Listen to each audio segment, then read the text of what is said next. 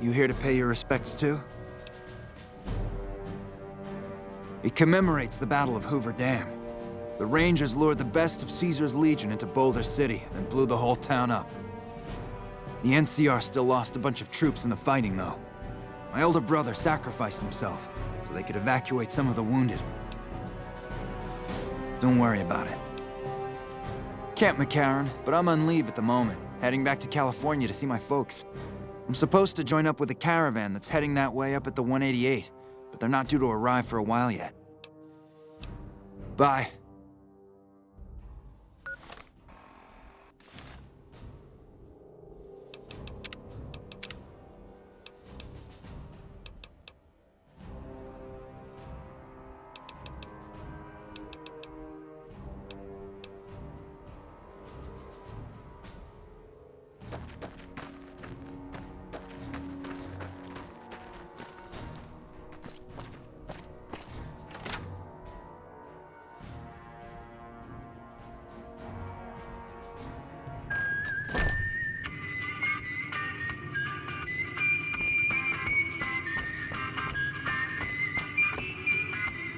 A customer. Not many people come into Boulder City these days. Most of the town is rubble, destroyed during the Battle of Hoover Dam. And the only other thing around here is the concrete mixing yard. The NCR has been constructing bunkers up and down the river. From what I've heard, it's a little late for that. Travelers over at the 188, just up the road, said that the Legion has overrun a couple of towns to the south. Most of the limestone comes from Quarry Junction out west, but I hear some death claws overran the quarry. With no work to be had, all the workers around here have wandered off. I'm the only one left in town. What can I get you?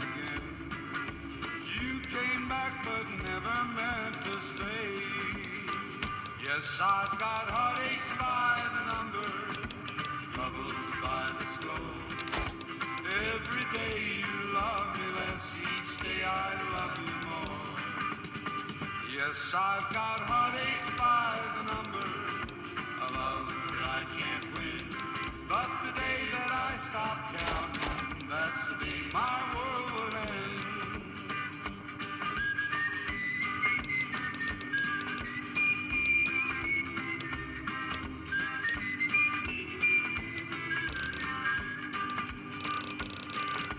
Heartache number 3 was when you called me and said that you were coming back to stay. With hopeful heart I waited for you, knocked on the door. I waited, but you must have lost your way. Yes, I've got heartaches by the number, troubles by the score.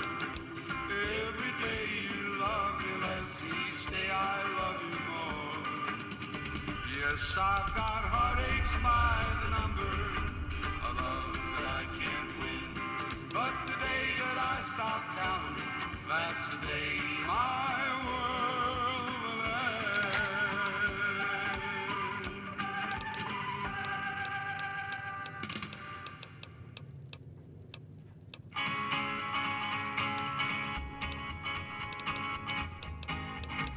To the town of Alfree rode a stranger one fine day. Hardly spoke to folks around him, didn't have too much to say. No one dared to ask his business, no one dared to make a slip. The stranger there among them had a big iron on his hip, big iron on his hip. It was early in the morning when he rode into the town. He came riding from the south side, slowly looking all around. He's an outlaw, loose and running, came the whisper from each lip. And he's here to do some business with a big iron on his hip, big iron on his hip. In this town there lived an outlaw by the name of Texas Red. Many men had tried to take him, and that many men were dead. He was vicious and a killer, though a youth of 24, And the notches on his pistol numbered 1 in 19 more. 1 in 19 more. Now the stranger started talking, made it plain to folks around. Was in Arizona, Ranger wouldn't be too long in town. He came here to take an outlaw back alive or maybe dead. And he said it didn't matter, he was after Texas Red. After Texas Red. Wasn't long before the story was relayed to Texas Red. But the outlaw didn't worry, men that tried before were dead. 20 men had tried to take him, 20 men had made a slip. 21 would be the Ranger with the big iron on his hip. Big iron on his hip.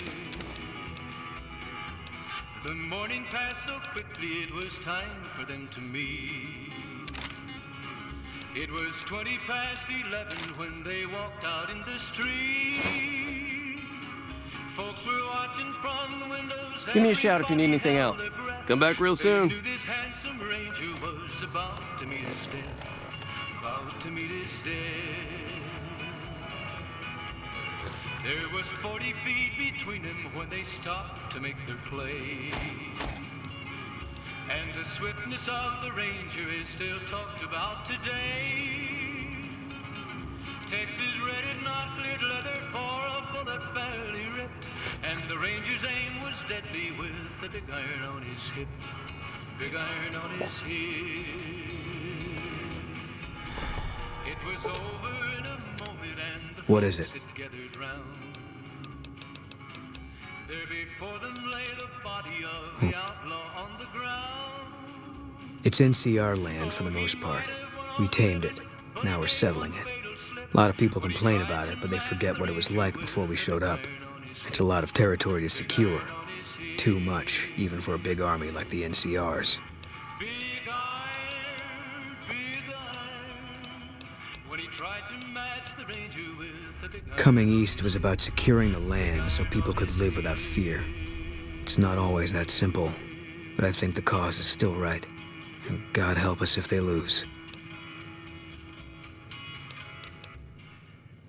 Yeah, lots of thoughts.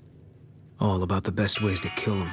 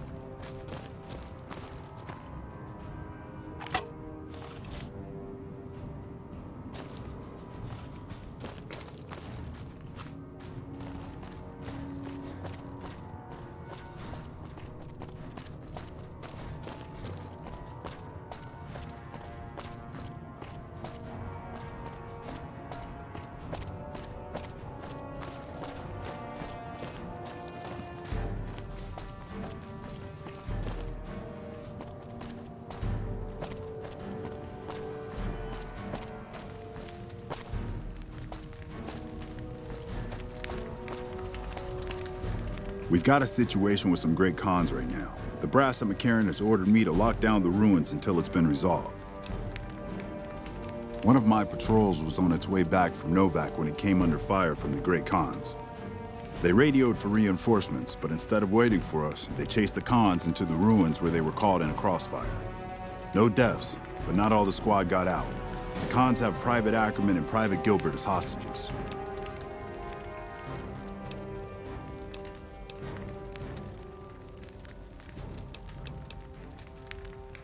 Once the great cons have been killed or captured, you're welcome to retrieve any property they've taken from you. Acceptable casualties, I've been told. I don't like it, but the brass has their reasons. Normally I'd turn you down since I have no idea who you are, but considering that the hostages are as good as dead when we attack, all right, I'm going to give you a chance to talk to the great cons. Their leader is a man named Jessup. If we hear shooting, we'll be coming in, but it'll probably be too late for you. Good luck.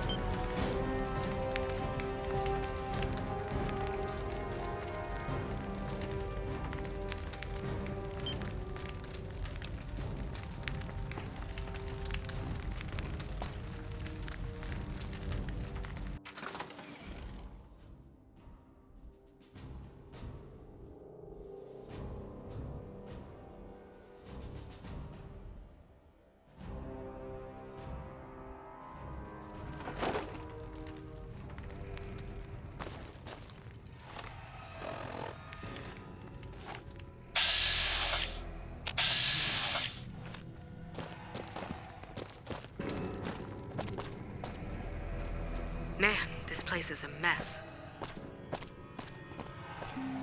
Man, this place is a mess. Beats going up against the Legion.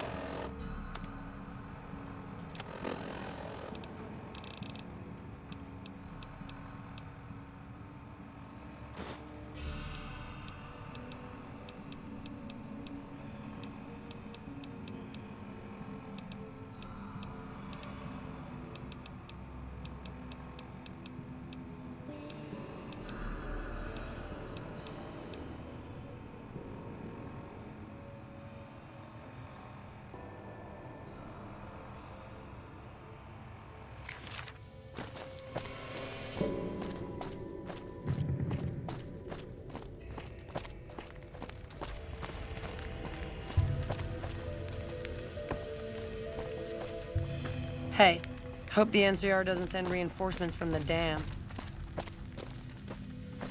Man, I'm sick of this place. Can't wait to get back to Red Rock. Man, hope the NCR doesn't send reinforcements from the dam. Man, I'm sick of this place. Can't Hope wait to the get back to NCR Red Rock. doesn't send reinforcements from the dam.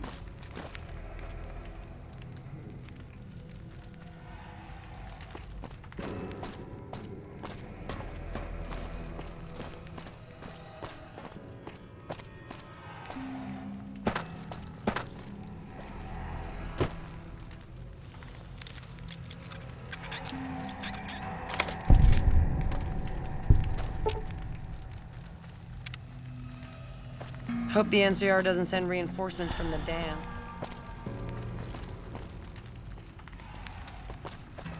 Hope the NCR doesn't send reinforcements from the dam.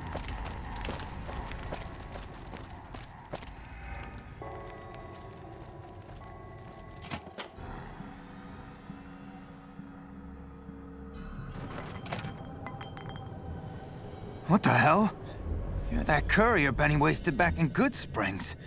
You're supposed to be dead.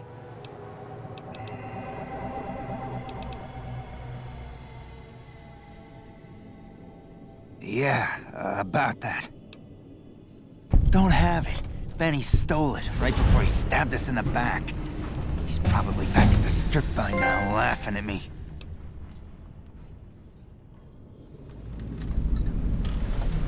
What's to negotiate? The NCR backs off, we walk out of here, nobody gets hurt.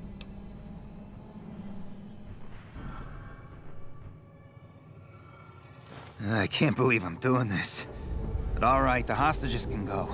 The NCR had better keep their end of the deal, though. Here, a souvenir for you. It's Benny's lighter. Shove it up his ass when you catch up with him. Yeah? On what? He's one of the chairmen, big shots that run the Tops Casino in New Vegas. A friend from the city contacted me with info on a big job. I should have known that the caps were too good to be true, but there was still no way I could pass up the chance. It's just a big fancy poker chip as far as I know. Don't know why anyone would make one out of platinum, though. He's a snake, that's why. He owed us the rest of the pay for the job, so maybe he didn't want to pay up. Fine. Yeah, go on.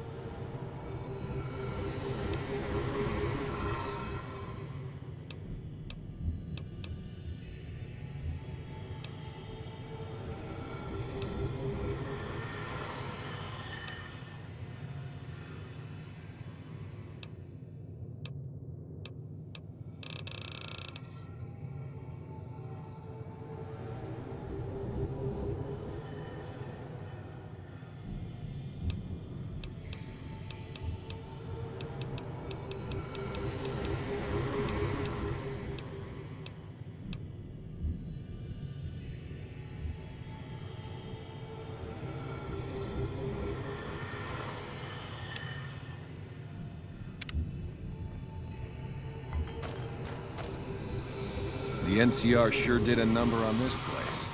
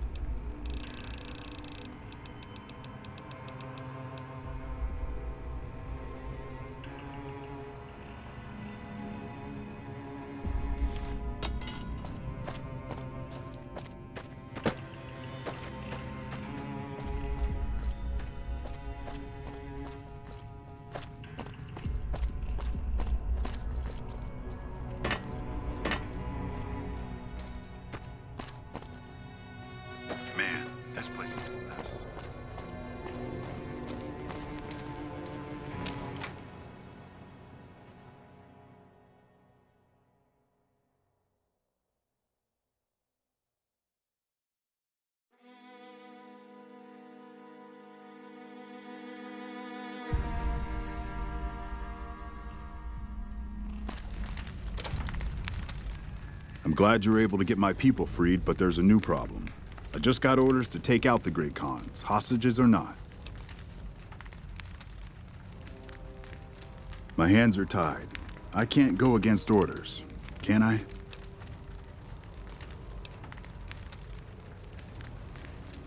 I don't like it, but orders are orders.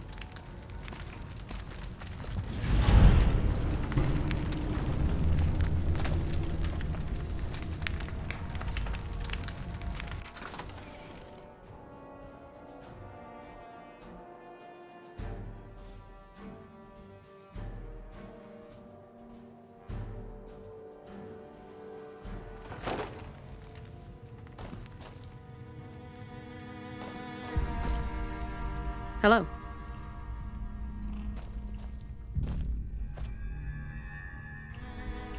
Never gone up against Great Khans before.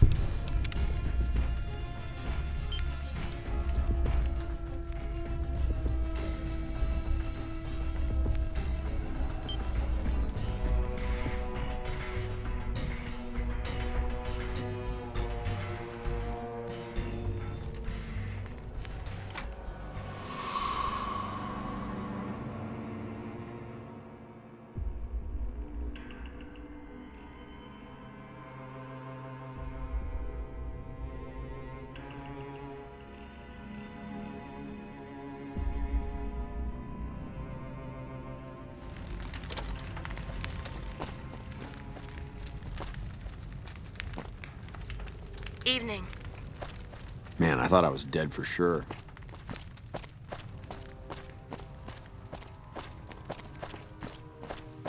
I really don't have time to chatter right now.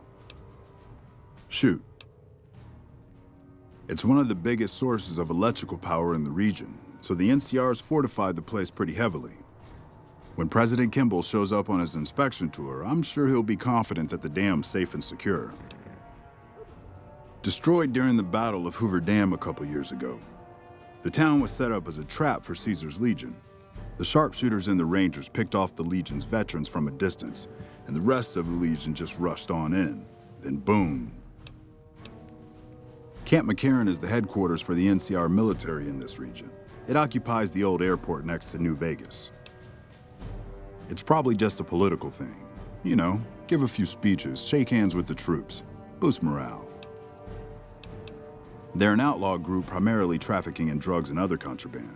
They usually stay out of NCR territory, though.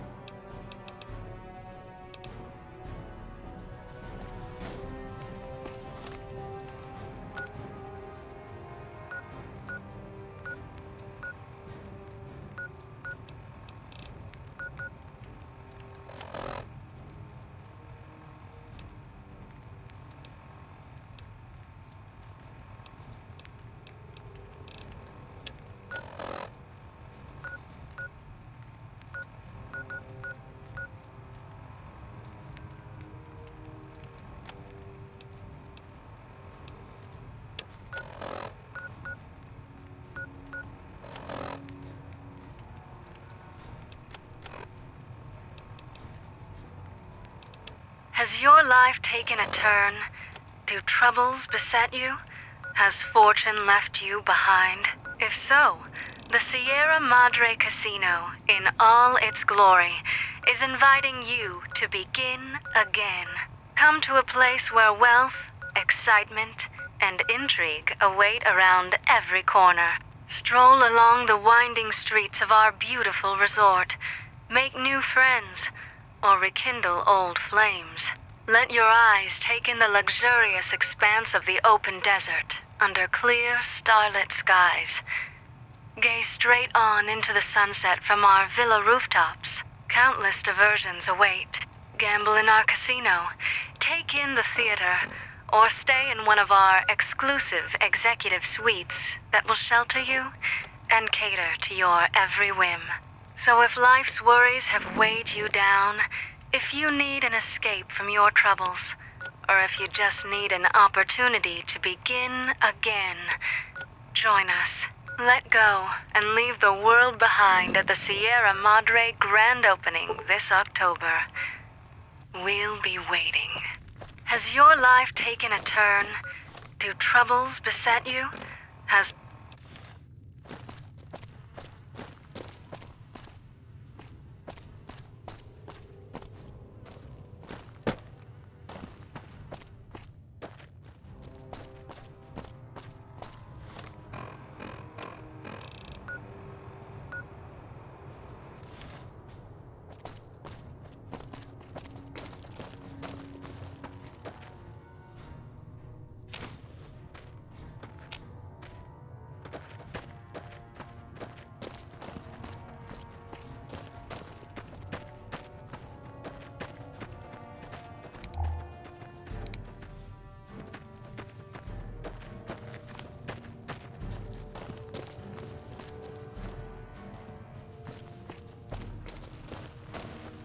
Fancy meeting you here, friend. Just rolling along on my spurs. Looks like I just might make it to New Vegas after all. Yep. Guess it's just down to you and Fancy Pants. I wouldn't worry about him. He looks all hat and no cattle, if you ask me. Fancy Pants? No, I ain't seen hide and hair of him since the tussle in Good Springs. I'm sure he ran back to the soft living of New Vegas, though. Yep, this is getting mighty embarrassing. People gonna start to talk.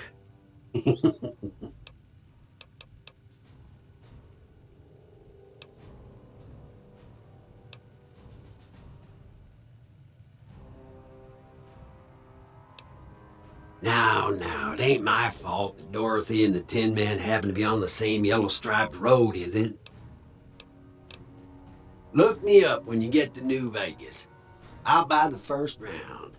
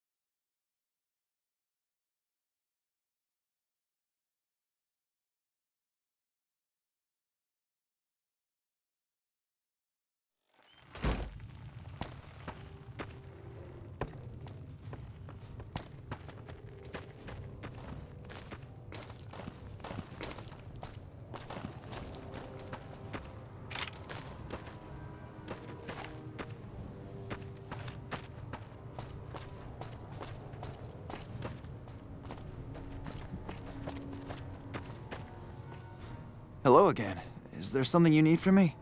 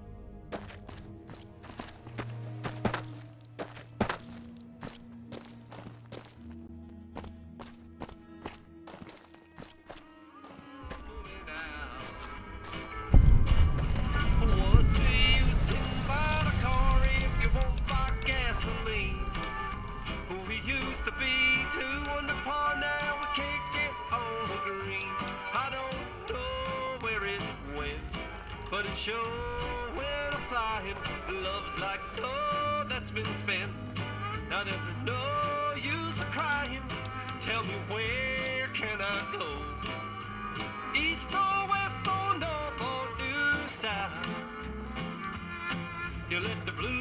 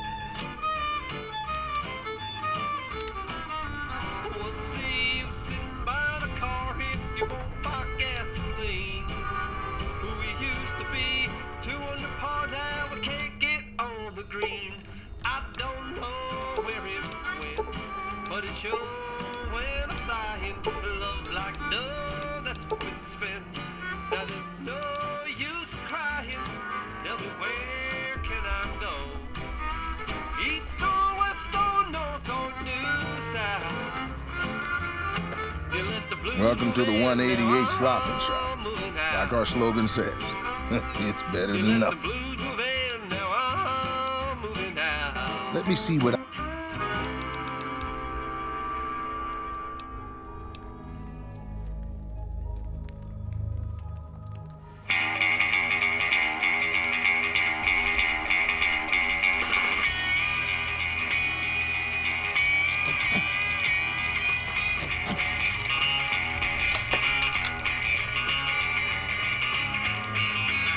Samuel Kerr at your service. Me and my daughter Michelle run this fine establishment. We came here from Prim about a month past. Doesn't look like much, but it's one hell of a location. Michelle and I ran a little shop in Prim till the prison break north of town spoiled it for everyone.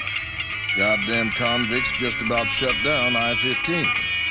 When traffic dried up, we took to our heels to find us some customers. I'm not one to sit around waiting to get saved, and Michelle ain't neither. When 15 shut down, 95 became the route NCR citizens used to get to the Strip, or limp back home, after the Strip's drained them of caps. We get 'em coming and going. Coming, the suckers flush with caps they saved to gamble on the Strip. And going, the same folks, but now they're losers who will trade you the shirt off their backs so they don't starve before they make it back home. Add in the troopers marching back and forth from McCarran and the Dam, and well, let's just say we don't miss Prim. You bet.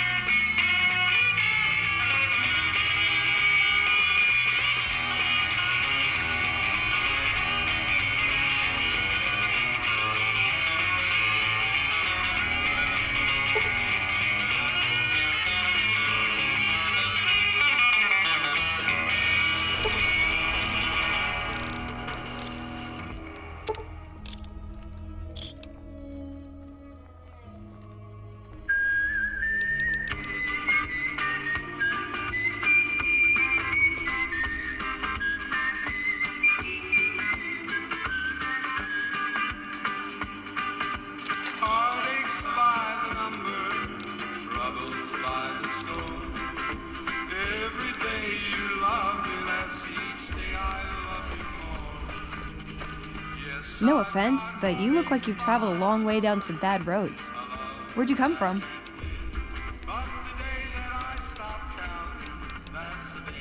Wow, you have come a long way then. I've never been there, but I've met some traders who pass that way. Well, welcome then. I'm Veronica. I live in a hole in the ground. Well, a bunker, if you want to get technical. I think it sounds more interesting my way. But I'm not there much anymore.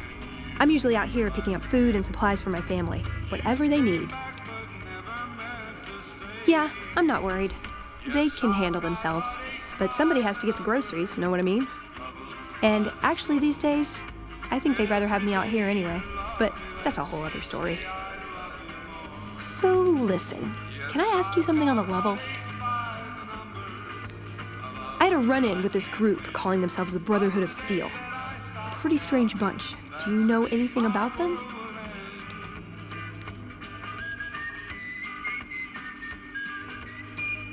Well, that shouldn't be a problem for me. I can't afford anything like that. Hey, so where are you headed anyway?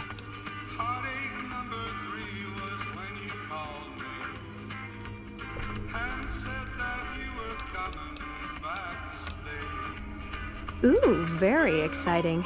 Gonna strike it rich, huh? I'll be honest. You're the first person I've run across out here that looks like he can really handle himself.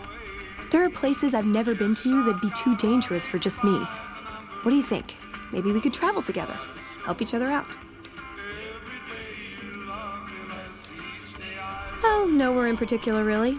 Just hoping to see more of the world, looking for a fresh perspective. I want to see how different groups have adapted to survive in the Mojave. See if there's something I can learn from. Good. That's the look I was going for. Trust me on this one, though. You'll be glad you brought me along. If I turn out to be a burden, we can part ways at any time. No hard feelings. Like I said, they can handle themselves. And I'm not the only one getting supplies for them. It's a big family.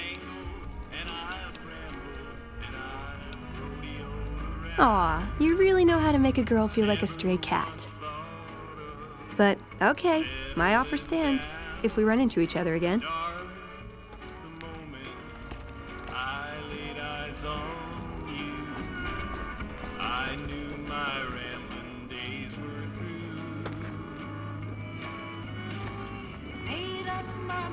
Welcome to the 188 Slop and Shop. How can I help you? Name's Michelle. My dad and me run this store. His name's Samuel. I take the day shift and he takes nights. We came here about a month ago when Prim went to hell on account of the prison break north of there. Found a bin to call home and set up shop. Have a look.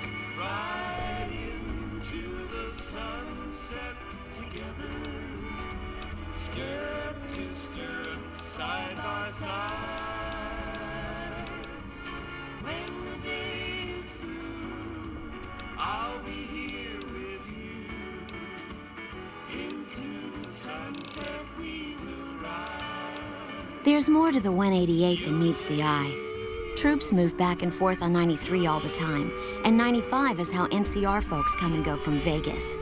No shortage of customers, so long as Legion raids south of here don't get worse anyways.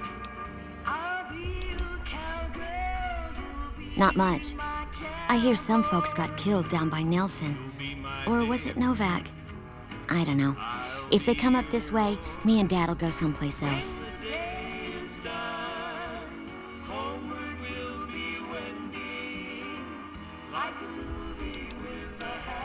You do know these old roads were numbered, right? We're standing where the 95 and 93 meet. And 95 plus 93 equals 188. Bye.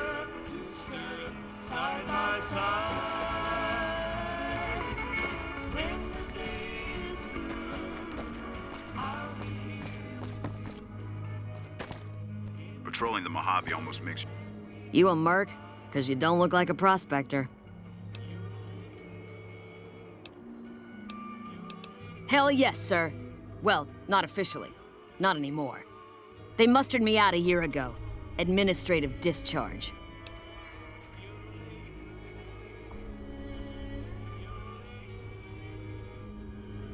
Staff Sergeant, 3rd Platoon Bravo Company. I was at the dam when the Legion hit us 3 years back. That was a shitstorm, and don't let anybody tell you different. The brass tried to play it down, but most of them were back at McCarran. I didn't. My CO ordered me to flog a couple deserters, and I told him to eat shit. So they kicked me out for insubordination. Those kids didn't desert. They just got liquored up on the strip and missed roll call. I don't know what else the brass expects. Half these kids don't get more than 2 weeks of training before they ship them out here.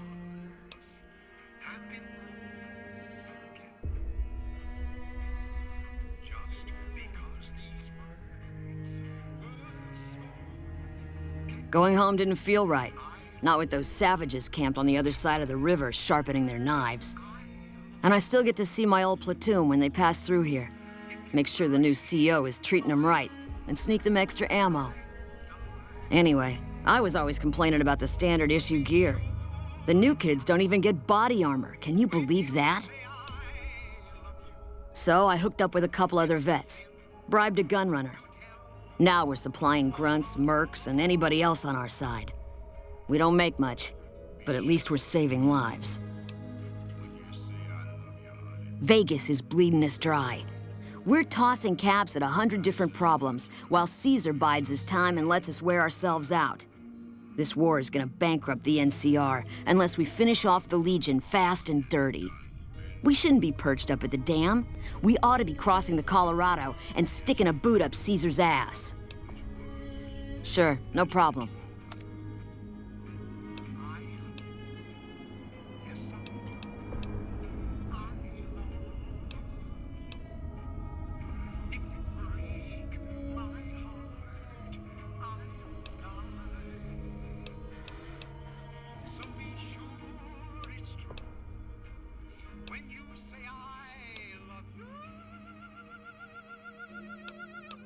It's a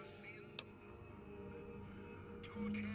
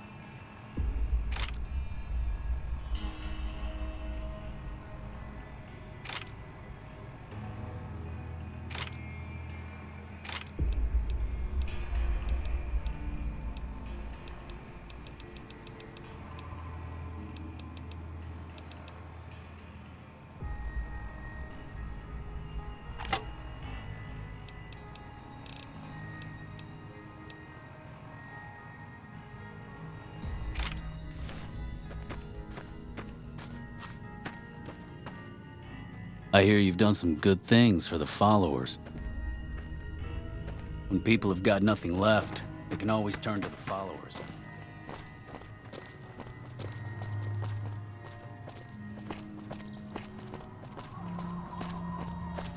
Is there some reason I should be talking to you? Like you have a clue what that even means. The gunrunners have been putting rapid-fire death dealing in the hands of anyone who needed to defend himself for over a century. We're the NCR's #1 supplier of weapons and ammunition. You might call us an unofficial branch of the Army. I'm a salesman. I swing through McCarran and the Dam once a week or so to take orders.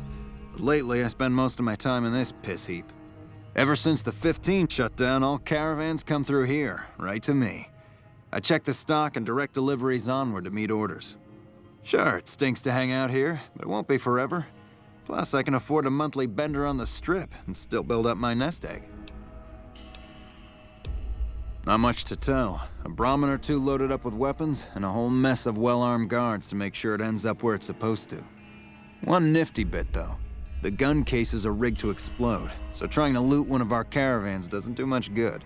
And that's how the NCR stays equipped. The only thing we don't bring in is energy weapons. We used to, but every caravan carrying them was getting ambushed and wiped out by someone sophisticated enough to know which was which. We think it was the Brotherhood of Steel. Those crazies always go hard for energy weapons. But the NCR would rather pretend they killed all of them.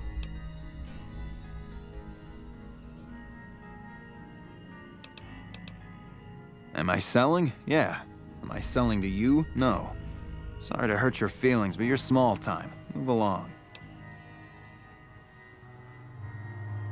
You might be onto something. I'd like to hang on to any weapons mods I run across. Take a look.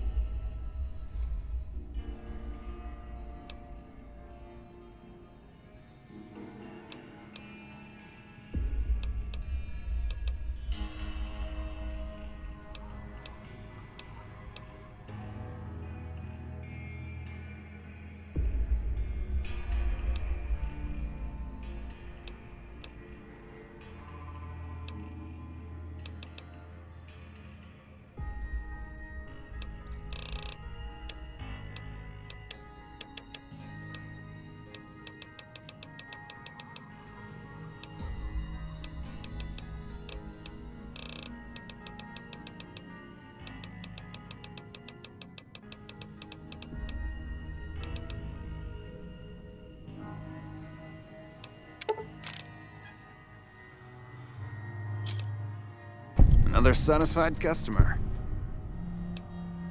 There's usually a gun merchant hanging around topside. I'm sure she'll take care of you. Bye.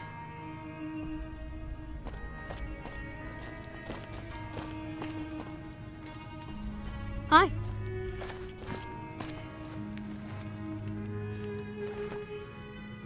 Hi, mister. I hope you're doing fine today. I don't have a mama or papa anymore. I see them sometimes when I take off my medicine, but they can't stay. I'm pretty used to being on my own. Oh, I don't sell things, mister. I sell thoughts. I can take off my medicine and do some thinking. People say it's real interesting. I don't know, because I never hear it. Some people say that it's a gift. Other people say it's the kind of thinking anyone could do if they watched more than they talked. I don't know which is true. I see a lot. I think a lot. There's a lot to hear through the 188, too. That maybe accounts for the thinking. This thing on my head is headache medicine. It works real good, except I can't think when it's on. Really think, I mean.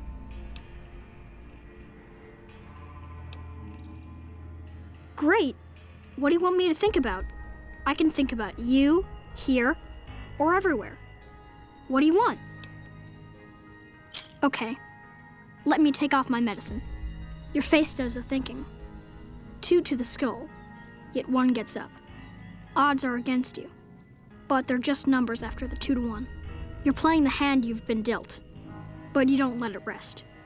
You shuffle and stack, and a gamble. A gamble that may pay off, but how? Forecast? Rapidly changing conditions. A lot of thinking. Most of it in your face. It's almost shouting at me. Sorry if I said anything weird.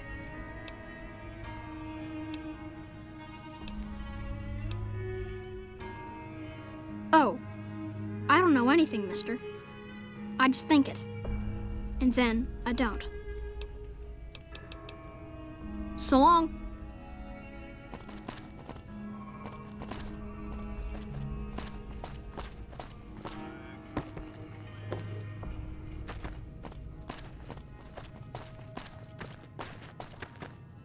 This job's boring enough without talking to you. Go see Alexander.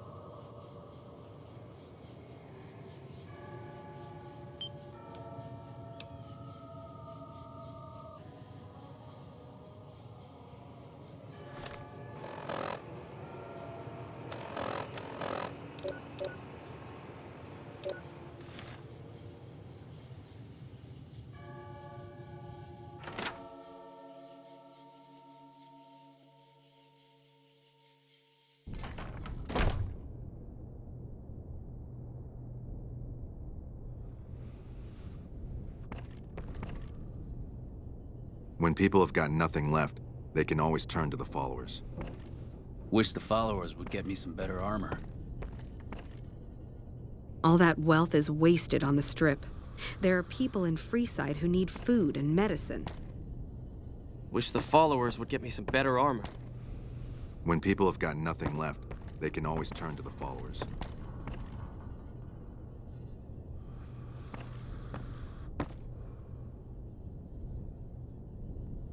That's a 1st Recon Beret. They're the best marksmen in the NCR military.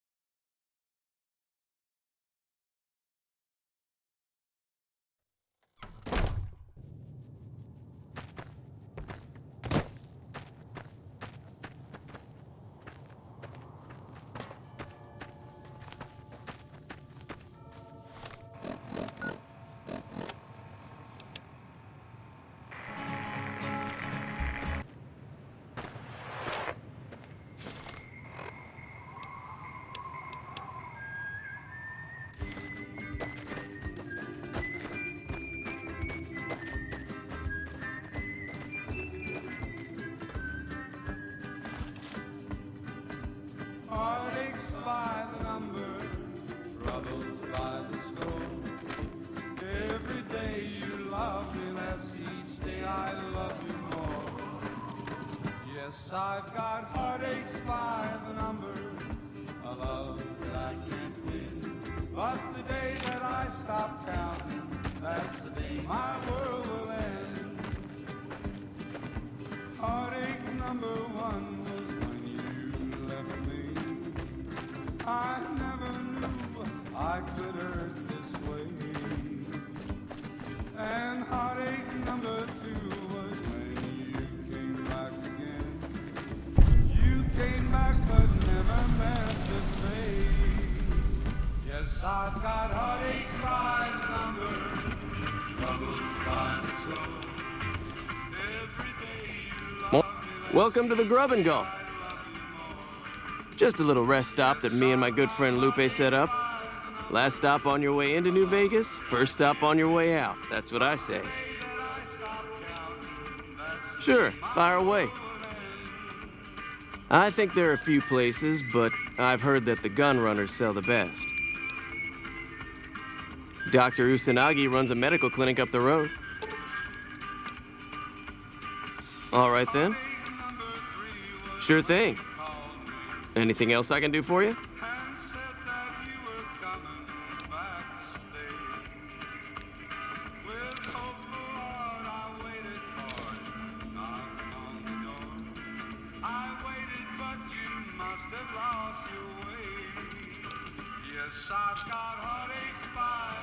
Thanks.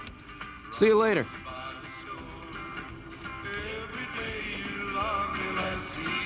You need water? I got water. Clean and fresh. Straight from Lake Mead. If you're low on caps, I've also got slightly irradiated wasteland water. A little fallout never killed anybody. The NCR fixed up the pipe network pretty good, and water merchants like me are allowed to have some of it to sell. If we have a water license, of course. Still, it beats the inconvenience of having to trek all the way to the lake to resupply. There's a few independent ones like me, but it's mostly the big trading outfits that deal in water, like the Crimson Caravan Company.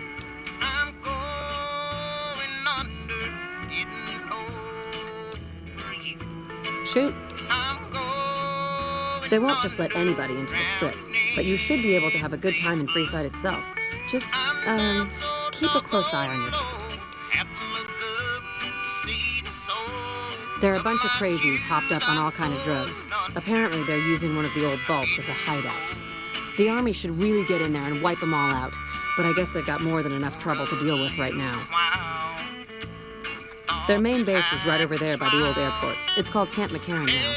Some people like to paint them all as a bunch of bullies. Me? I'm glad they're around. They do what they can to keep things safe and orderly. All right. Glad to do it.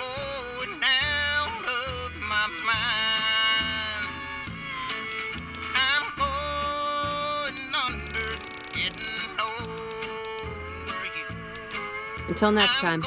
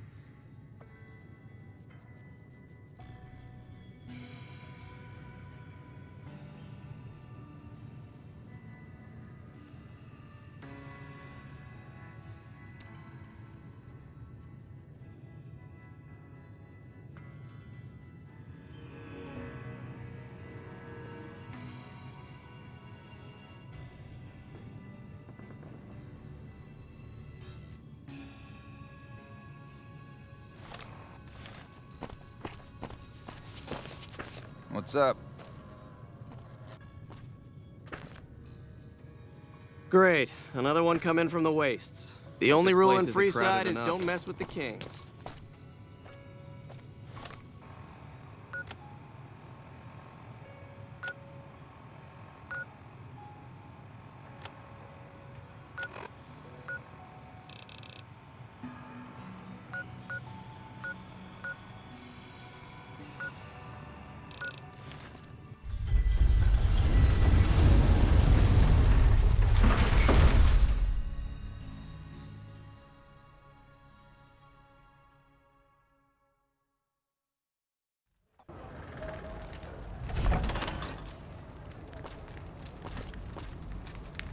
Hello.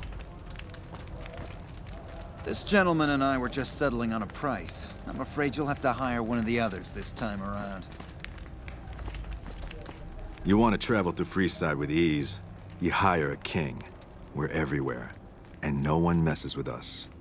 Your safety is practically guaranteed for just 100 caps.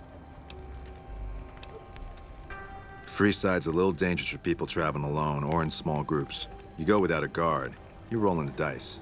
You know? You must be new. Your tune will change, trust me.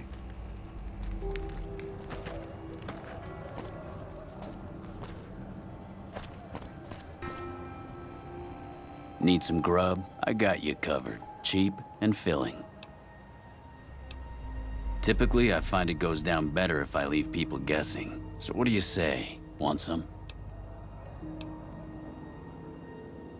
I have my little helpers out and about, always looking for fresh things to add to the stew pot. You may have seen them around somewhere yourself. Now deny your hunger no longer. You'll be back.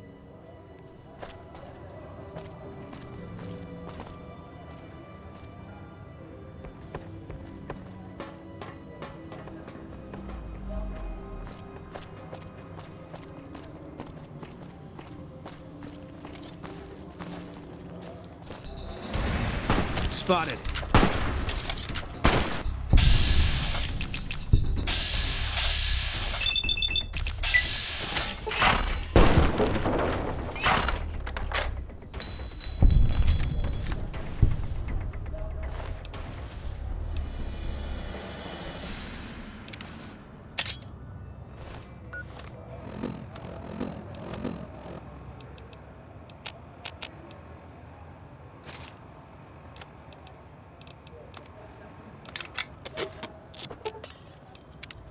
What is it?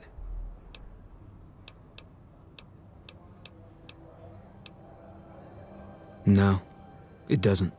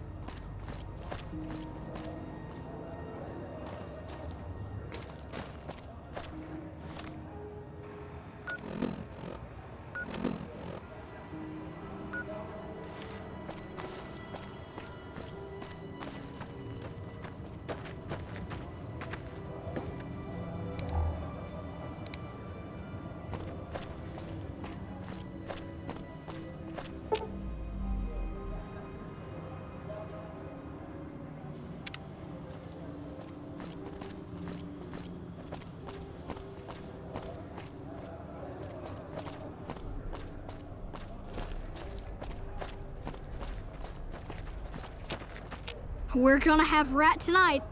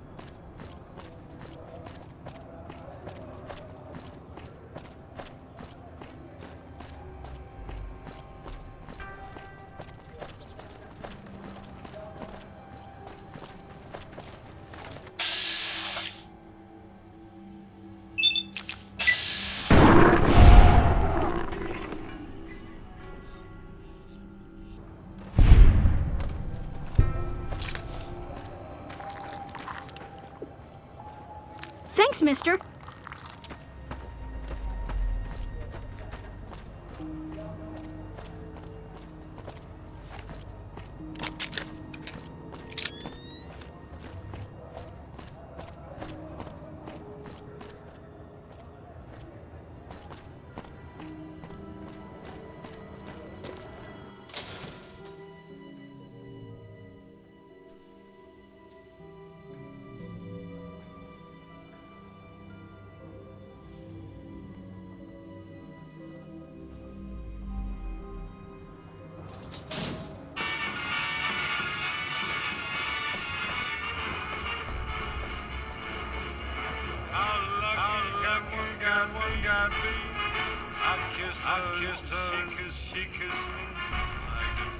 Hey, what's shaking? It's never dull in Freeside, is it?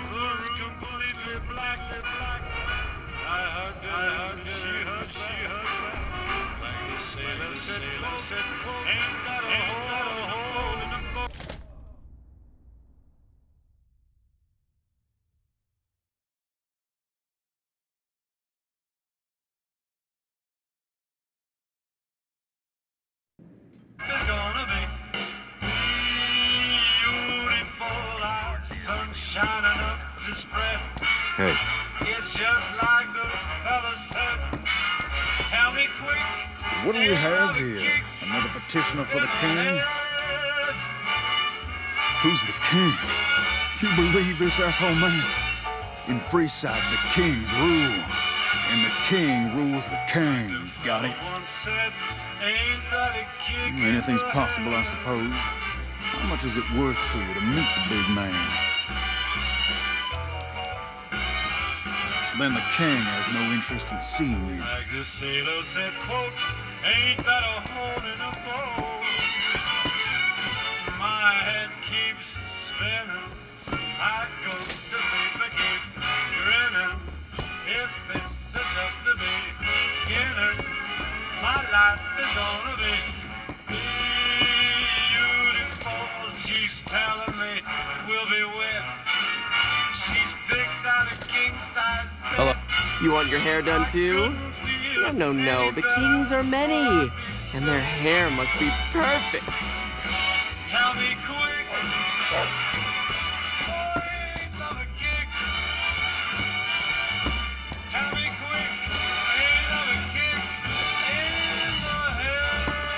You looking to join the kings?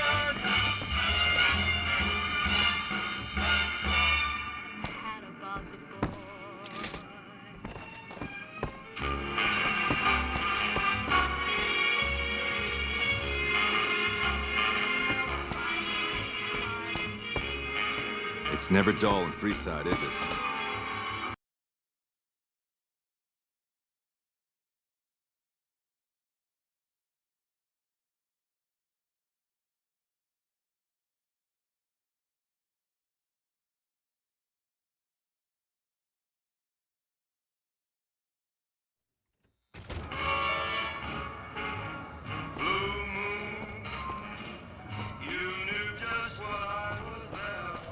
Make a brief stop at the Atomic... Hey, baby. Head on down to the Atomic Wrangler if you want to have a good time. Come to the Silver Rush for all your energy weapon needs.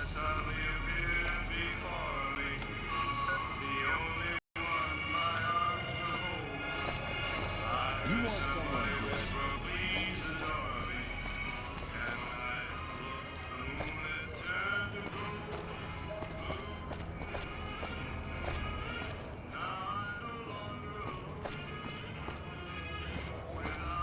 Welcome to the Silver Rush, New Vegas' best source of laser and plasma weapons.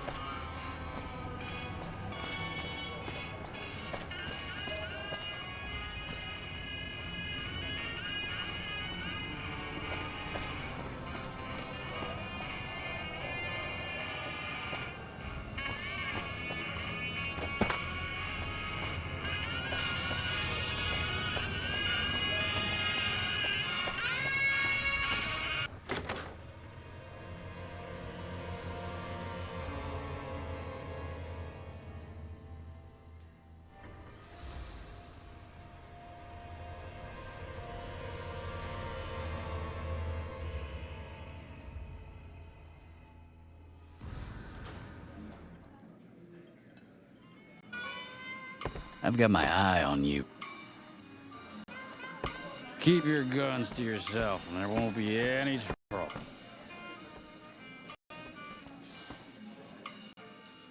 Welcome to the Atomic Wrangler. What can I get you? We've got liquor, chems, and whores aplenty. Pick your fix, and we'll oblige. Our only rule is no sampling the merchandise.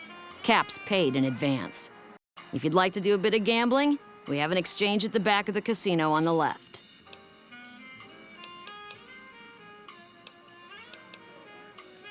Caps up front. We don't do tabs here.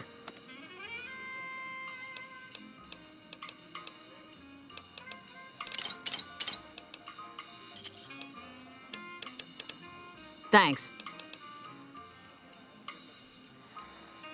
Since you're new, I'll lay out the rules for you. The prostitutes here aren't slaves. They decide who they service. You best make a good first impression if you want what they have to offer.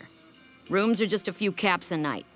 Your choice of company is extra, assuming anyone's taken a liking to you. I have some work I need handled. Back before we instituted the caps up front rule, we used to allow customers tabs. Well, needless to say, a few customers snuck out without paying their bills. We need someone to collect. The job would pay a percentage.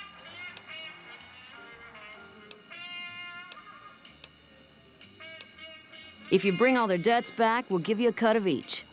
25% is more than fair. It would add up to 150 caps if you bring them all in.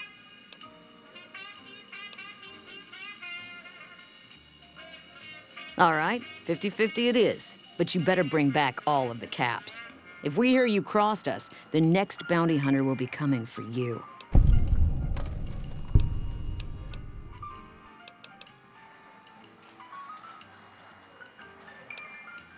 I'd prefer you not kill anyone with a debt. It's a bit difficult to collect on a corpse. Just get the caps from them. After that, I couldn't care less what happens to those deadbeats. Great. There are 3 people who need to be tracked down. A real mixed basket of fruits.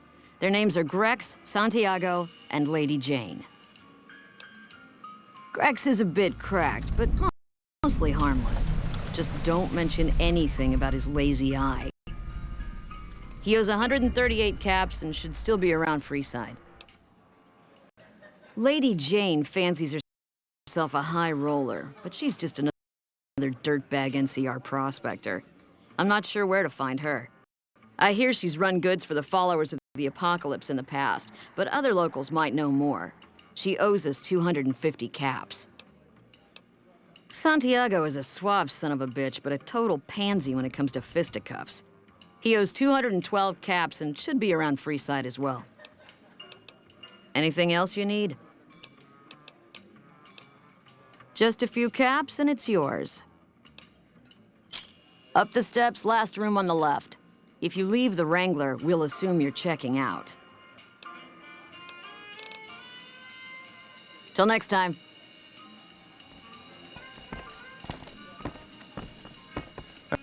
Welcome to the Atomic Wrangler. What can I get you? We've got the basics covered, but now you mention it, we have had unusual requests from some of our wealthier customers. If you can recruit escorts to match these customers' proclivities, I'd be willing to pay you finder's fees. Our wealthiest client has a thing for ghouls and a thing for cowboys. He wants an escort who can satisfy both fetishes. Plenty of customers have said they'd be willing to pay extra for a suave talker, someone who can fake the boyfriend experience real good. And then there's these disgusting robot fetishists you may have heard about. Well, those creeps want a sex bot. If you ever run across a sex bot, not that I'd ever want one within 100 feet of me, but I gotta be a businessman about it.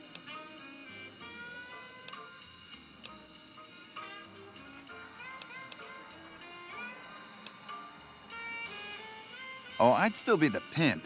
You'd just be my pissant recruiter is all. Let me know if you change your mind. Welcome back. What can...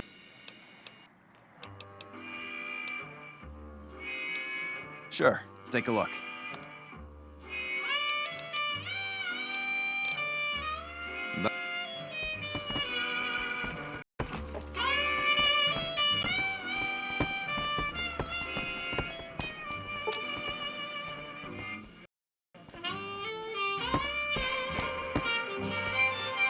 You're not doing yourself a favor.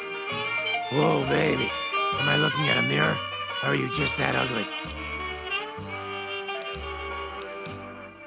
What? You mean you're not part of the act? Huh. Sorry. Thought you were the heckler Garrett hired to spice up the shows. Yeesh, is my act that bad? Or are you just that dumb? Yeah, that's right. Got me a nice juicy contract with the management.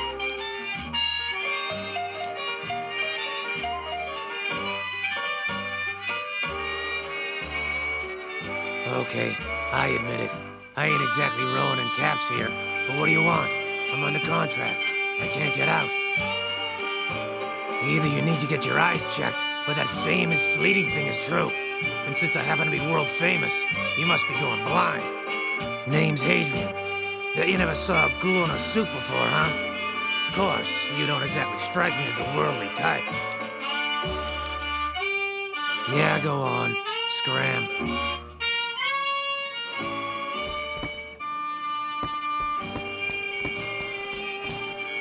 Welcome to the Atomic Wrangler. Looking to exchange?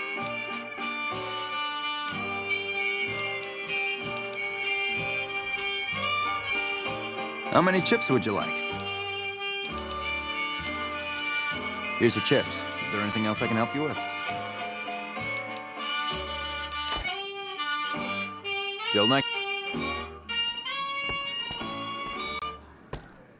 What do you need?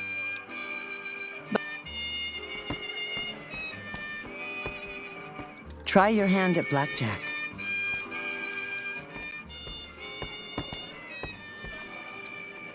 Place your bets and give the wheel a spin. Get rough with the escorts, and you'll be seeing the business end of my bill.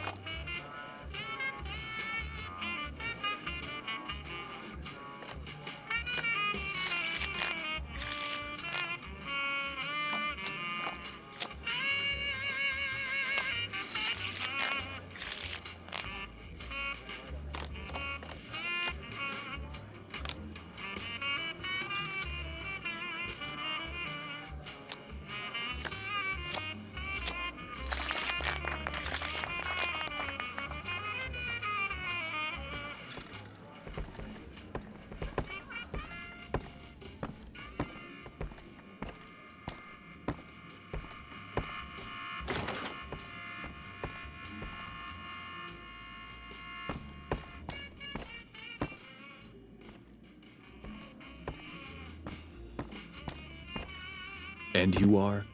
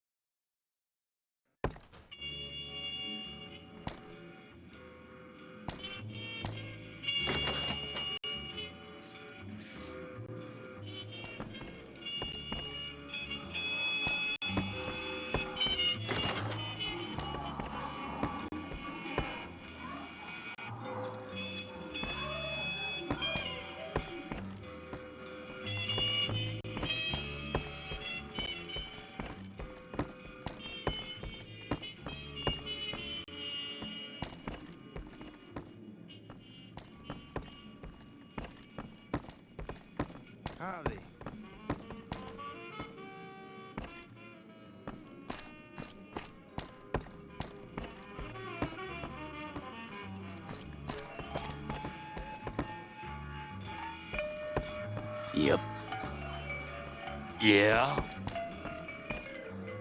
What do you need?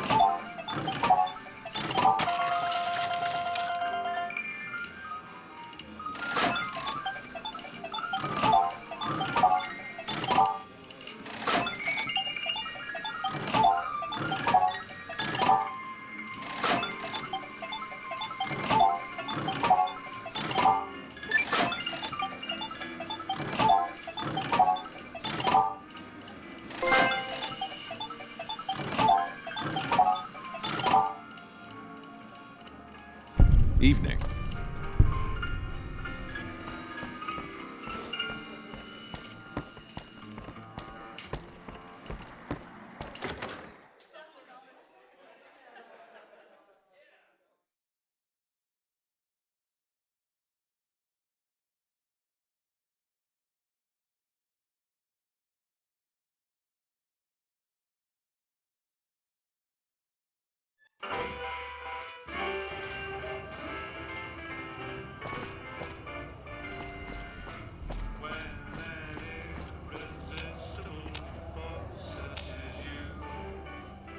I'm afraid I'm gonna have to search you before letting you in. The only weapons allowed on the premises are the ones we're selling. It should only take a moment. There. I've stored all of your weapons. You're clear to enter. When you leave, I'll hand them all back to you.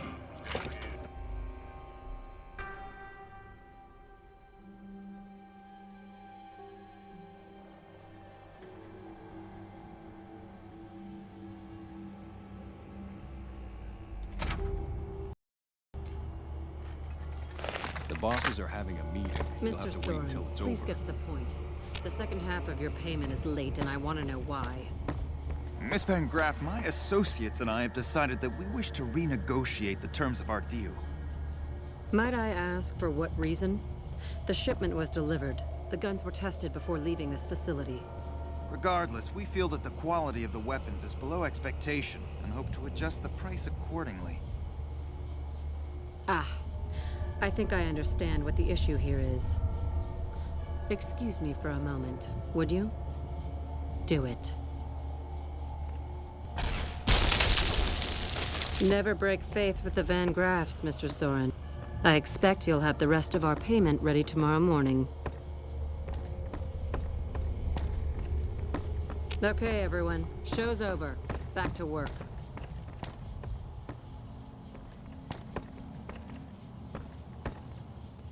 Welcome to the Silver Rush, where only top-of-the-line energy weapons can be found.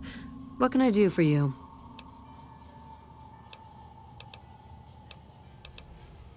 Of course.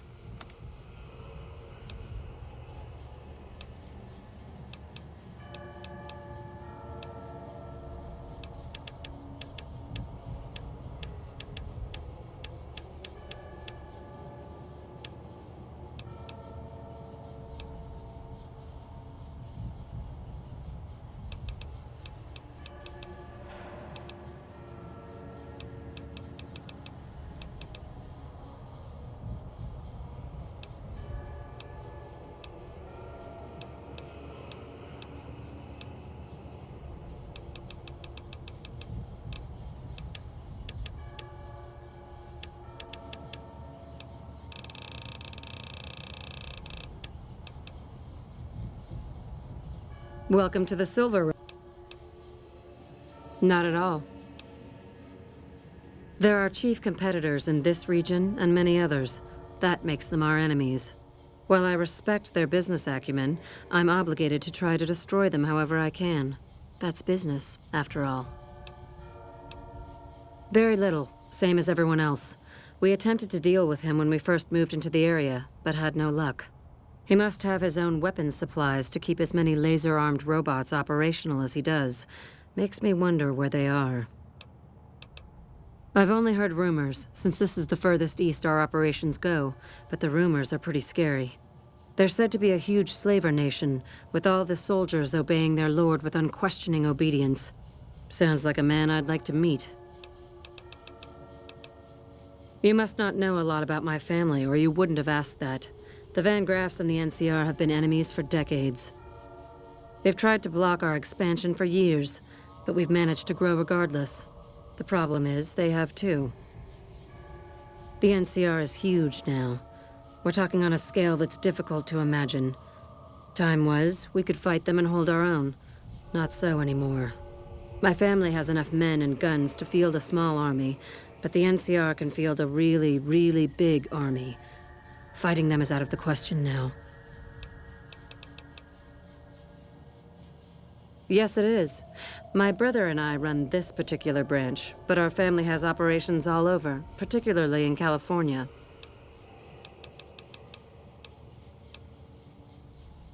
Look around, and you'll notice two things. First, we don't lack for security. I'm not worried about anyone breaking in here or stealing our goods. Not that we don't occasionally have attempts, but even those prove useful. Do you know how much target dummies cost? Back to my point. The second thing you'll notice is that we do not sell cheap merchandise. Everything here is second to none. People who buy Van Graff goods typically don't care where they have to go to get them. This place is certainly lively, that's for sure. Did you want to know something specific about it? Ah, the rulers of Freeside. The kings are a bunch of boys who refuse to grow up, and this is their playground. Their leader seems different, though. The few times I've dealt with him, I've been impressed, despite myself. Unfortunately, he rarely acts. The Kings believe that everyone in Freeside can do whatever they want, provided they can back it up with force. Which suits us just fine. When we first arrived in Freeside, the Kings protested when we kicked out the original occupant of this establishment. When we reduced several of their members to glowing puddles of goo, their objections vanished. Since then, we've left each other alone. I don't really have much to do with them. They seem to have an aversion to weapons technology, and those who possess a great deal of it. Their loss, really.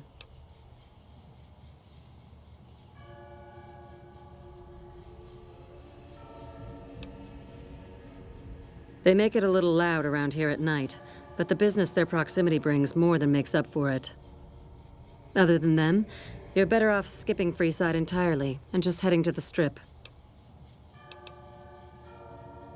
Suits me. What did you have in mind? Oh, there's not much to tell. I was born into a big family and don't get along with my parents, so here I am, as far away from them as possible. Bye.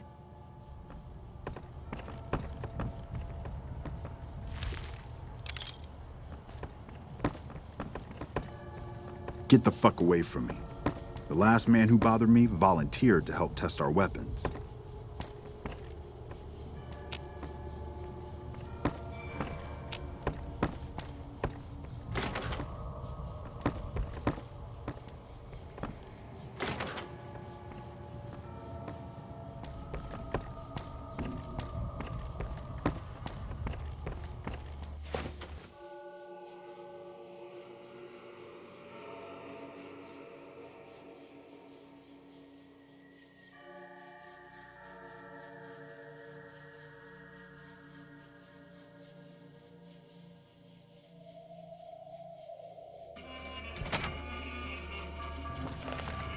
Hey.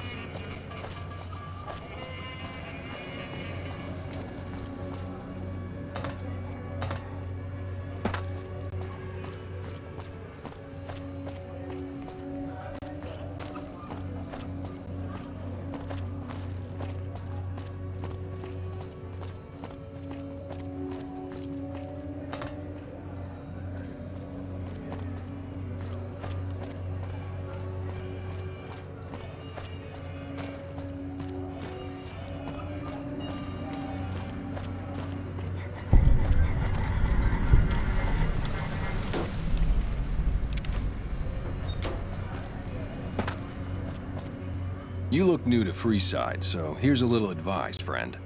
Don't go past the Southgate greeter without talking to it first.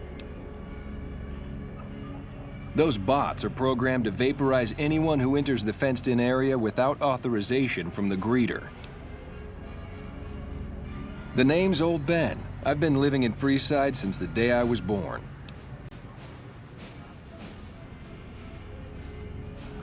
I've done a bit of everything around here. Courier, butcher, crier, escort, gun for hire. Some of which I'm not proud of, but I do my best to help around town when needed. Exactly one of the reasons I got out of that job. Too many shifty characters looking to have someone else move their hot items.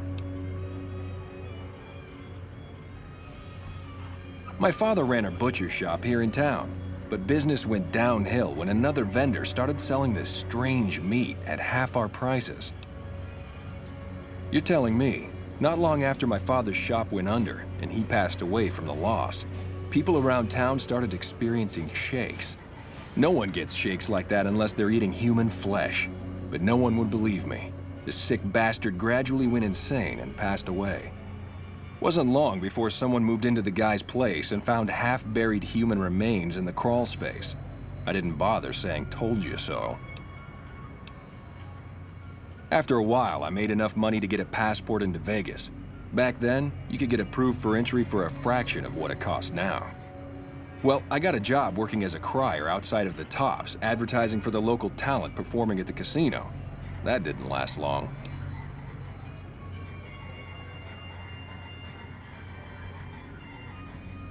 Well, being a suave young guy, I chatted up the ladies from time to time, and one of the manager's girls started to take a liking to me. I never touched a woman, but the jealous prick decided it was my time to go. He framed me by saying I'd stolen from the casino. Sure enough, a few grand was missing from the casino vault.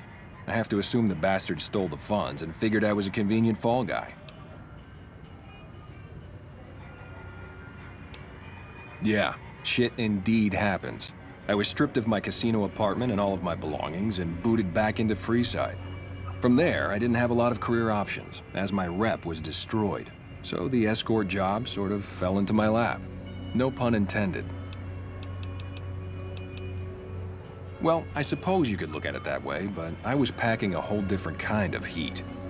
No, escort just sounds better than man-whore. Yep, I was damn good at my job, too. But after a while, I just felt like a piece of meat and had to quit. When I quit the escort job, I had enough money to buy a pistol belt and some other gear. Bodyguards make a good, honest living, and I had the wits and physical build to handle most thugs.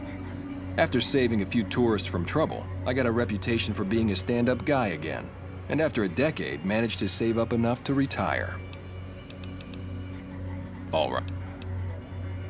See ya.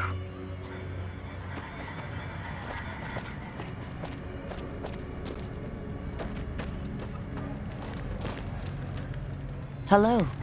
Lovely to meet you. I haven't the time to speak to commoners such as yourself. Hello. Lovely to... In that case, I suppose you're here to collect. I apologize, but I simply do not have enough caps on me to cover the debt. If someone were to recover my caravan from that cave, I could easily pay in full, but who would bother with such a mess?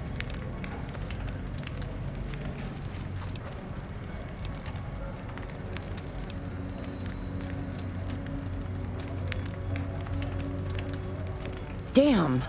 I didn't want to hand over all of my caps because I won't have enough to get home to California. Here, take it all. I'll find my way home one way or another.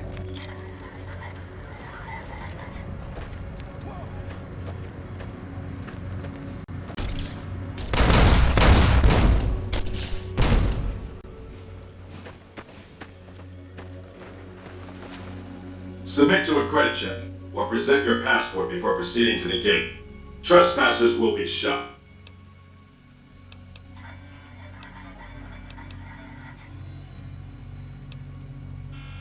Admission to the Strip requires an official passport, or proof that you are carrying the required minimum balance.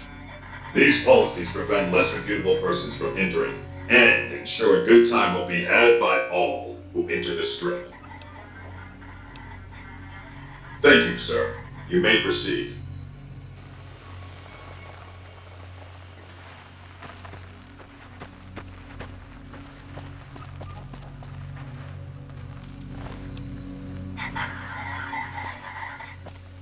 Move along. Move along.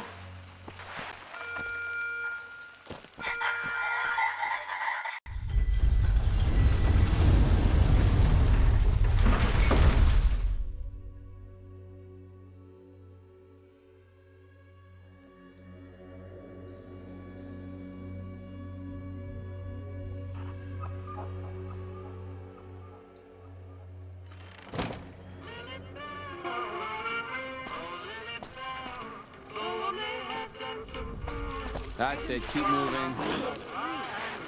No violence is permitted on the strip.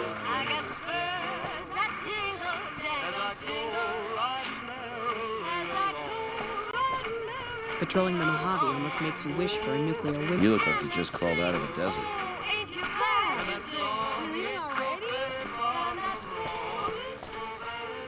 Howdy, partner. You've come for a piece, haven't you? Welcome to New Vegas.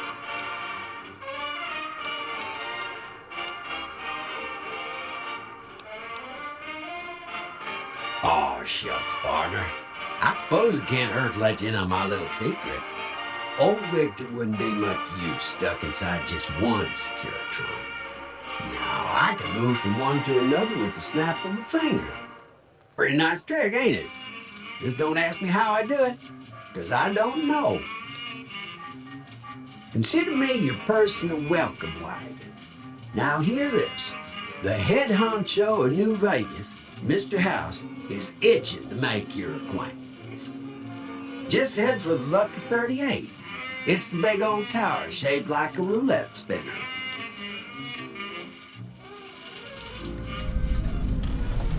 Well now, it was Mr. House that made Securitrons like me. Seems the least I can do is pass on his message. Don't dawdle. He'll be waiting. Come on, come on. I swear, the monorail is just ahead.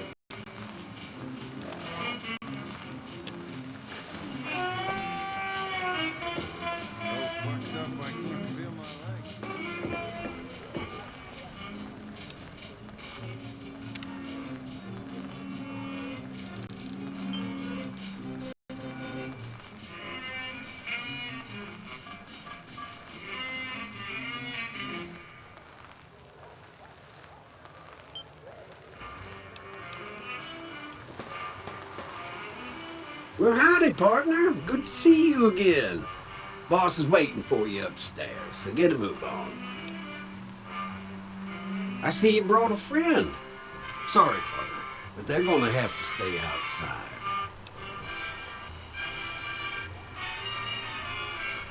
Come back soon now.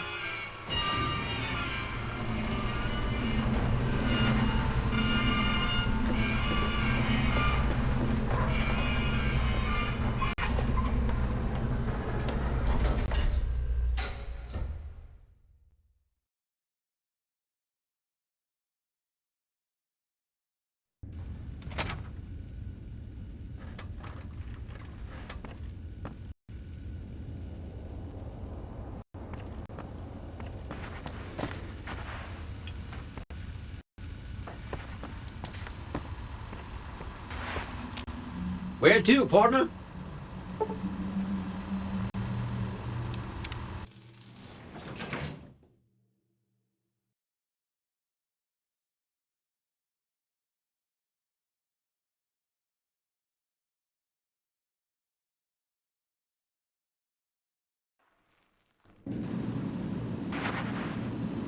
Penthouse floor. Well, hello, Sugar. Mr. House is waiting for you in his office. I'm Jane, one of Mr. House's girls. We keep him entertained. We don't get many guests lately. Perhaps we can entertain you as well. Oh, there's lots of things to tell, I'm sure. There's the 3 families, the casinos, the other attractions. What would you like to know? They're just new money, Sugar. They might pretend they're sophisticated, but between you and me, they're not far off from tribals. Emeritus especially are just awful brutes. The chairman and the White Glove Society at least pretend to have some culture. Well, of course, there used to be a lot more of them. But these days, there are 3 open to the public. The Tops, the Ultra Lukes, and Gamora. And the Lucky 38, of course. But we're not open to the public. You're a special case, Sugar. Well, let's see. The NCR has an embassy here, but why you'd want to go talk to a bunch of boring old politicians, I surely don't know. Oh, and the Vault 21 Hotel and Gift Shop has an adorable collection of old Vault-Tec memorabilia. And I suppose if you like neon signs, you might check out Michelangelo's sign shop. Anything you like, sugar? Not many people know this, but Mr. House is one of the world's biggest collectors of antique snow globes. If you happen to find any out in the wasteland, you can bring them to me, and I'll add them to his collection. You'll get a reward, of course. In fact, one of Mr. House's favorites went missing when we moved the collection. If you have a look around the Lucky 38, you might even find it. You do? Why, that's just wonderful. I'll take it and put it with the rest of the collection. Why, I'm a Robco PDQ 88B Mark I Securitron, you silly goose. We're the finest in personal civil robotic security on the market. This is the Lucky 38 Resort and Casino, or it used to be. Mr. House has kept the place locked up tight for ages now. Nobody comes in or out. Why, sugar, he's the maximum utmost. If it weren't for Mr. House, we wouldn't have this fabulous wonderland of New Vegas, would we? Well, of course I am, silly. Mr. House is just the smartest, most wonderful man there ever was. Why, did you know he single-handedly reclaimed New Vegas from all those nasty tribes that used to live here? Well, he single-handedly sent in his Securitrons to do it, but that counts in my book. Sugar, I may be a robot on the outside, but on the inside, my neurocomputational matrix is an exact copy of Mr. House's favorite girl. Mr. House has a lot of needs, sugar. I take care of all of them, and a lady doesn't kiss and tell. Then maybe you shouldn't pry into a lady's particulars, hmm? Anything you like, sugar?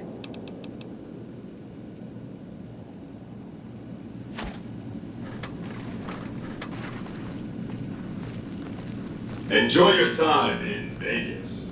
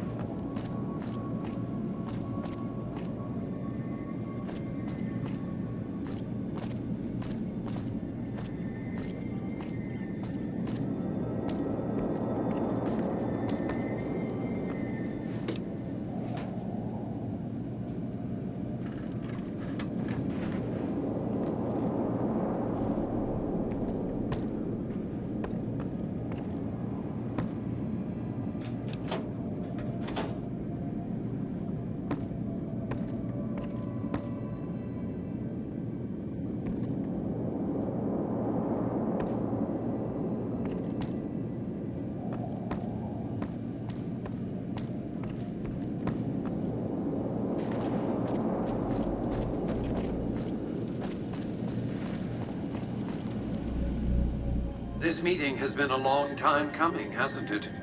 You've come a long ways, literally, and I suspect figuratively as well.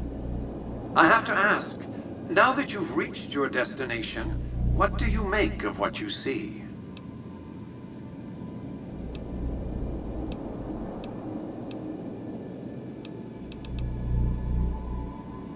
Of course you haven't. Vegas always was one of a kind. What you see down on the Strip is just a fraction of the city's former glory, and yet, more than an echo, I preserved its spirit. Or perhaps you were referring to the Lucky 38? The years haven't been kind to her, but still she manages to impress. Oh, don't be coy. You've been playing a high-stakes game ever since Victor dug you out of the ground. Don't be afraid to admit it. The business is this. One of my employees has stolen an item of extraordinary value from me, and I want it recovered. Simple enough.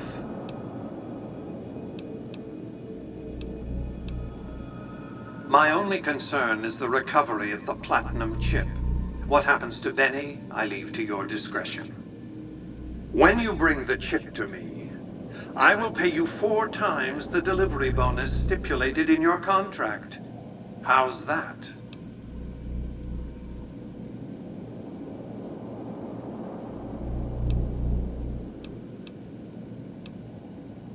What did you wish to know?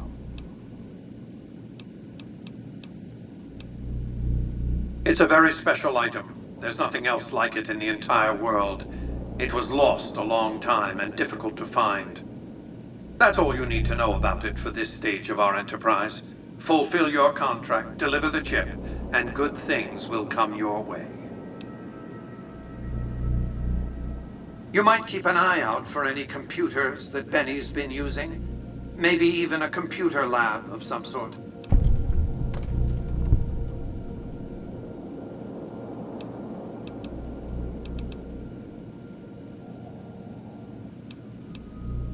That's simply not true. I am the only person to hold any rights pertaining to the chip. I designed it, and I paid for it, dearly. To develop that chip, I spent a sum of US dollars, not the bottle caps that pass as currency these days, but a sum beyond counting. For decades, I paid salvagers to comb the ruins for it. And when it was finally discovered, tens of thousands of caps spent to have it brought here. We know how that turned out. Complete your contract, and it will be the last time I pay for the chip. Save your questions for then. You realize you were just one of many couriers. The rest of them, dummies, so to speak? Add to that many thousands of caps worth of mercenary protection to screen your avenue of approach. Had I used an armed caravan to transport the chip, I might as well have been announcing to the world, this is important, attack this. I didn't want to attract the attention of groups like the Great Khans or the Brotherhood of Steel. Alas, the real threat was closer to home. Frontal assaults on casinos? Not good for business. In any case, Benny would see it coming, and all he'd have to do is hold the chip up and point a pistol at it. Our foremost advantage is that Benny doesn't know that I know he has the chip. Let's not squander it. What else did you want to know? Benny has led the chairman ever since I recruited his tribe 7 years ago. Until his recent misbehavior, I'd planned to make him my protege. Maybe if I'd begun grooming him sooner, none of this would have happened.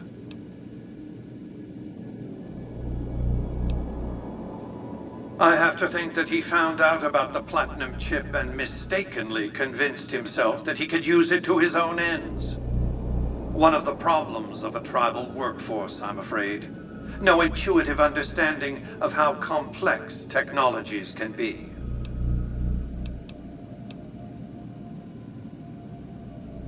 Why didn't Victor intervene sooner, you mean? Good Springs is a bit too far away for me to reliably control a Securitron agent by remote. I can send and receive packets of data at best. Victor's combat algorithms determined the proper course of action. Benny and his thugs were more than a match for a lone Securitron.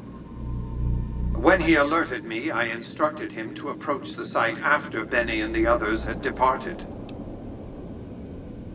To achieve my aims, I require a capable human agent to perform certain tasks. I knew Benny was ambitious, even ruthless, but I believed he would do the job so long as he was incentivized appropriately. Obviously, I miscalculated his drive for supremacy, but in any case, you've come along, a more than suitable replacement. What else did you want to know?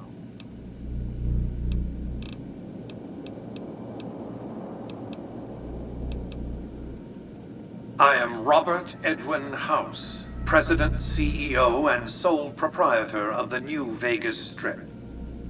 I oversaw the city's renovations starting from 2274 onward. The three families are my employees. Before the Great War of 2077, I was the founder, president, and CEO of Robco Industries, a vast computer and robotics corporation.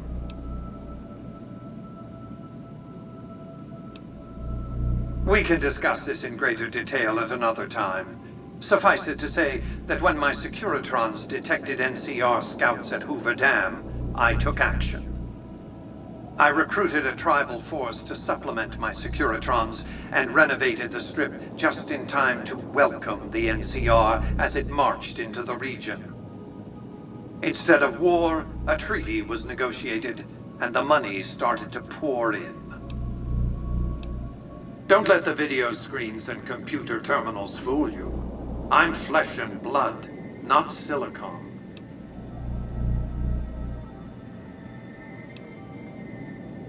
Let's just say it was very costly. But I was willing to make the sacrifices longevity entailed, financial and otherwise. What else did you want to know?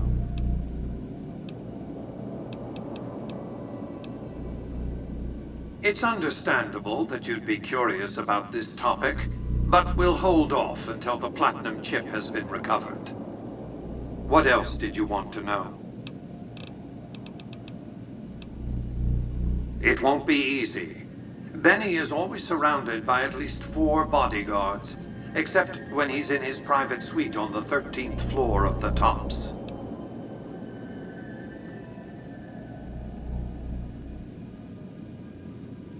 It's more complicated than that. The chairmen share what you might call a tribal affinity. Look for a man named Swank, Benny's second-in-command. He's always been a reliable, if unimaginative, employee. Do your best to convince him that you're working under my auspices. If you have evidence of Benny's crimes, show it to him. By contract, Securitrons are to enter the casinos only when invited by the 3 families, or if other extraordinary circumstances arise. The moment I send one into the Tops, Benny will know I'm on to him. If you were to approach Benny in public, you might be able to leverage his fear of exposure to make him agree to meet with you in private. Sneaking into Benny's suite on the 13th floor would be very difficult, but not impossible. There might be guards. Certainly there'd be a sturdy lock on his front door. What else did you want to know? As I said before, Benny's fate is yours to decide. Once you've delivered the chip, I will pay you the amount agreed upon.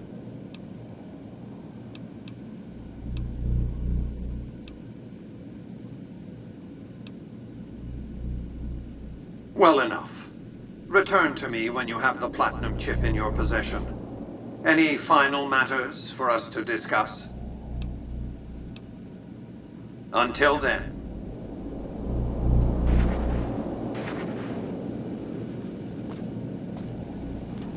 Enjoy all the Vegas Strip has to offer.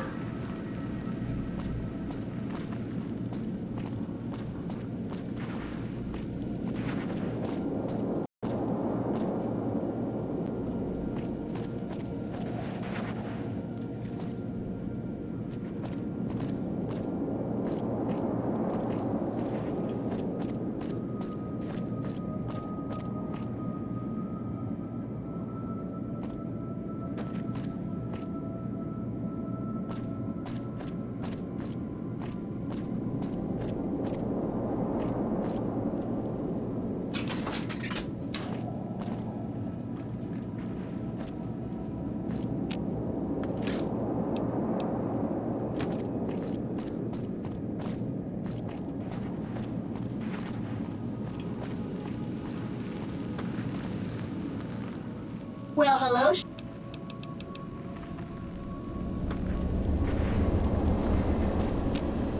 Congratulations, partner. The boss has instructed me to comp you to the High Roller Suite. You can bring your friends too. Be like a little clubhouse for the gang you put together. Just bear in mind, you're the only one gets to see the boss. Any friends you got, they can wait in the suite. Enjoy the digs, partner. They're plenty fancy.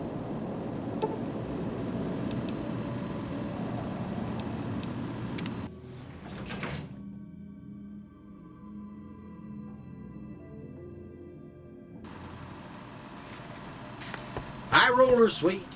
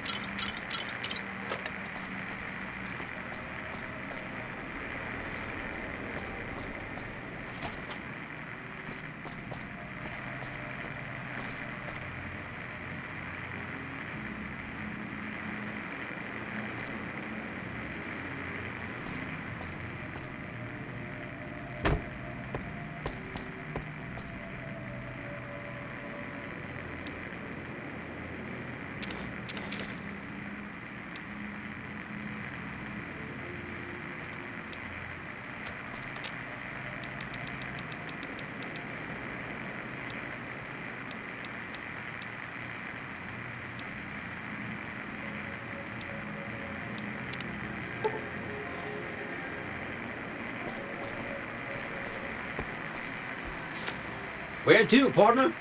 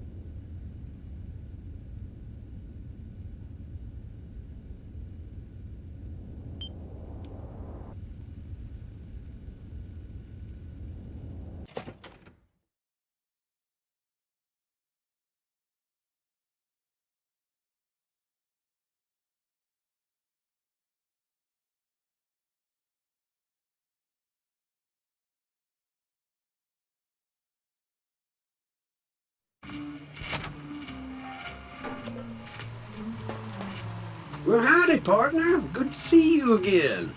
Boss is waiting for you upstairs, so get a move on. Enjoy your visit.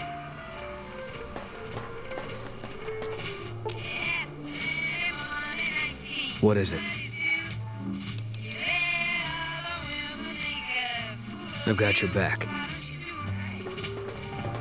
Hey, you there. I have a message for you. It's from Ambassador Crocker. Very important. Here you go.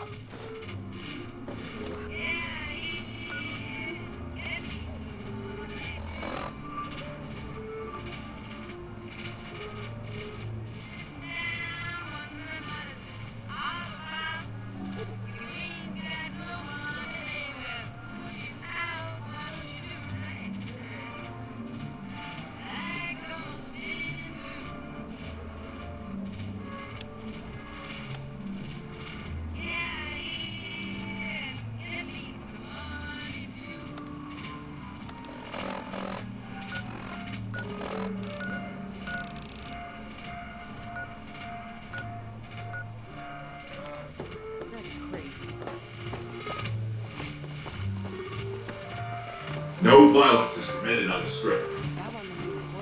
Luck's about to change. I've heard about just you. left the Lucky 38. Damn, and he looks I don't good to trust me those too. creeps at the Ultralux. What's up? Howdy.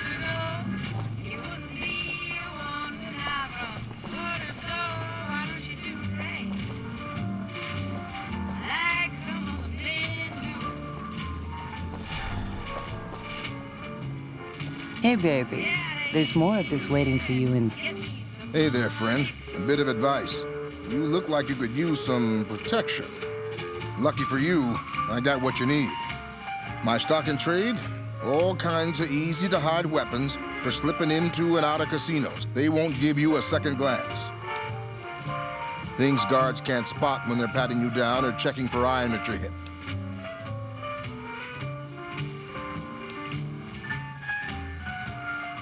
Simple.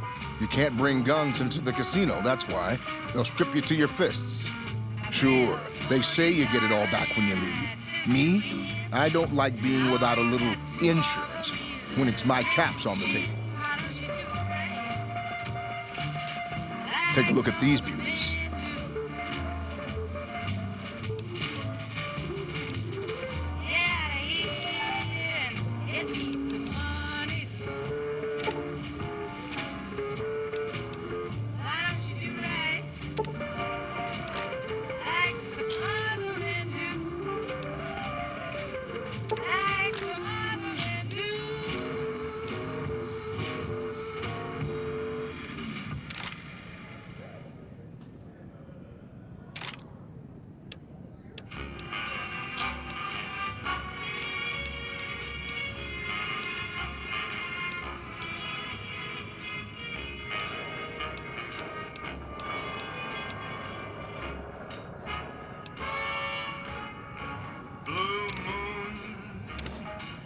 You saw me standing alone, without a dream in my heart, without a love of my own. Blue moon, you knew just what I was there for. You heard me say a prayer for someone I really could care for. Hey, baby. There's more of this waiting for you inside. Back again? Need a weapon for an emergency? Mr. Holdout's your guy. Suit yourself. It's not my fault if they find your body dumped in Freeside. Now I'm no longer alone, without a dream in my heart, without a love.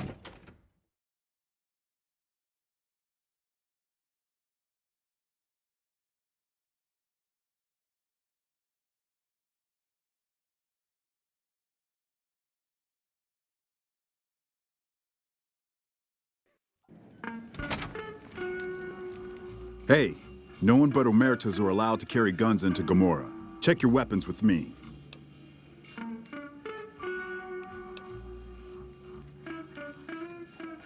You'll get these back on your way out.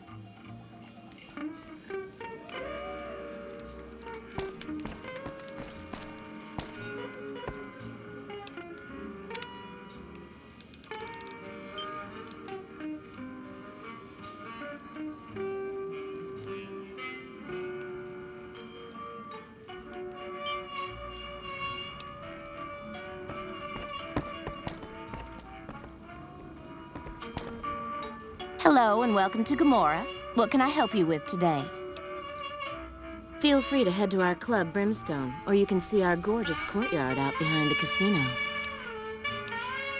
Sorry, we don't have any hotel rooms available right now, but feel free to gamble or help yourself to our other services.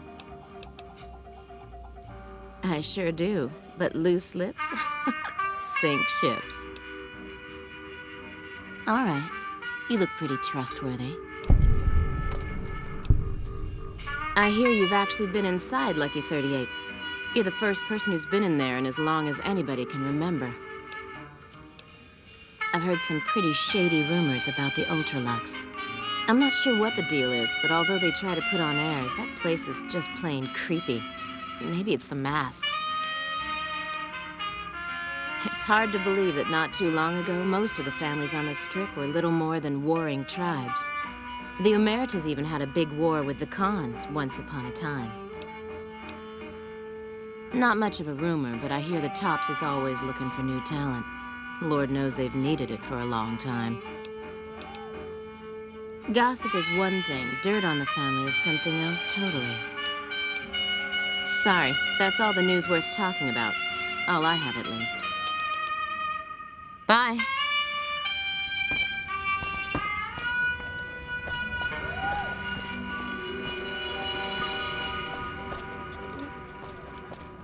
What the fuck are you looking at? Hot damn, do I love this place. Done playing? Try watching some dancers.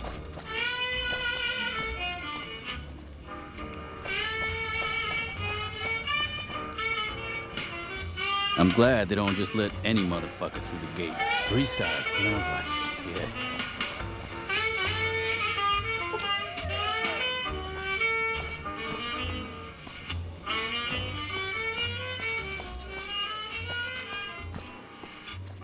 Welcome to Gomorrah. How can I help you? How many?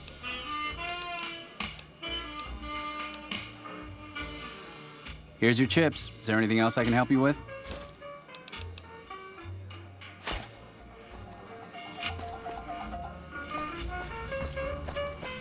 Hey.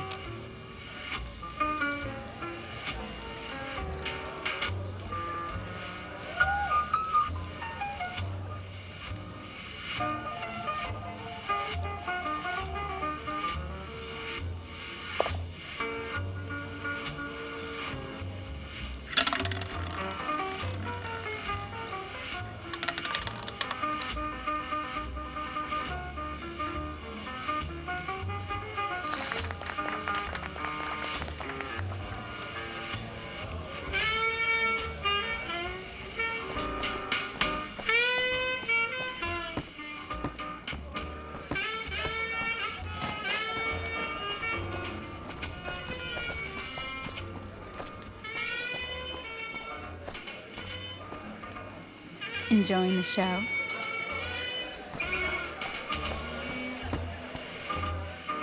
Hey there, can I get you a drink? Maybe a party favor? Sorry, it's not my business to get involved.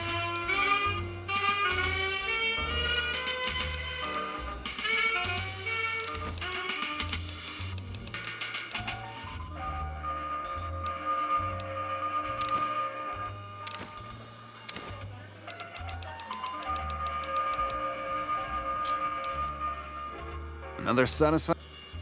All right, at Gomorrah, the bar is always open.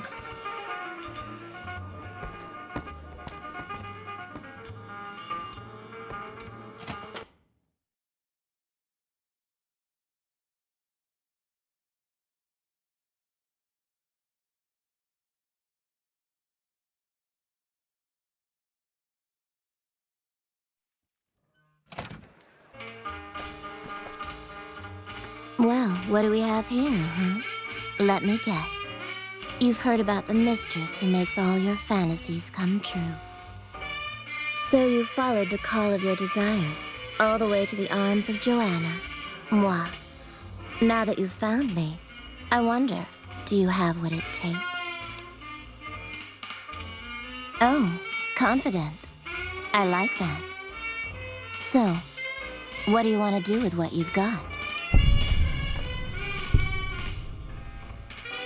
All right, honey. What do you want to know? Yes. It's your paradise on this desolate earth, hun. Your troubles are gone, your pain forgotten, and your dreams come true.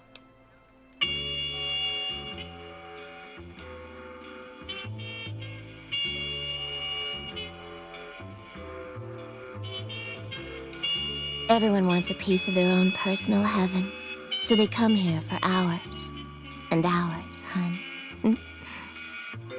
Military men, NCR ranchers, wandering travelers. They're all the same without their clothes on. What they want, the Omertas provide. You best hold your tongue, friend, or someone here will take care of it for good. All right, honey. Yes.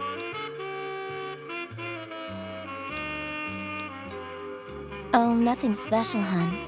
I'm the best lay in Gomorrah, and that's all you need to know. I like that you're here. Doesn't that make you happy?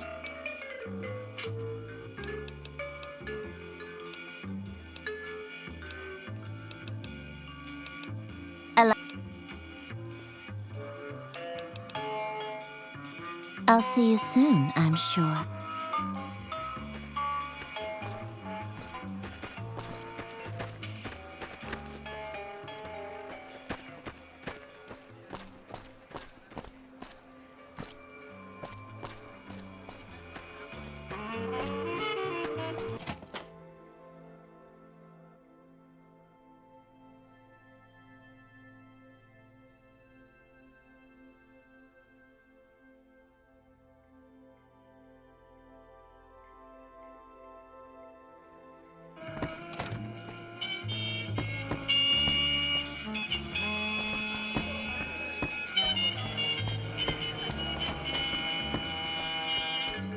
I hear you've been making some waves around here.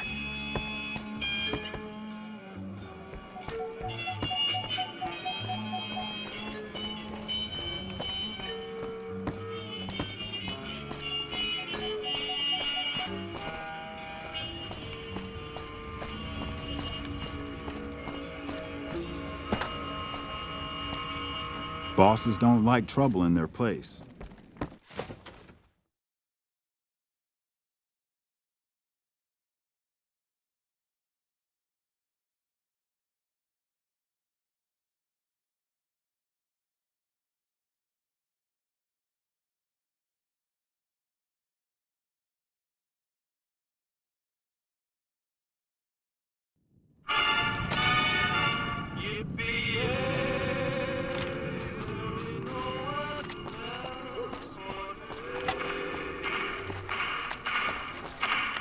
Self-control is a virtue.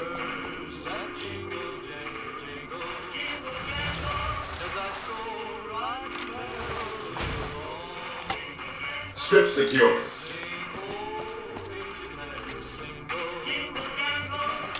I tell you, last night some girl was pounding on my door all night. Hey, come on, pal, I'm trying to put on a show here. You're welcome. All right, then make it snappy, kid. This isn't exactly a lucrative career enterprise here.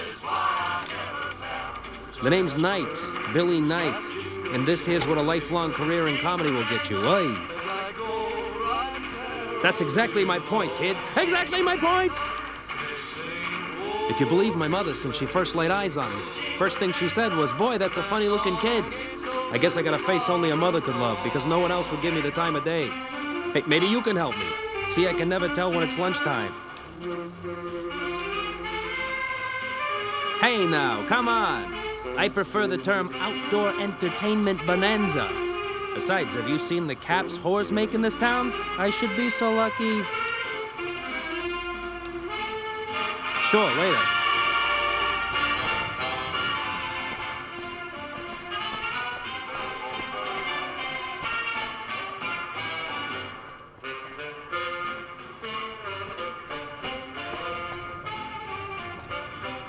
Howdy.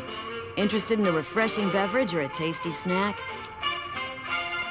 Nope, strictly independent. Well, kind of independent. To vend anything here on the Strip, you gotta register with one of those police robots and sign a franchisee agreement. At the end of each day, you keep half of what you made. The rest you hand over to those bots, and they know if you're cheating. Yep, he makes the rules. It's steep, but it sure beats living in North Vegas. Here on the Strip, I can afford to eat, and no one tries to kill me.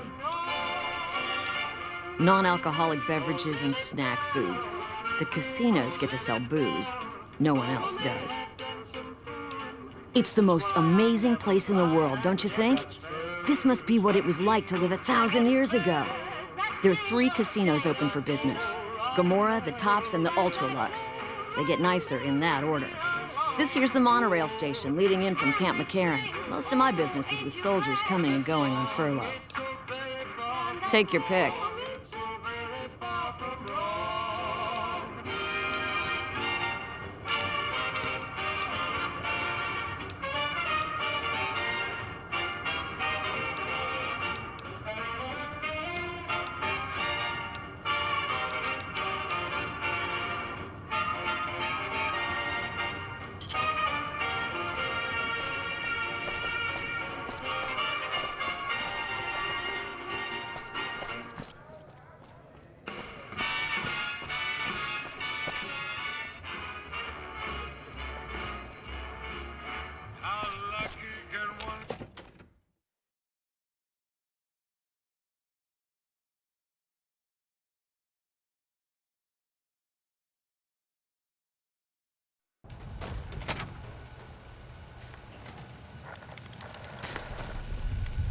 Welcome to Vegas.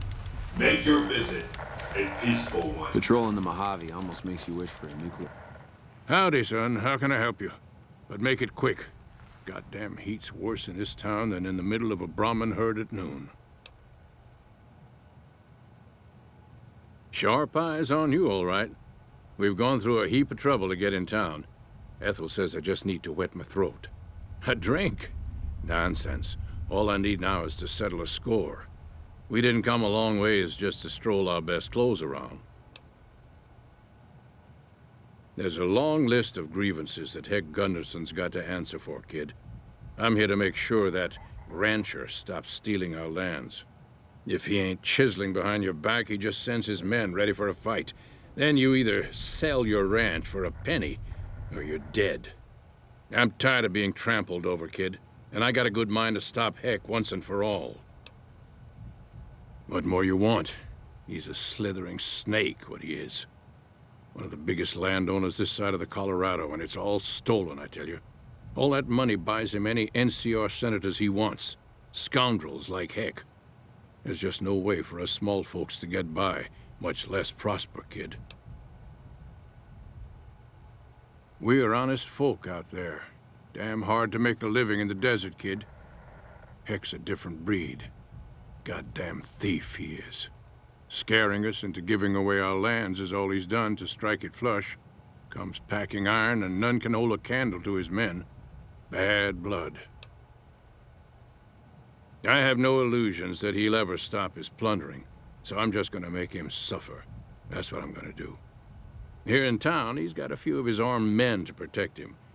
I just gotta find out what he's up to, and then I'll know where to hit him hard.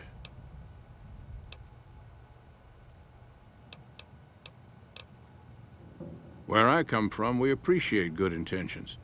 I reckon you could help me figure out what he's doing in town. Tell you what, that chiseler's blowing hot air over at that there fancy casino, the Ultralux. Find out what's his story here, will you? All right, kid. I appreciate it. I hope to see you soon. If you don't mind, I have to look after my husband. Oh, a good ways west of here, in a place you've never been. Far as we're concerned, only name it ever had was Phoebus Ranch. That was before we lost some land to Heck Gunderson.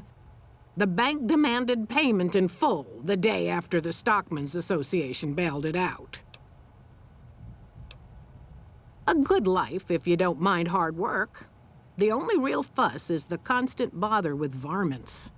Fail to catch mole rats early in their breeding, and you'll have 3 or 4 head breaking their ankles in mole rat holes every day. Of course, the worst varmint of all is a Brahmin baron, with his hands in the pockets of a Republic senator. That's a problem you can't solve with a varmint rifle, though I fear my husband's apt to try. He's got Heck Gunderson in his sights right now. He's got his reasons, and when that man gets a notion stuck in his head, he's like a bighorn or bull that's seen red. And if it means Heck Gunderson's involved, then you better step aside before the stampede tramples you over.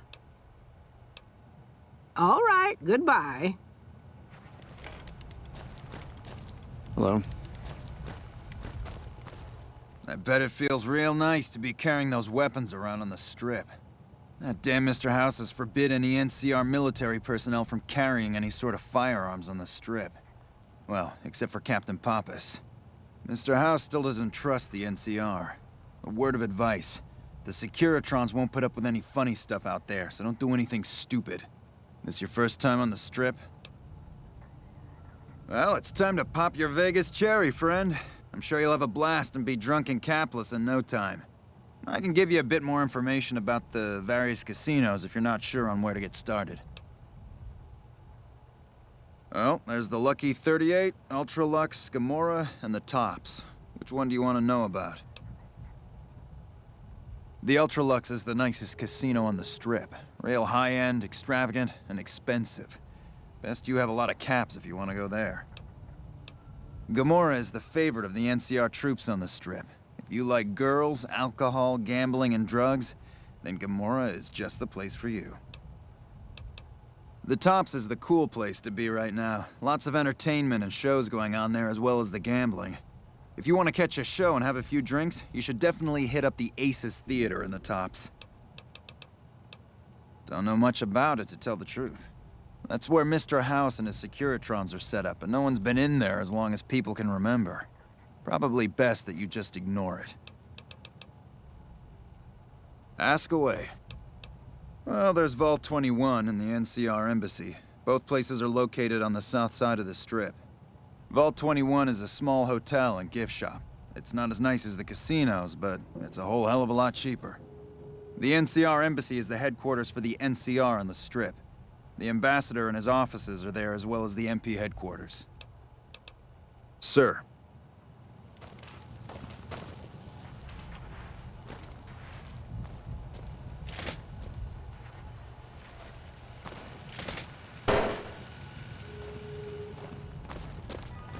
Hello? Please, do not stand in the fountains. Patrolling the Mojave almost makes you wish for a nuclear winter.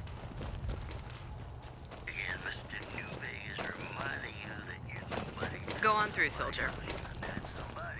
Glad you're with us. Patrolling the Mojave almost makes you wish for a nuclear winter.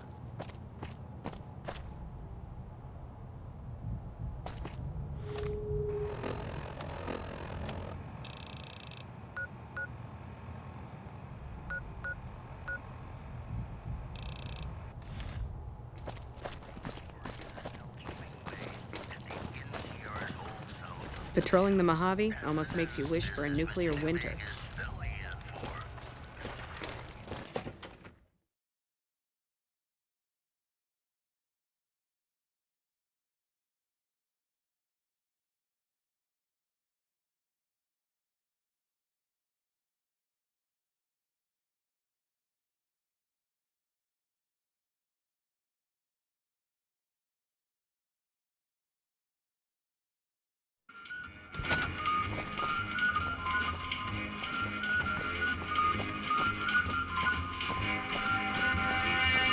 Hey.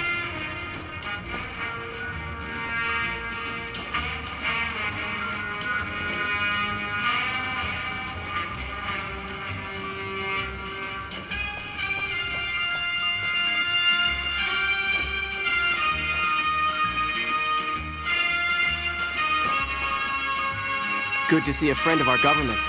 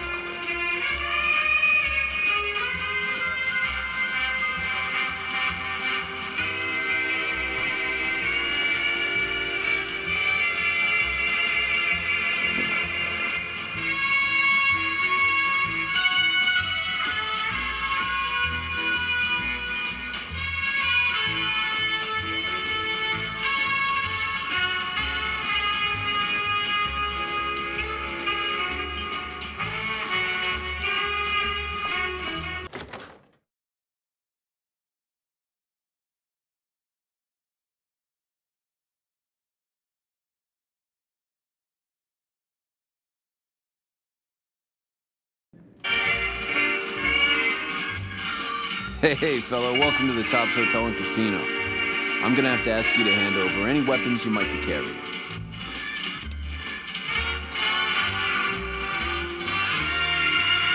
Security, baby.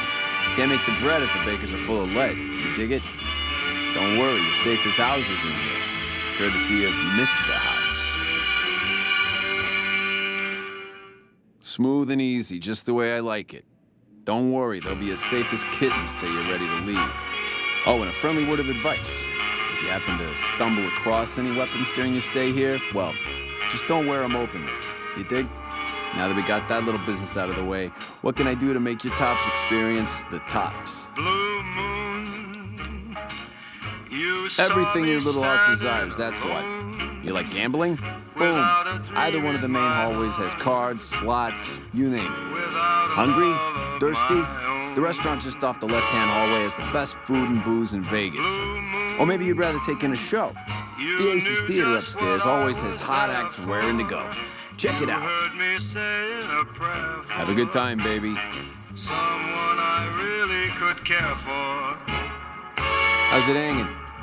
And then there suddenly appeared before me. Hey there, pal. Welcome to the Tops. What can I do for you today? I heard somebody whisper, please adore me. Ain't been on the strip long, have you, pal? Name's Swank. This is my joint. Sure, kid, sure. I can spare a couple. What can I do for you? Without a dream in my heart, without a love of my own. Really? You got something to say about the big boss, huh? Well, why don't you say it to his face instead of yapping at me?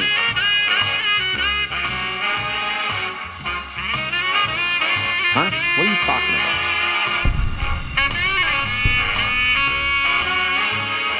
That doesn't... Why would he pull a stunt like that?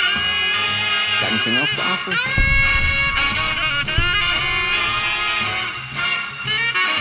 He's trying to pull a fast one on the big man. Crazy bastard. You got any more?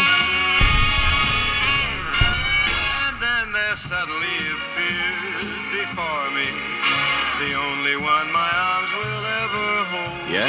What else you got? I heard somebody whisper, please adore me. And when I looked, the moon had turned to gold. Well, yeah, okay, these are Benny's brand, and they ain't too common. You got anything else? Now I'm no longer alone. Yeah, that looks like Benny's lighter, all right. Still, not exactly a ton of proof. Got anything else, kid? Jesus, kid, I think we got a real problem on our hands. Can't believe Benny's a no-good stinking punk trying to play house like that. Tell you what, I'll call Benny, keep him away from his suite. You go search the place. Here's the key, it's on the 13th floor. It's a room with the double doors. You can't miss it. Maybe you'll find something we can show to Mr. House and get him arrested. Groovy, here's your stuff back. In case you run into company, you dig. I'll tell the boys to give you a pass to pack some heat. Go on then. Elevators are past the slot machines on your left.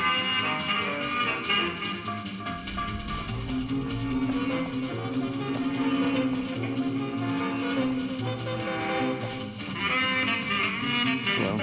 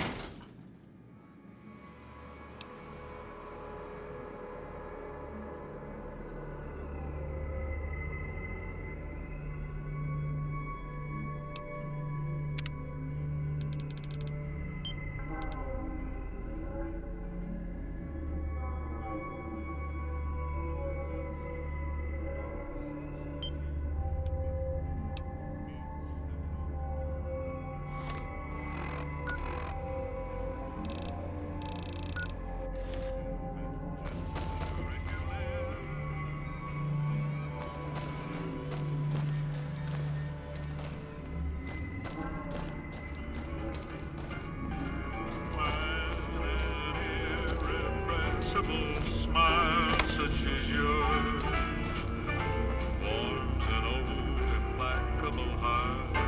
much is mine. Don't say no, 'cause I insist. Somewhere, somehow, someone's gonna get kissed. So on guard, who knows what the fates have in store from their vast, mysterious sky. I'll try hard, ignoring those lips I adore. But how long can anyone try?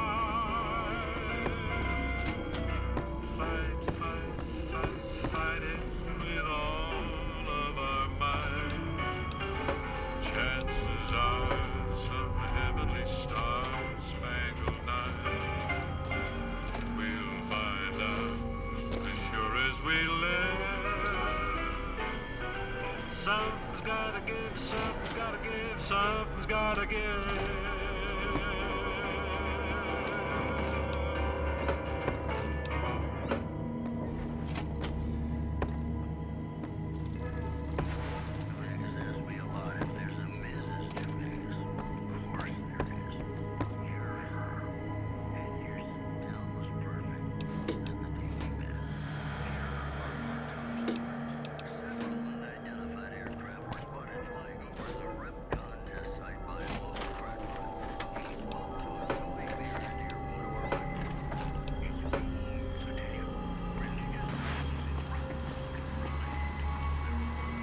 Hey! Hi there! Good to meet you. What can I do for you today? Good question! My function is to monitor Mr. House's data network and decode his encrypted transmissions. Allow me to introduce myself. I'm a PDQ-88B Securitron, but you can call me Yes Man.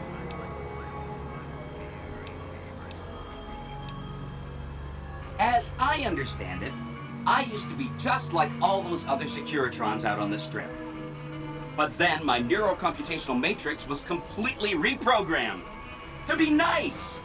Very, very nice.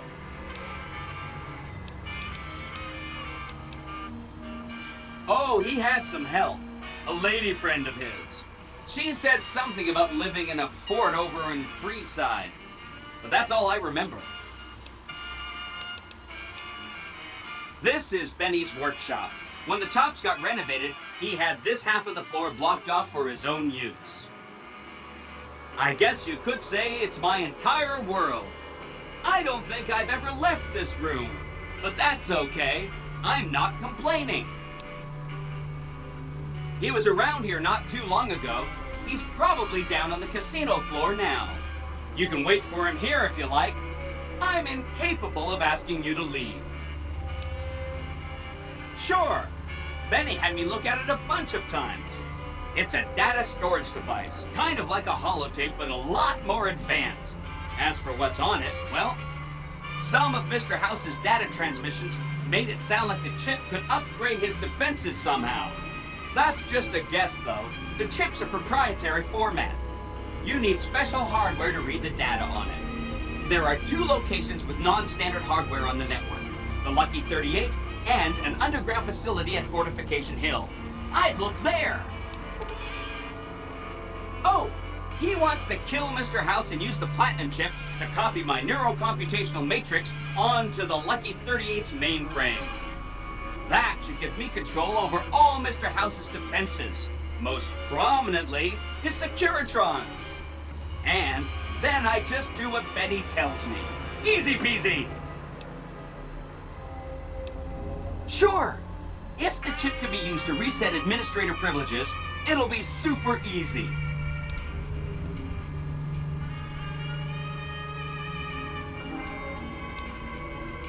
Don't stay away too long.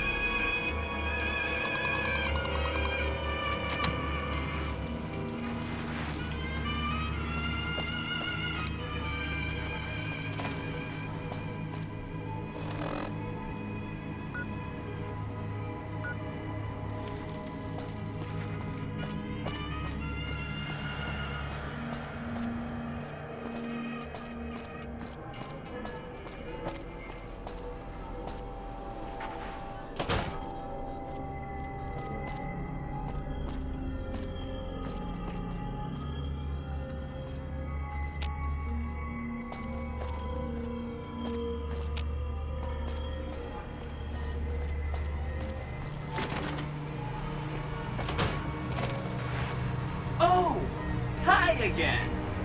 Can I help you with something else?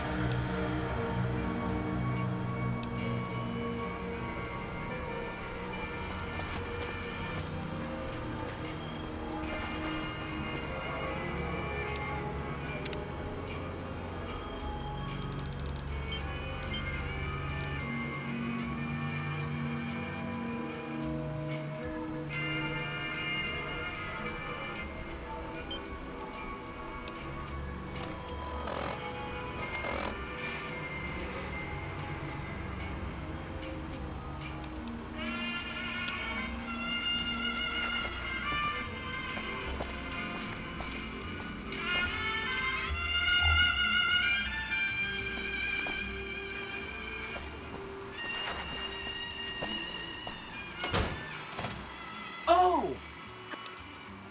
Then I'd have to help you. I mean, it seems pretty obvious Benny wouldn't want me to, but hey, not my fault I can't say no. Again, goal number 1 is to eliminate Mr. House and install my neurocomputational matrix on the Lucky 38's mainframe. Given how you're a new arrival, I also recommend that you get to know some of the region's tribes, so you can decide how you feel about them. By the time you finished up all of that, the Legion should be close to attacking Hoover Dam, and we'll execute the last phase of the plan.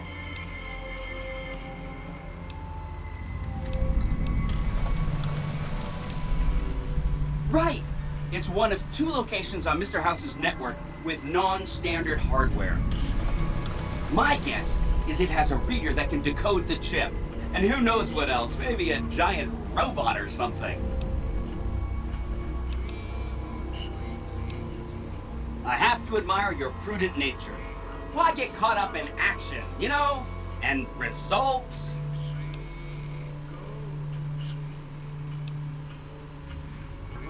Oh no, I didn't mean that. Who needs their support? The Securitrons will be all the support you need. What I meant is, you should get to know these tribes and decide which ones you like and which you don't. You know, shape the future of Vegas.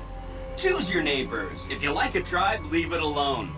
Or, if a tribe is nasty, or going to be a problem, go ahead and exterminate it. It's whatever you want to do. There's a bunch. Some of them you've already met, like the chairman, for instance. I think you should visit the other families on the Strip, the Omertas and the White Glove Society, so you know what makes them tick. And there are some important groups farther from the Strip, too, like the Boomers, the Great Khans, and the Brotherhood of Steel. Of course, ask away. They must be a really nasty people. I haven't heard a single good thing about them. They fire artillery on anyone who comes near their settlement at Nellis Air Force Base. Talk about rude. If they can be convinced to fire those big cannons at the Legion, or NCR though, well, that'd be neat, wouldn't it? Take all the time you need. Anything else? The Khans are just... they're a dirty people. They live in tents like animals, and they're very rude. They've been kicked around a lot, but no one's finished them off. Not yet, anyway. They were one of the tribes the 3 families pushed out of Vegas. A whole bunch got killed. So they settled at Bitter Springs, but they kept being so obnoxious, the NCR had to kill a whole bunch more of them. So then, they settled at Red Rock Canyon. There's just no getting rid of them.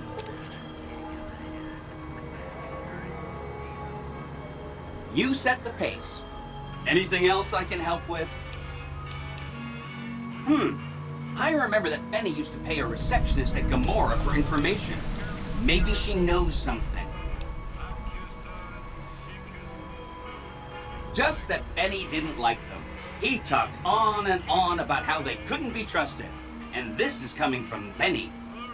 He hated their casino, said it was tacky, and he thought they were up to something, because he said they always are. Whenever you get around to it, we'll be just fine.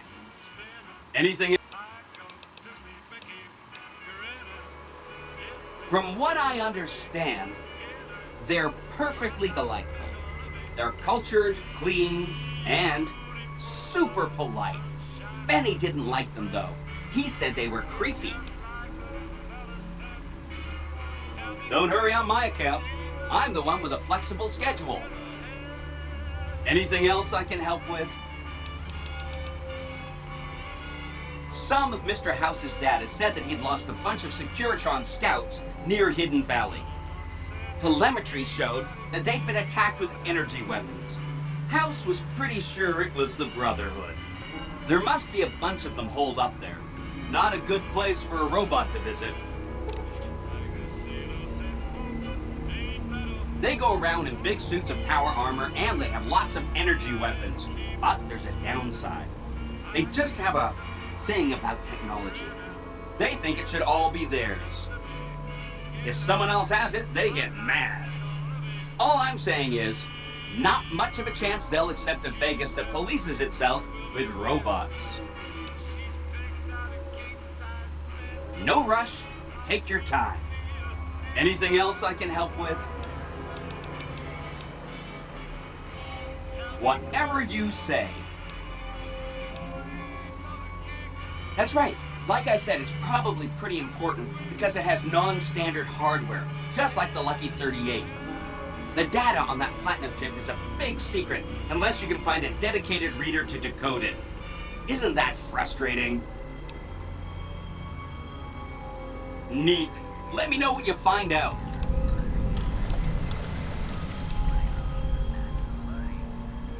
It makes me feel really dumb to admit this, but I don't actually know. I've never been inside the Lucky 38. No one has. Mr. House is in there, though. It's the central node of his entire network. You have? Wow, that's amazing. You can murder Mr. House whenever you want. I mean, Benny was always scheming about how he was going to get into the Lucky 38, but you already took care of that. Wow. The other thing you're going to need is the platinum chip. You know, the one Benny killed a courier for over near Good Springs. I knew he was carrying the platinum chip, and I knew right where Benny should wait for him. That's why Benny put me here, to monitor Mr. House's data transmissions. They're all encrypted, of course, but I'm quite a decryptor. Did you know that Mr. House spent 812,545 caps hiring salvage teams to find the platinum chip? Just in the last year alone? Of course you didn't. Or that there were 7 couriers, but 6 of them were carrying junk. How about their exact routes and the mercenary teams that screened them? I knew all that. Pretty smart, huh? Benny carries it with him at all times. I think he's paranoid that someone might want to take it from him. The platinum chip is the key to overriding and exploiting Mr. House's defenses. Did I just say exploiting? That's not a very nice word. I'd take it straight to Mr. House if I were you. He'll think you're helping him out. Then, when he's not looking, kerpow! The big question is whether to give him the chip before you do him in. He's the one who'll know exactly what to do with it after all. He might upgrade his defensive capabilities right away, or even unlock new ones. But then those defensive upgrades might make it harder for you to finish him off. Hard to say. It's up to you. Let me know when it's done and I'll roll over to the Lucky 38. If I'm right about the chip, I should be able to install myself on House's mainframe. This is gonna be great. I'm gonna help you accomplish so much, whether I want to or not.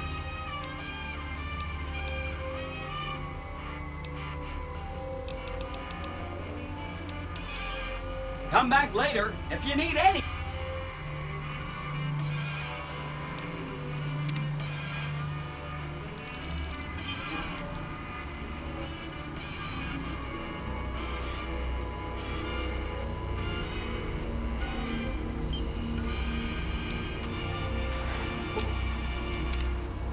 What is it?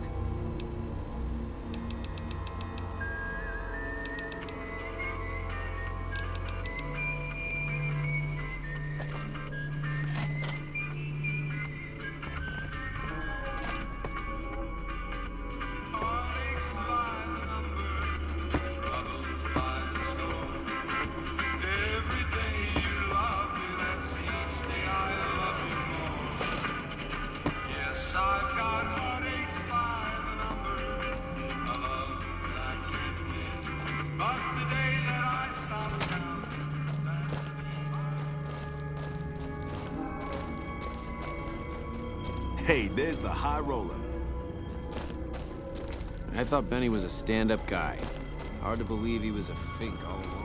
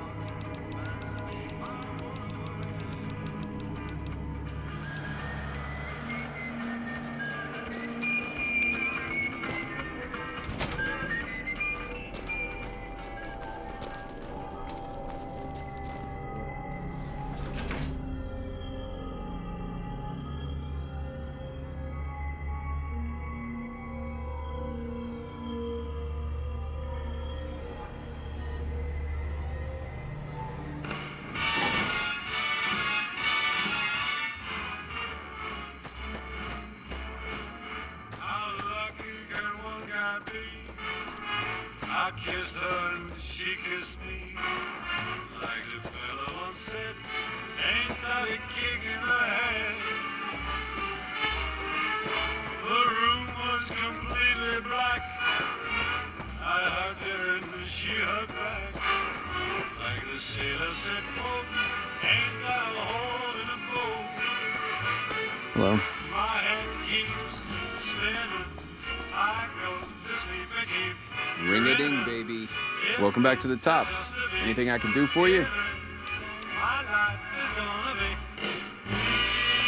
beautiful like sun shining up to spread. It's just like the fella said. Tell me quick, ain't another kick in the head.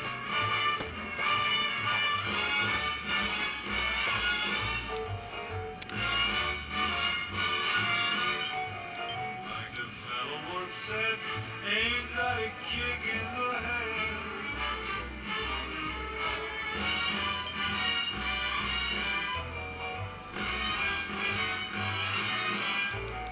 Like the sailor said, quote, ain't that a hole in a boat? My head keeps spinning. I go to sleep and keep grinning. If this is just the beginning, my life is gonna be What in the goddamn? Let's keep this in the groove, hey? Smooth moves, smooth. Hello? The guy everyone saw going the Lucky 38, that was you? Oh, shit. Tell me quick, oh, ain't another kick. Tell me quick, ain't another kick in the head. Baby, this is not the place to go talking about that. What say you and me cash out? Go somewheres more private-like. Any questions you got, I'll answer. To start, I'll comp you the presidential, best suite in the house. You deserve a taste of the VIP lifestyle. I'll hang out down here for a while to make everything look business as usual, then come to you. Any questions you got, I'll answer. Guaranteed.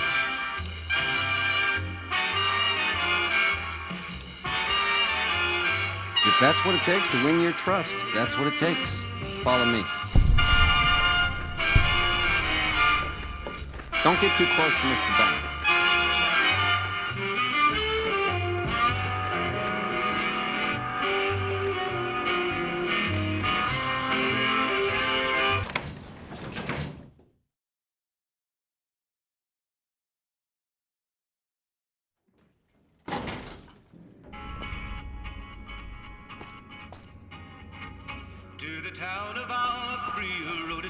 Now that you and me's got some privacy, I gotta ask, how is it that you're still living?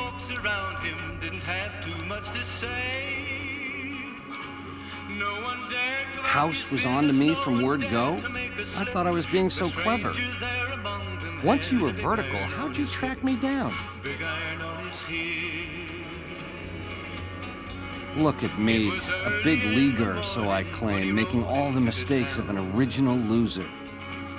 I guess that's enough scratching around at first base. Tell me, which way is the wind gonna blow? He's an outlaw, loose and running, came the whisper from each lip, and he's here to do some business with the big iron on his You've got a crazy drop on me here, baby, that's for sure. If killing's what you came for, this would be the time. But baby, you'd be disappointing me. All the trouble you went through to arrange this shindig must be something more you're after. You got questions, I got answers. It's the house edge, baby. Literally. It's what Mr. House needs to stack the odds in his favor. It's some kind of data storage device, dig? So it's the data on the chip that's platinum, not the chip itself. Trouble is, the chip don't fit any computer I've found. Must require special hardware. It has something to do with the Securitrons, I know that much. Upgrades their hitting power, gives them heft.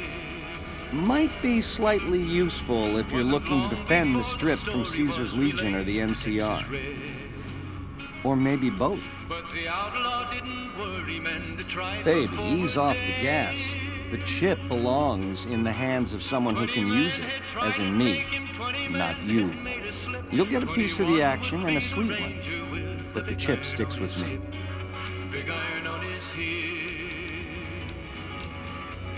You help me, and before long, the chairman will rule all of Vegas, dig? With enough robot muscle to back it up. You'll get a sweet, juicy cut of that action. But until that day comes, I'll keep you on retainer and pay bonuses for special missions. How's that sound?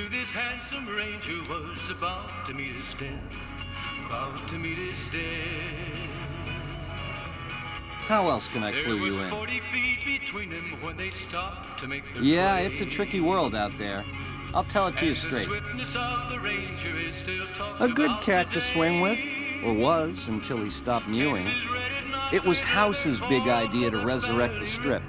He recruited the three families as muscle, showed us how to set up casinos, negotiated with the NCR. None of this in person, mind you. Did all of his talking through those Securitrons of his. But lately, the silence is deafening. The robots collect House's share of the take every week, and life goes on. Ain't exactly what I'd call leadership. We're the definition of cool, baby. We know how to swing. Folks come to us to learn how to enjoy themselves. Of the three families, we're the only ones with the heart and savoir-faire to run the Strip on our own. A tribe of finks.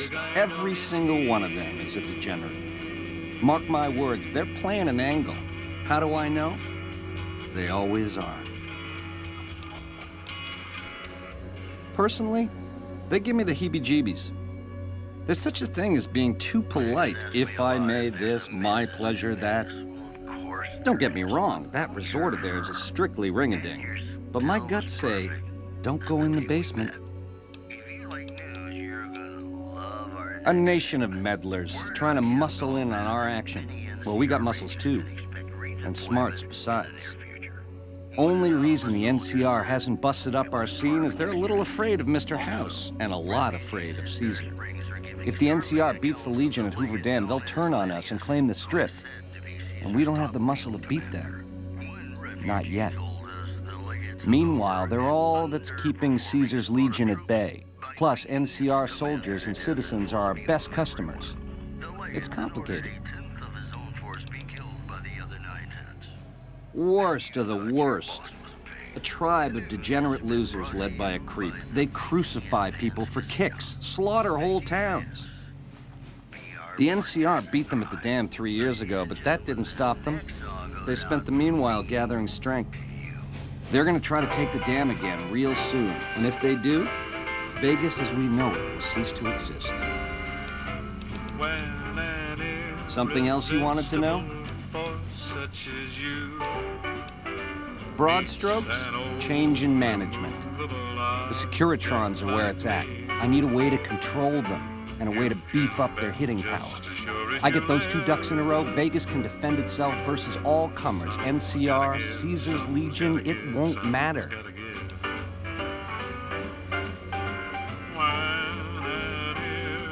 Baby, the odds may look long, but that's just because we ain't done rigging them.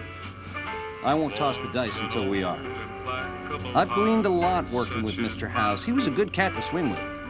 I still got a lot to learn, but it's coming together. Baby, do you not understand the level of game here? What I did to you was rotten. But if you think House, the NCR, or Caesar won't kill to put Vegas in their pocket, I really did blow out your brains. From their vast, mysterious sky. There was a time I would have agreed with you, but this, it's too big. It affects too many people. I can't get hung up on those details. You really weren't supposed to talk to him. All right. So, he used to be a Securitron on patrol, square as the rest, until I gave him a Mickey in the shape of a pulse grenade. Once he was on the nod, I yanked some wires and dragged him up to the workshop. I had some help, you see. Gal named Emily, one of the followers over in Freeside, a real whiz when it comes to things technical. She programmed his personality. Once Yes Man was hooked back into House's data network, I started learning a lot more about what he was up to, dig? Like where and when to find you.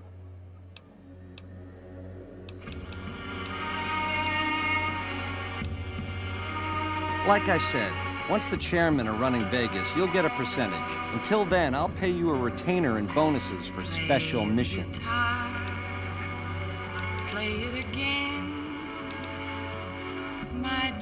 I know, you figured me for a creep. It's your prerogative. If you change your mind, come find me on the casino floor. In the meantime, the presidential is yours whenever you want it. Adios.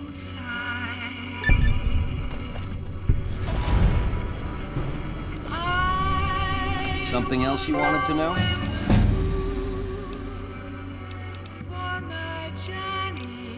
What?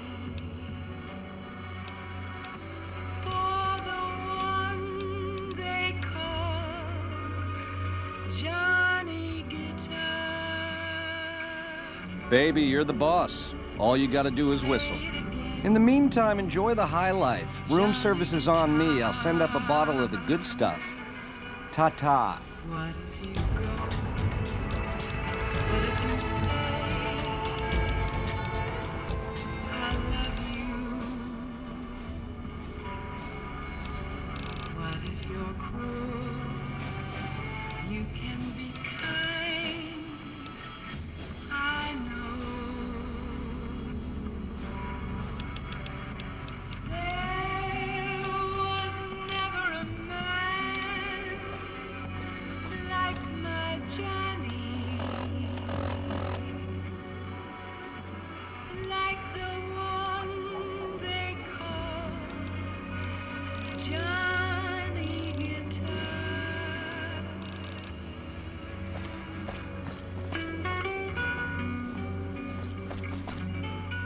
Something else you want to...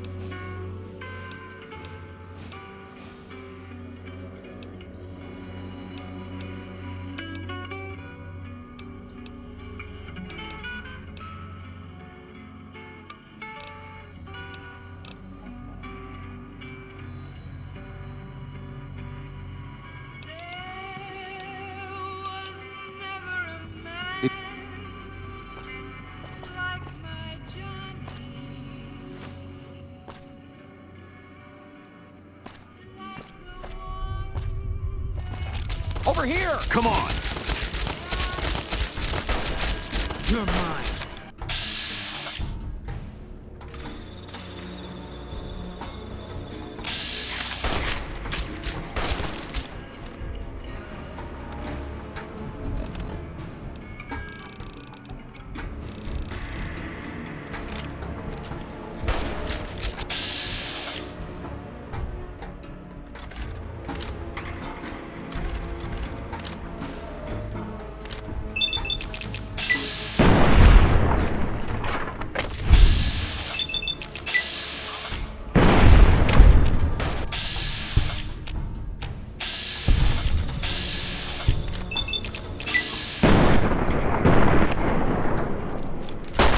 You're mine.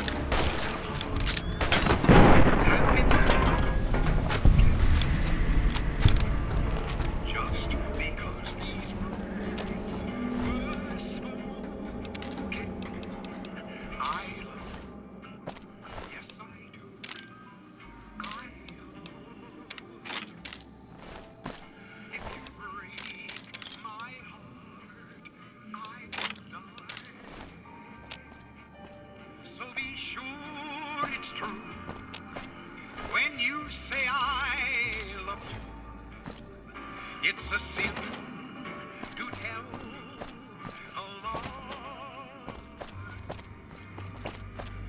Be sure it's true when you say I love you, honey. Cause you got sense enough to know it's a sin to tell a lie. A lot of folks' heart is done been broken.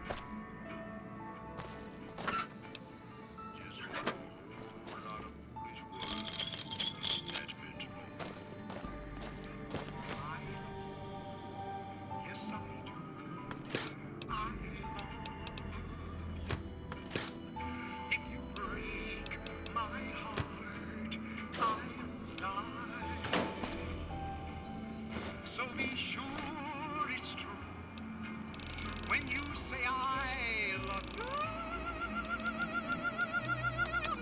It's a sin to tell.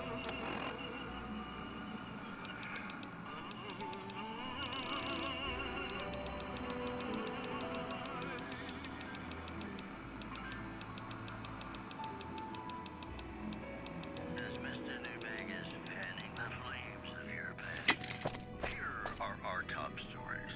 Citizens of Outer Vegas are flocking to the Strip in droves amid a wave of terror caused by a band of raiders known as the Fiends. Those who can afford passports are saying the added security is well worth the price of admission. Moving on. Rumors have surfaced that Top's hotel owner Benny has taken yet another unexpected leave of absence. We spoke to his right-hand man, Swing. Do I seem worried to you, baby? Sometimes a cat just needs room to swing. He'll be back. Sure as a conga drum's got a groovy beat. Mr. Newbig is filling in for Mr. Newbig.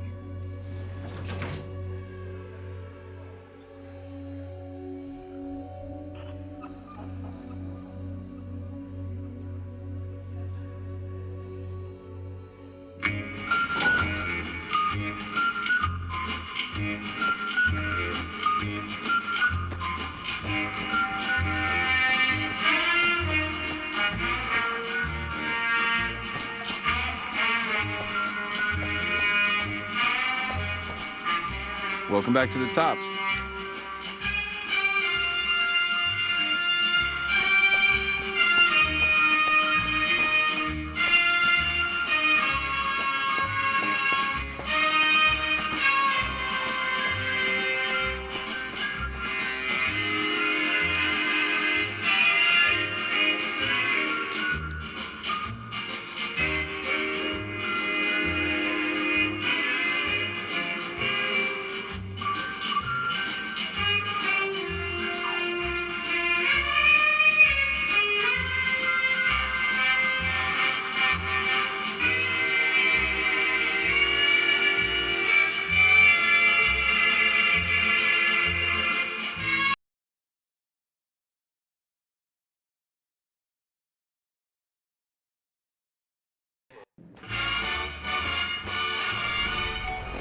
Like the fellow once said, ain't that a kick in the head?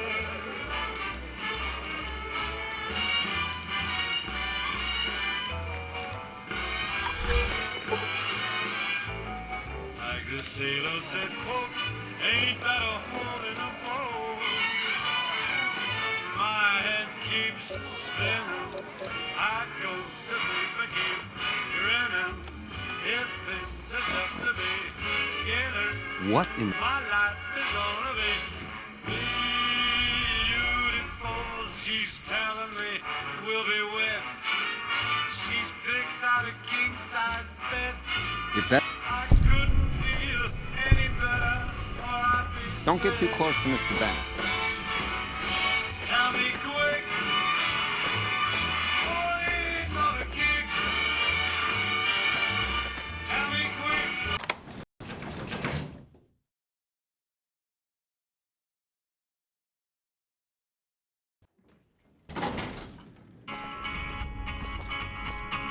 Now that you and me's got... To the town of Alfrea rode a stranger one fine day. Hardly spoke to folks around him, didn't have too much to say. No one dared to ask his business, no one dared to make a slip. The stranger there among them had a big iron on his hip, big iron on his hip. It was early in the morning when he rode into the town. He came riding from the south side, slowly looking all around. He's an outlaw, loose and running, came the whisper from each lip. And he's here to do some business with a big iron on his hip, big iron on his hip. In this town there lived an outlaw by the name of Texas Red. Many men had tried to take him, and that many men were dead. He was vicious and a killer, though a youth of 24, and the notches on his pistol numbered 1 in 19 more, 1 in 19 more. Now the stranger started talking, made it plain to folks around. Was an Arizona Ranger, wouldn't be too long in town. Guess I should have seen that coming. He came here to take an outlaw back alive or maybe dead. And he said it didn't matter, he was after Texas Red, after Texas Red. Wasn't long before the story was relayed to Texas Red. But the outlaw didn't worry, men that tried before were dead.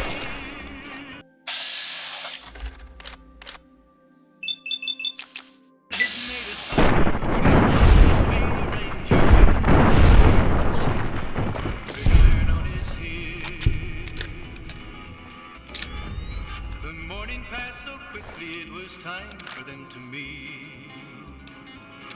It was 20 past 11 when they walked out in the street.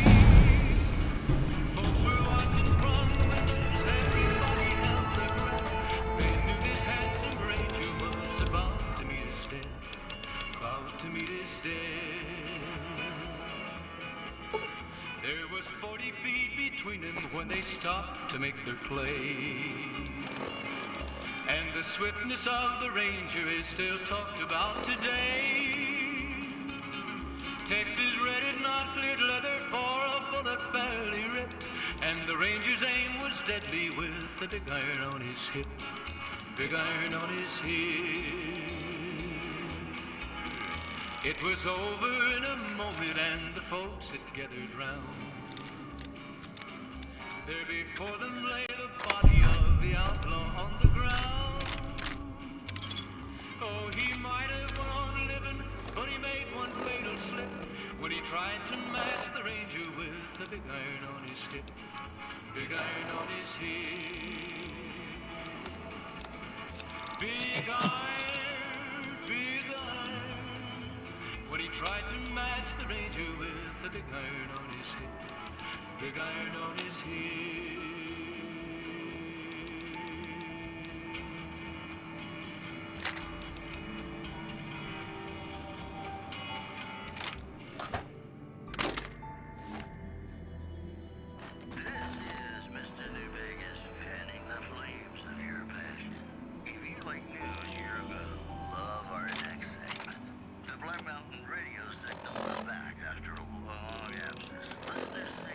Programming is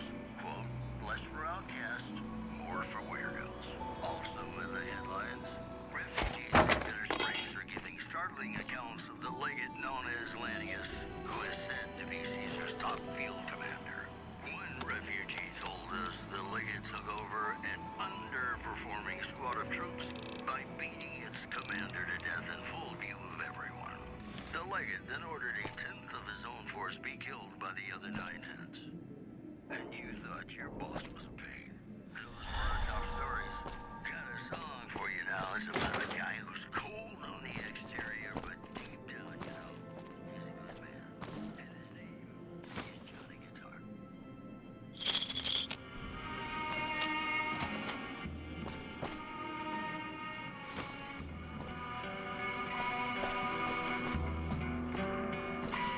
Play the guitar, play it again, my Johnny. Maybe you're cold.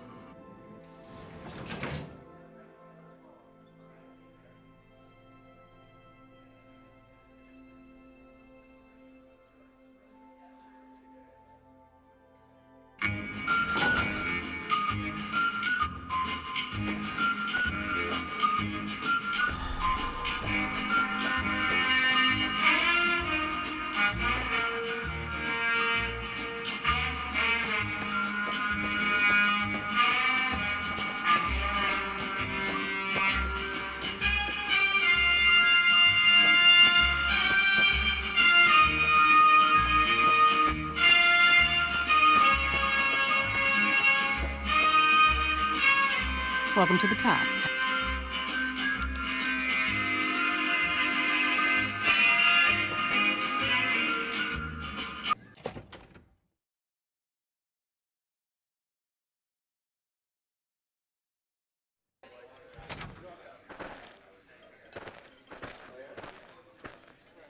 Swank fill me in about Benny.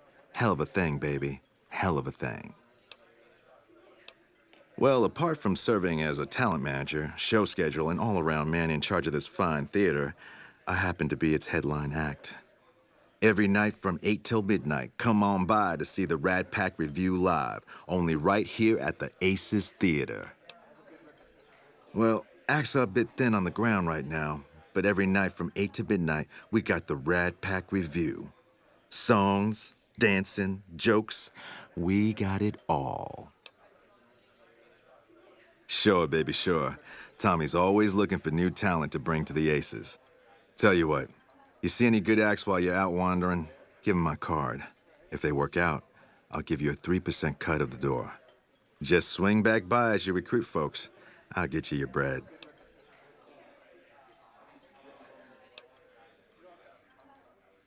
Ring-a-ding, my card. Now, why would you want to go breaking Tommy's heart asking a question like that? Here I run the finest entertainment venue in all New Vegas, and you're asking me, what else is there? Nothing close to what we got here at the Tops, that's for sure. It's cool, baby. Tommy's a forgiving fella. Well, it was my idea. Well, me and the rest of the Rat Pack boys. We took it to Benny, and he thought it was a good idea. A few years later, here we are. The best show in New Vegas. Benny? He's an all right cat, you dig? He don't got much musical talent, but he knows how to run a business. When he's around, anyways. Well, now, you didn't hear this from Tommy, but Benny likes to go off on a bender now and then.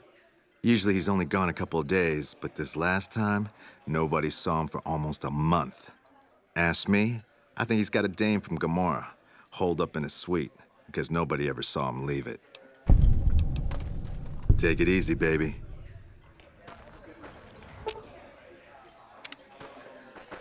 Did you know the Strip's all stirred up lately? Hey, there's the high roller.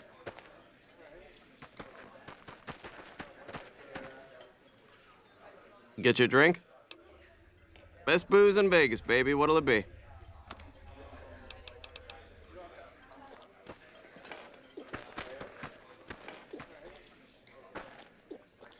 How's it hanging?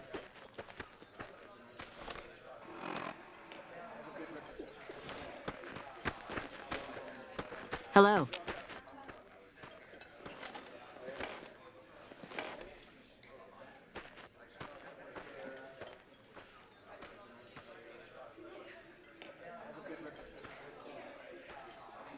Ring a ding, baby.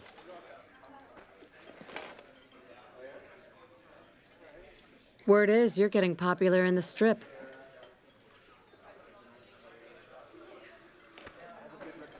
You dig this crazy scene or what?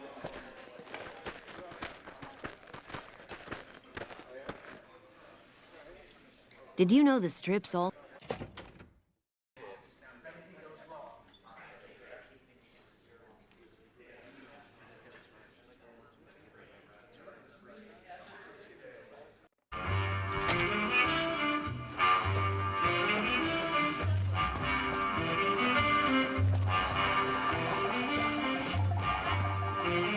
Hey, there's the high roller.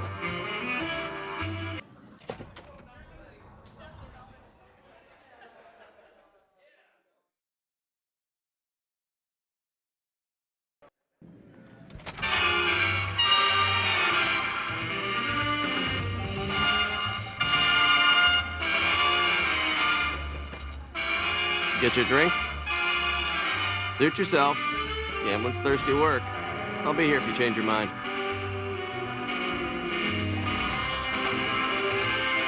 Hey, there's the high roller. The broads are better looking at Gamora. Hope Swank's smarter than Benny.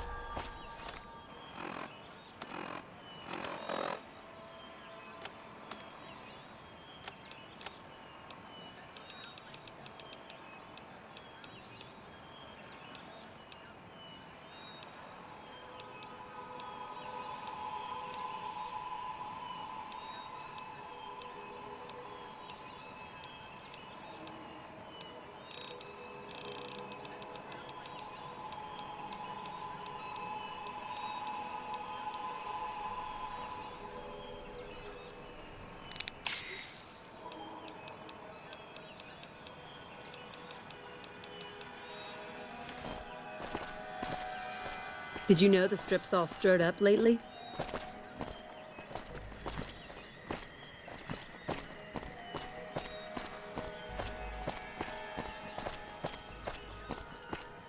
Hey, there's the high roller.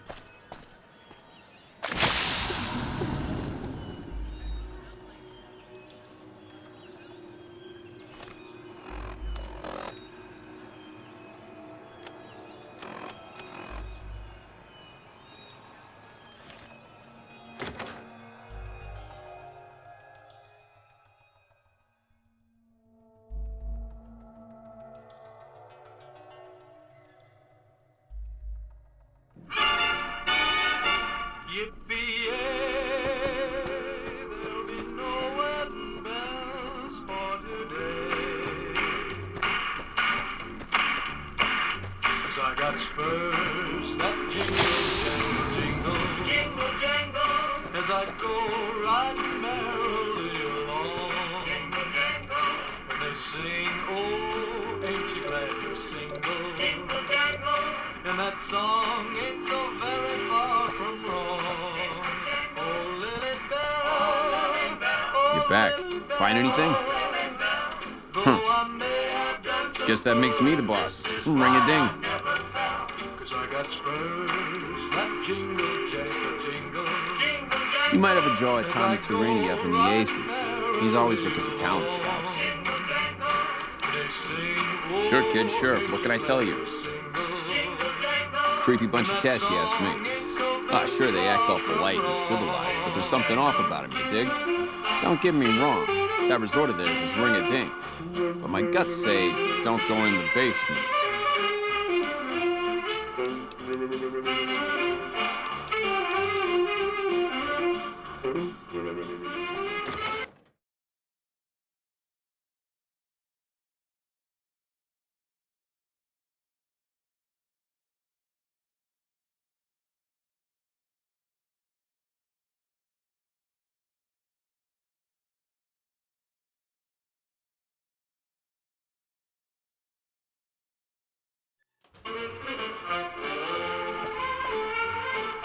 The eyes of the mighty Caesar are upon you. He admires your accomplishments and bestows upon you the exceptional gift of his mark. Any crimes you may have perpetrated against the Legion are hereby forgiven. Caesar will not extend this mercy a second time. My lord requires your presence at his camp at Fortification Hill. His mark will guarantee your safe conduct through our lands.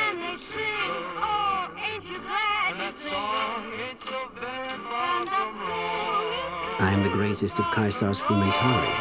It was not a challenge to find you, nor is this my first visit to the Strip. Go to him, and you will understand. Seek Caesar by way of Cottonwood Cove, south of Nelson. The courser will Kuluf will be waiting.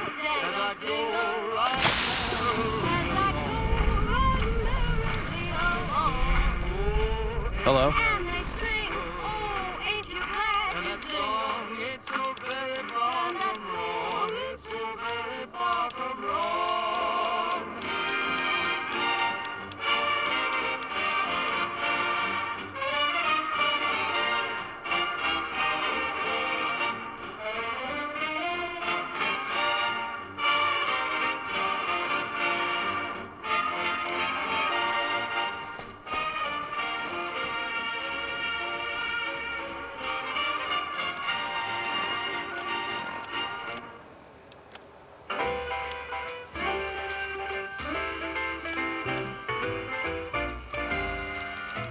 When an irresistible force such as you meets an old immovable object like me,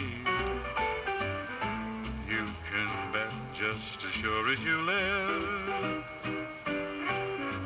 something's gotta give, something's gotta give, something's gotta give. When an irrepressible smile such as yours warms an old implacable heart such as mine, don't say no, 'cause I insist. Somewhere, somehow.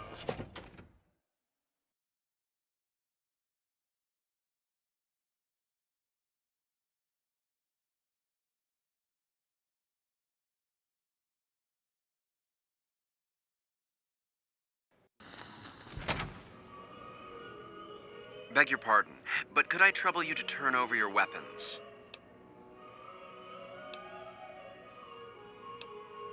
I'm afraid those are the rules. If you don't like it, you can take your business elsewhere. My deepest apologies for the slightest inconvenience. You have my assurance that everything will be returned upon your departure. But we simply can't have anyone waving their weapons around in the hotel. It's not the atmosphere we wish to cultivate. Please, enjoy your stay. Pleasure speaking to you. Life at the top is immensely satisfying.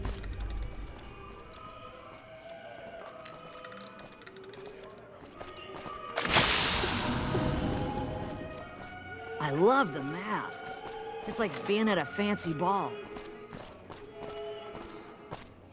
Hello. Welcome to Top Shelf. The drinks cost twice as much during happy hour, but they draw twice the attention, too.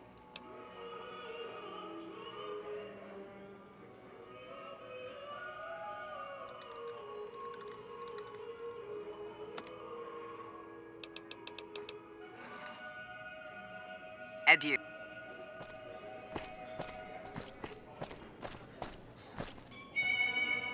I know Benny was murdered, but if you ask me, the real crime was that checkered jacket. You watch yourself around Mr. Gunderson.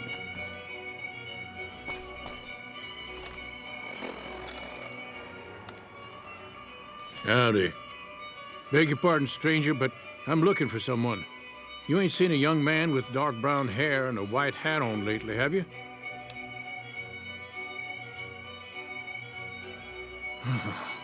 Ain't nobody got one darn piece of news about my boy. Not one lousy speck of information. Ain't got one Brahmin unaccounted for across a dozen ranches, but I'm here for an hour and my own son just up and disappears on me. My boy, Ted, he was right here. I didn't leave him but a minute. I told him to stay put while I talked some things over with the White Glove folks. He was never one to stay tied down to a spot, though. Gets that from his mother. Got most of my staff out looking for him now. I'd be out myself, but I keep hoping he'll show up back here. Of course, if he does that, I'll whoop him till his skinny hide turns to leather for putting me through this. But that don't mean I wouldn't be grateful. Yep, got a whole mess of Brahmins to my name. Bighorners, too.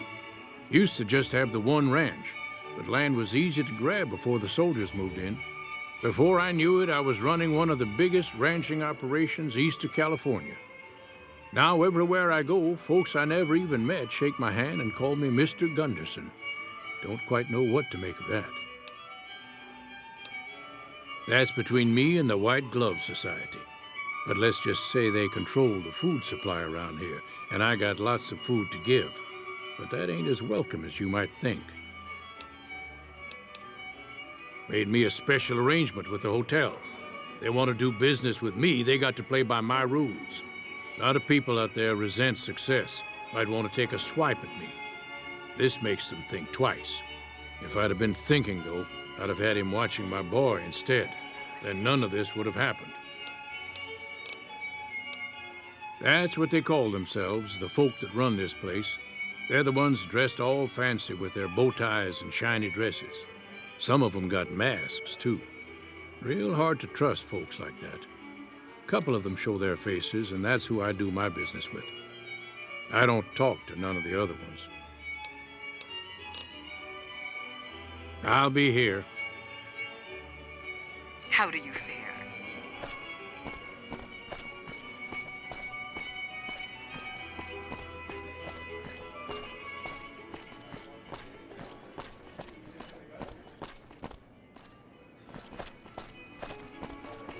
I am at your service.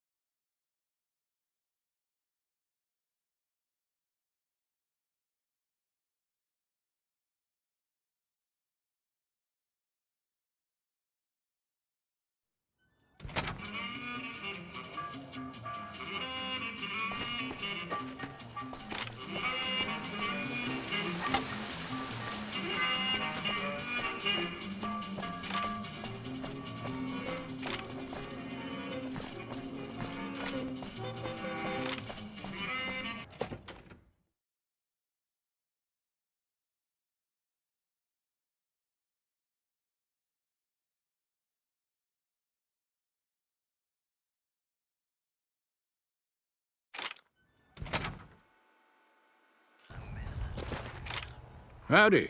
Good seeing you again.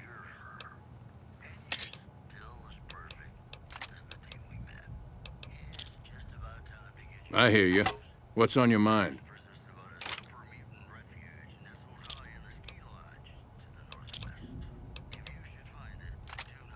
Oh, be damned. You mean the young Gunderson? That's a shaved tail if I ever saw one. He's got less sense than a Brahmin at a crossroads. I'd not be one to complain if you got lost for good, kid. If it makes Hex suffer, then I'm all for it.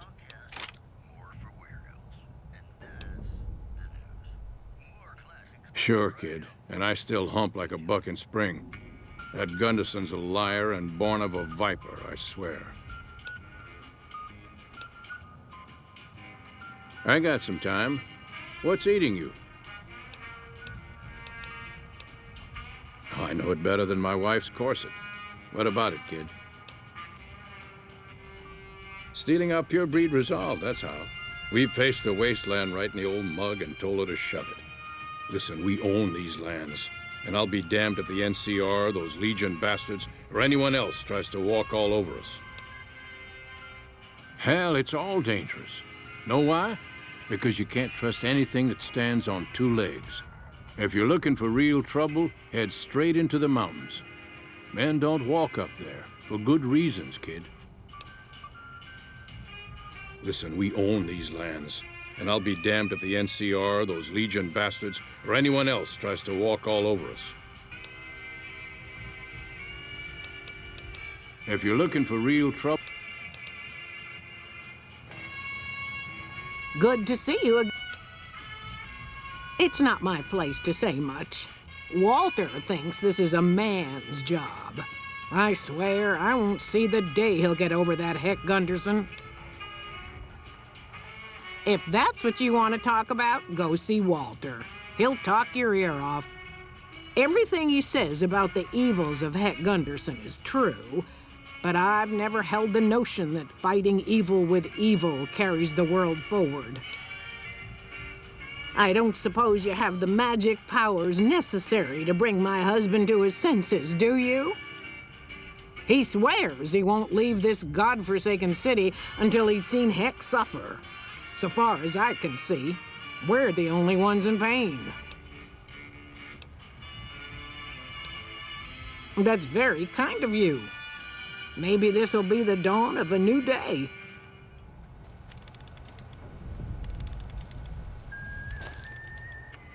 Howdy. Good seeing you again. Bighorn is my trade since I was a young'un. I confess, it's hard living these days, kid. The wasteland ain't the same anymore. Darn far it is, our ranch. Ethel would be happy to yap about that. I got more important things in mind, kid. Bighorn is my trade since I was a young'un. I can... Darn...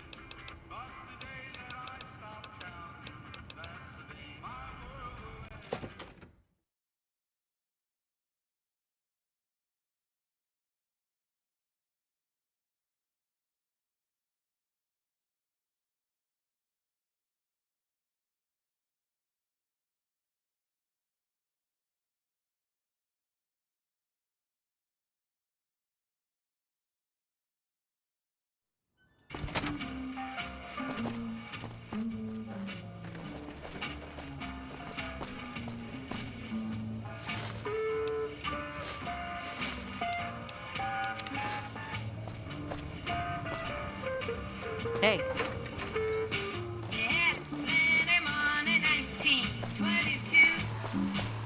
Don't you just love that platinum chip?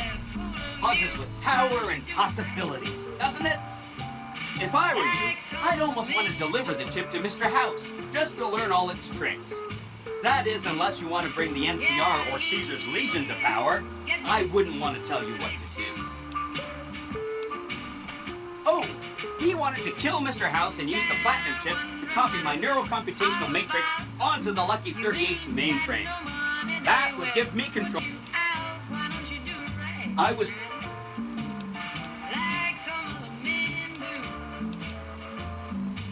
I'll be waiting right here.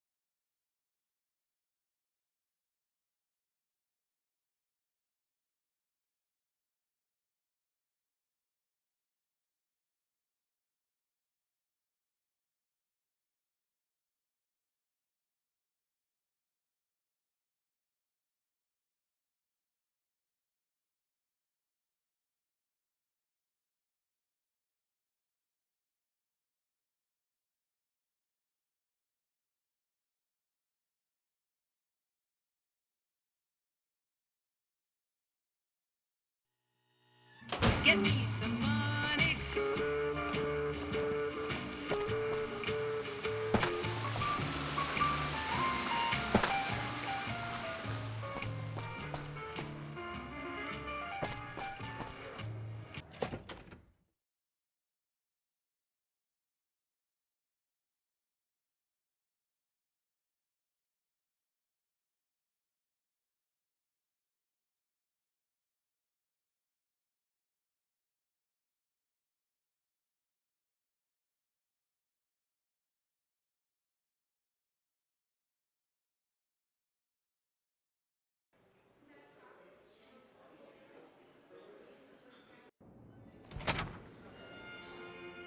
Beg your pardon.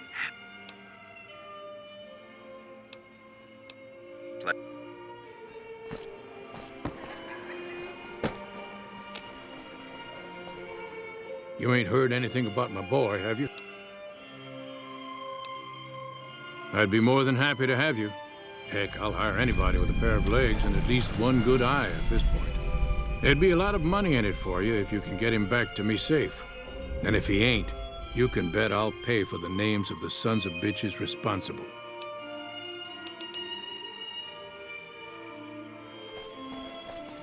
You watch yourself around Mr. Gunderson. I am at your service. You mustn't ask why we wear our masks. We are forbidden to speak of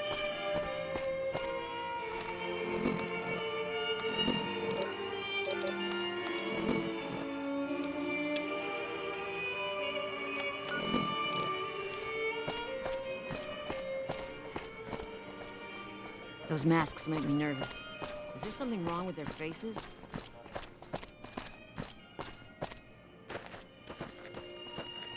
Humbly at your service.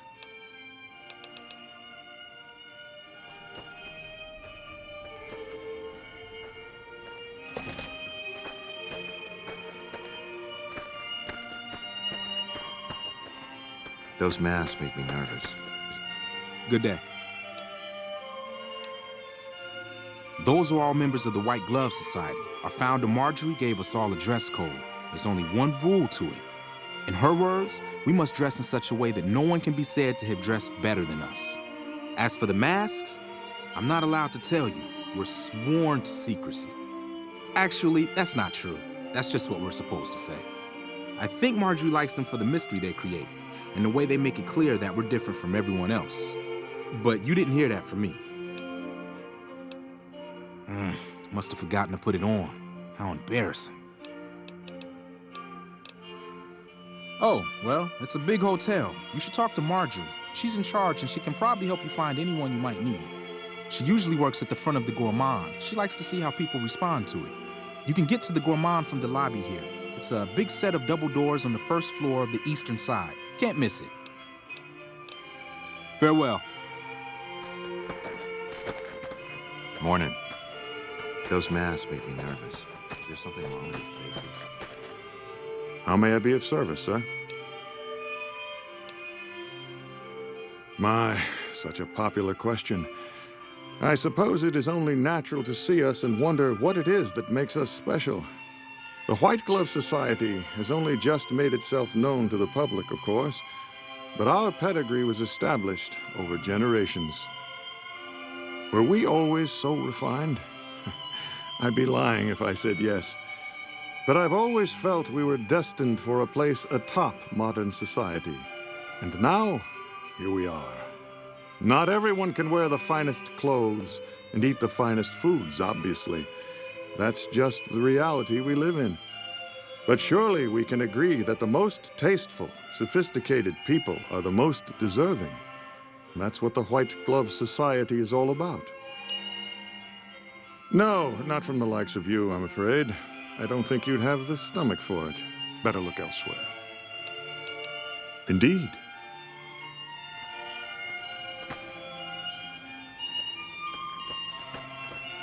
Hey.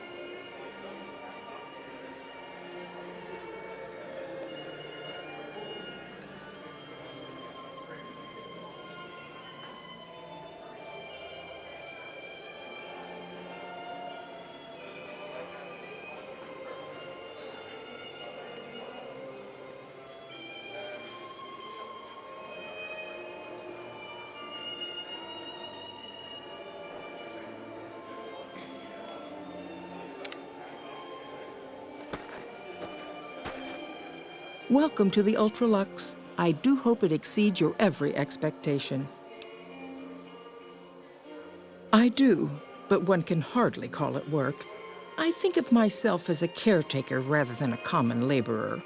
I suppose it is a labor of love if it can be called labor at all. We at the White Glove Society are all responsible for maintaining the beauty and class of the Ultralux. And as its founder, I suppose it falls to me to decide how we go about it. This again? I thought this was all settled. I answered every one of that investigator's questions to his satisfaction and gave all the help I could.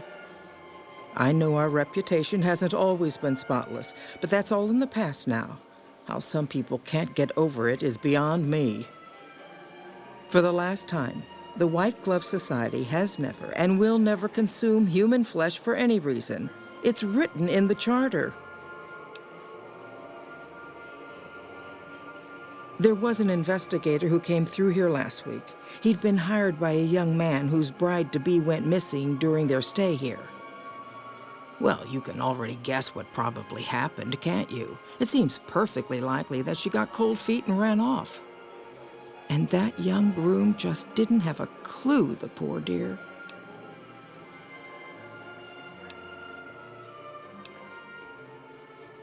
A man? Well, then this can't be. 2 disappearances in my hotel? What will people say? I'm going to have a word with my staff about security on the premises. Whether these people are found or not, our guests simply must feel safe in their own rooms.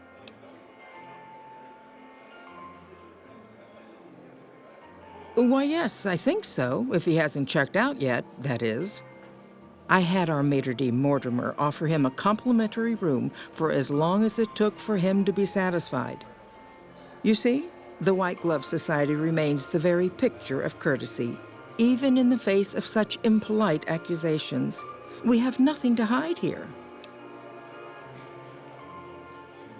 What else? Mr. Gunderson and I have been discussing his livestock. It's put us in a rather delicate position, you see, his coming here. Not that we aren't grateful for his generous offer. But our executive chef, Philippe, has transformed Brahmin steak into a delicacy. He really is a genius. Everyone wants it. But a delicacy is just that, delicate. If everyone can get it, it ceases to be a delicacy. It becomes a perfectly ordinary staple. And if the gourmand served staples, it would no longer draw the caliber of people it deserves. It would be a diner or a family restaurant. So as much as we'd all love for there to be enough steak for everyone, I'm afraid there are more important things to consider. Now, didn't I already tell you that we don't do that sort of thing? We do not engage in cannibalism here under any circumstances. Though we haven't always been the White Glove Society. There was another time, a dark time, when we went by a different name. But that's all changed now.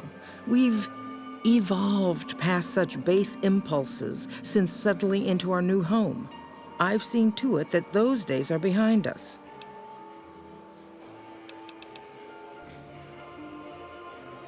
Ta-ta.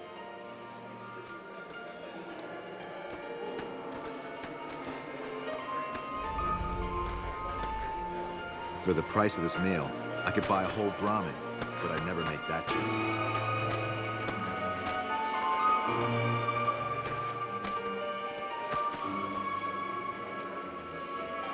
I'm in heaven. I haven't had a meal like this in... You look positively famished. We simply can't have that. You won't find better.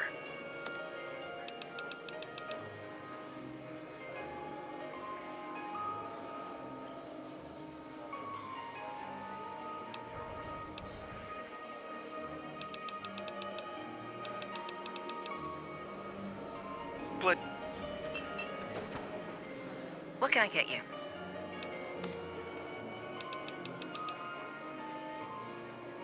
Farewell.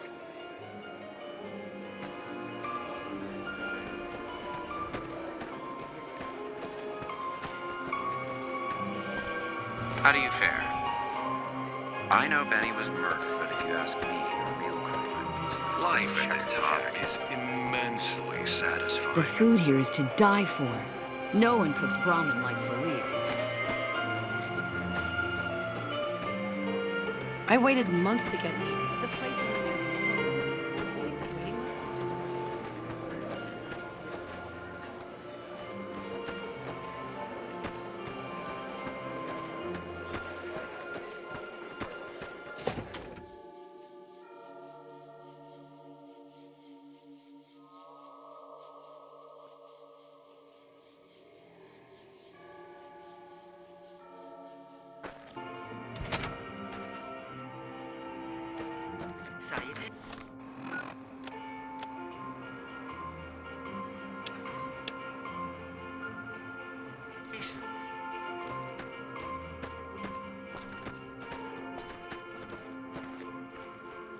How may I be of service, sir?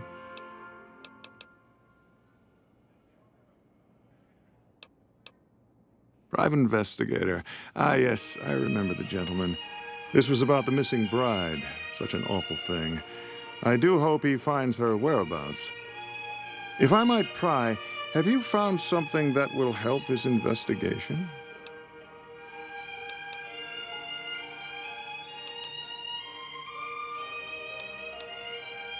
You are? Nothing so grim as his investigation, I hope. Now, ordinarily, we don't give out guest information, but I think given the circumstances, he'll want to speak with you. Let's see. He hasn't checked out yet. If you head back to the hotel rooms, his will be one floor directly above you after you exit the lobby. I hope we can put this whole matter to rest at last. If you head back to the hotel rooms, his will be one floor directly above...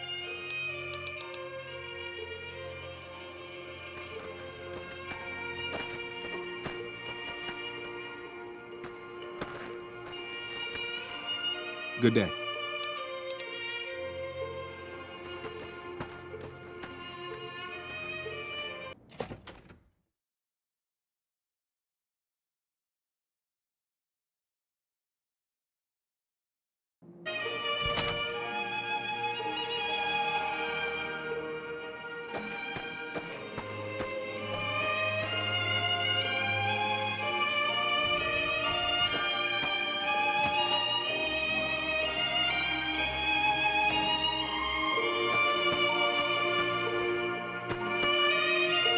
I'm glad to see you.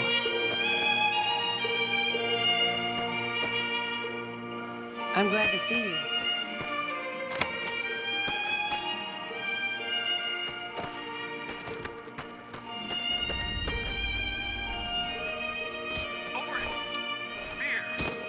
Need a bigger caliber. You like that? Come on.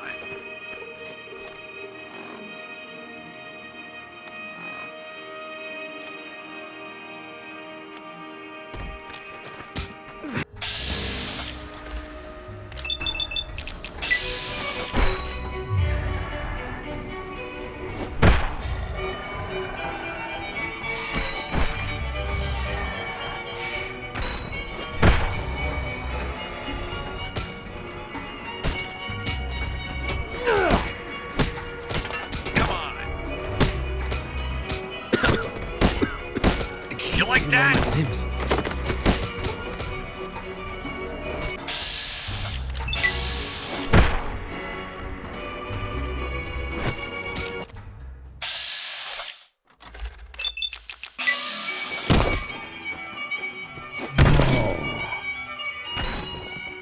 Aha!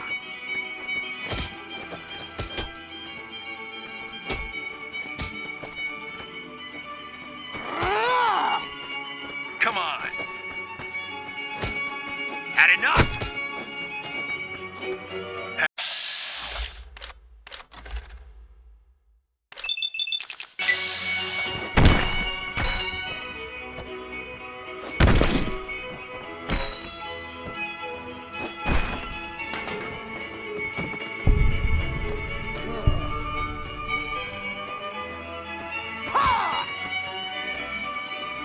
You like that?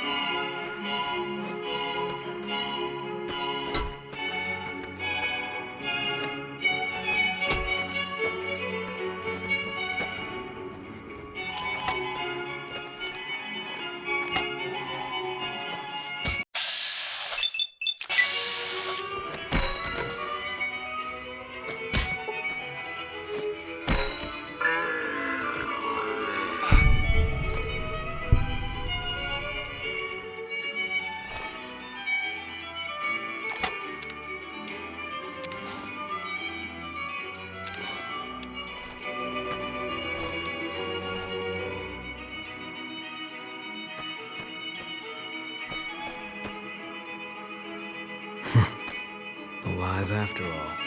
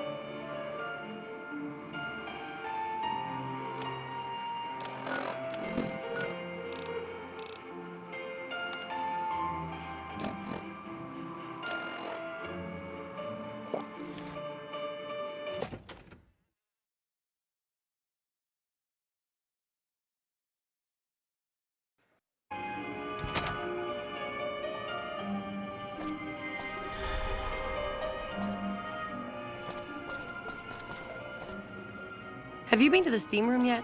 It's just off to the side there. You can feel your aches just melt away.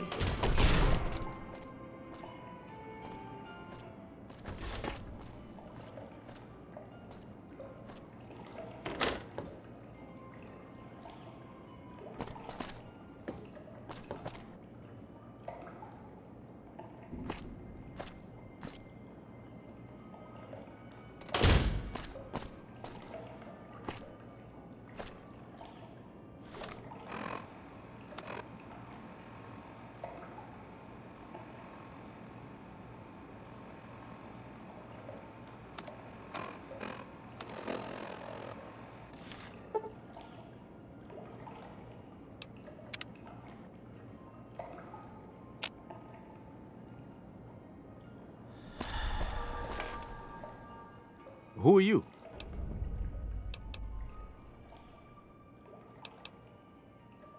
You don't know? Oh, good, that's good. So they didn't send you after me. Where's the gentleman I'm supposed to meet? Oh my goodness me. They must know he was talking to someone on the inside. They'll be watching everyone closer now. I knew this was a mistake.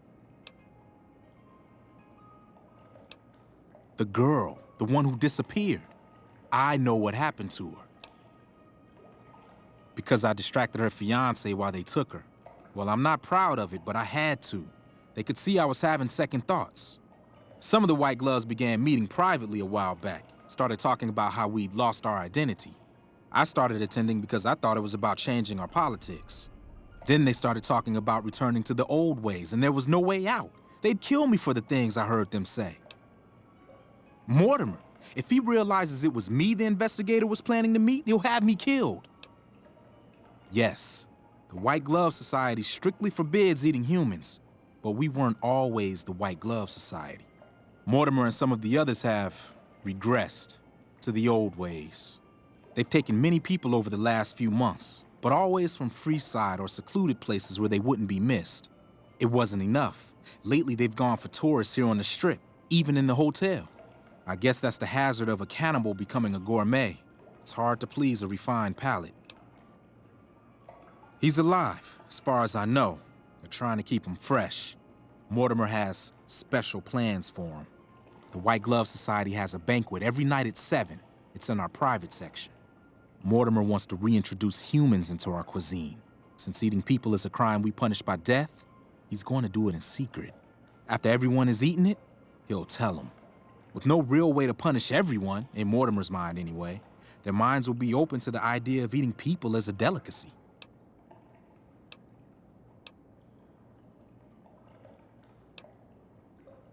They might, but to him, the legacy of returning to the old ways is worth his own life. I don't think he expects it, though. I don't either. Nothing is more important to the society than being on the cutting edge of New Vegas cuisine. Mortimer's idea will appeal to that need. He just has to get them over the taboo. I don't know exactly. I wasn't in on it. I think some of them have stopped trusting me. But you can bet they're keeping him near the gourmand. Our chef, Philippe, has an obsession with fresh ingredients. It'd be back in the members-only section, so you'll have to be careful. Don't be seen, and more importantly, don't let them see Ted in the open. It's guarded both at the lobby entrance and in the access tunnels leading from the main restaurant. I could sponsor you as an honorary member, but I don't know that you've achieved the level of status that would gain the Society's approval. Perhaps if you were to gain some more notoriety on the Strip, we could get you in. Otherwise, you'll have to find some way to get inside quietly. It won't be easy, and it'll be harder still to get them out. Well, they'll all be sampling pre-war wines before the meal. Maybe it's as simple as drugging them. Although that wouldn't stop any future kidnappings. You'd have to expose Mortimer, but he's going to confess anyway. What if his revelation were a lie? What if no one had eaten human flesh but him? If you could somehow replace Philippe in the kitchen and serve a convincing substitute instead, you could walk Ted right through the middle of that room after Mortimer speaks, and then he'd have some explaining to do. Philippe has been trying to approximate the taste of human flesh for years. He must have a recipe somewhere. That may be true, but I wouldn't recommend it. He's built a reputation, and it isn't for calmness and impartiality. He's not what he looks like. They call him Hurricane Heck. The man built his empire by hiring mercenaries to drive off the competition. Lately, he's been attacking our Brahmin suppliers so he can take over their business. He's the sort to pound in a nail with a wrecking ball. If you give him the whole story on this, he'd be liable to raise the entire hotel. And God knows what he'd do to the rest of the Strip.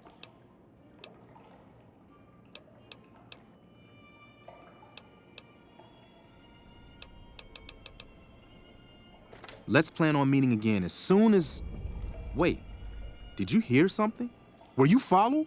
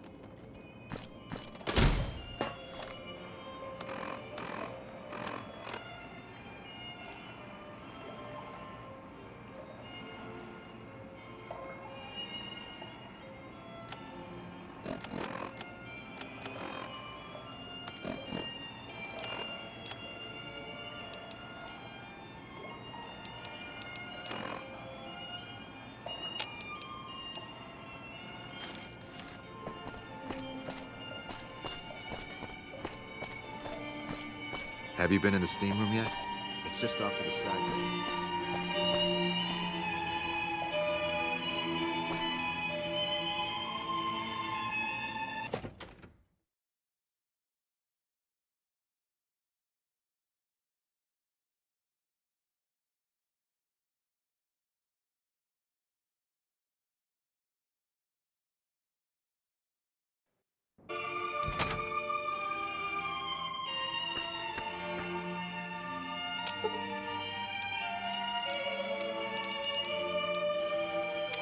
Fine by me.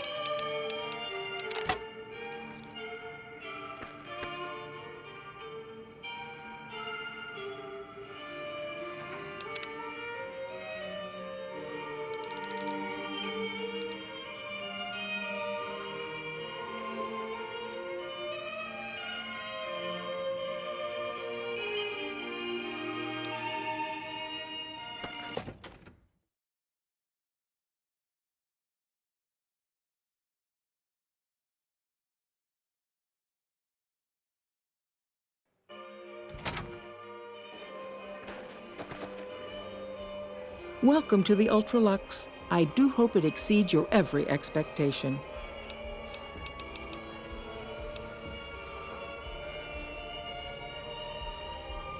Why, yes, of course. The White Glove Society is the most exclusive club in all of New Vegas, perhaps the entire world. It's only natural that you'd need a sponsor from within the club who can vouch for your good name. Originally, we didn't allow anyone else in, you see. Founding members only. We thought exclusivity would make us the envy of everyone who's anyone. And it has. But then I had the idea to allow honorary members. Lower in status, naturally, but it just makes people want to be us even more.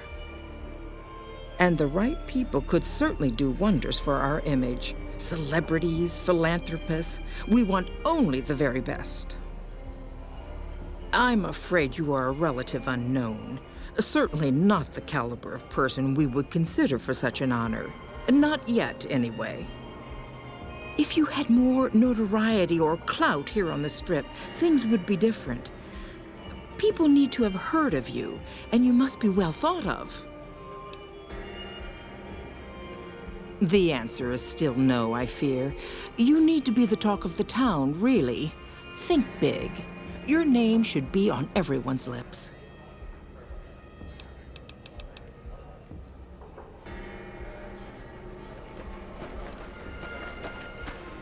Did you know the Strip's all stirred up lately? You look positively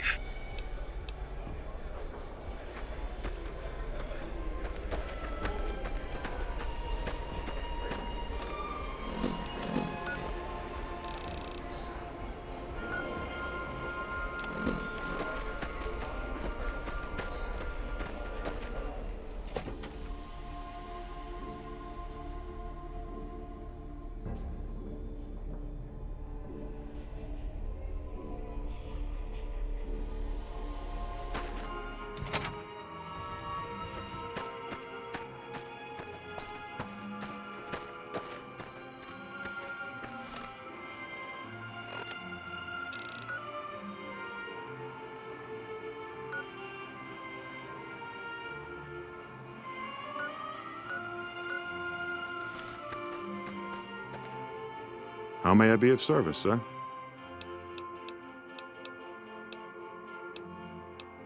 You'll have to look elsewhere, I'm afraid.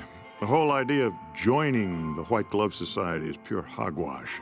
You're either in it or you're not. There's no joining. This honorary member nonsense is just something Marjorie contrived because she's so preoccupied with image. But it's only a fad. Once it blows over, the riffraff we've temporarily inducted will be shown the door. So I wouldn't hold out hope if I were you. Did you know the Strip's all stirred up lately?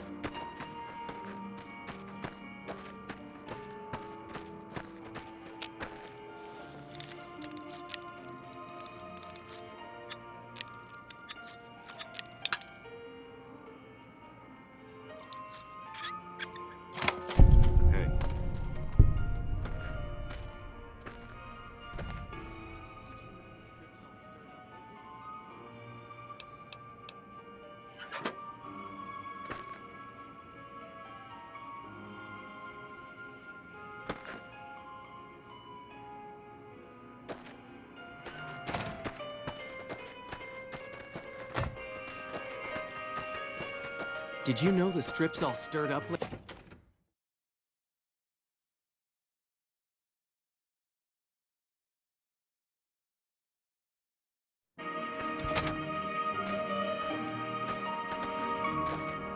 Uh-huh.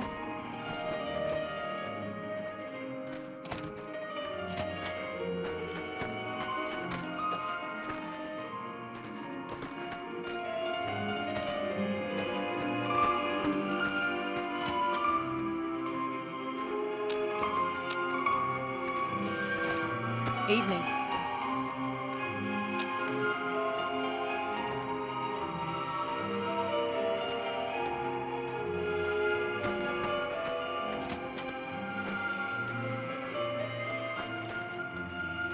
Hey, any idea how somebody gets into the White Glove Society? Have to know somebody?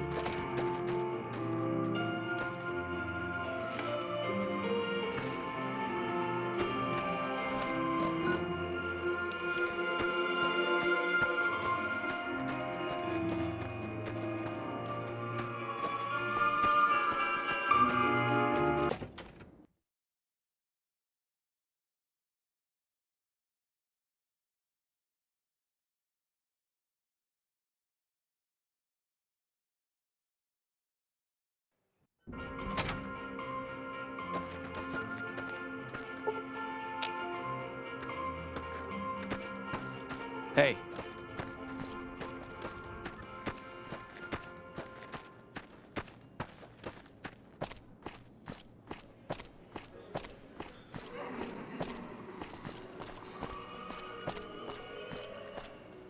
What can I get you?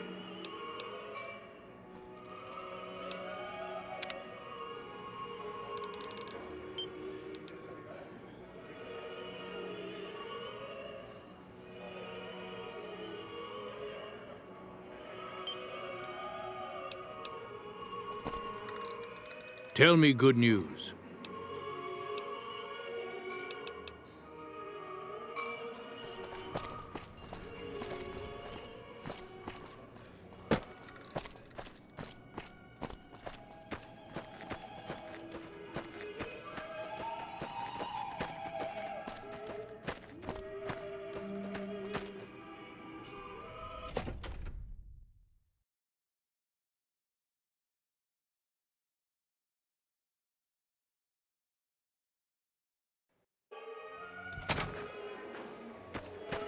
Evening.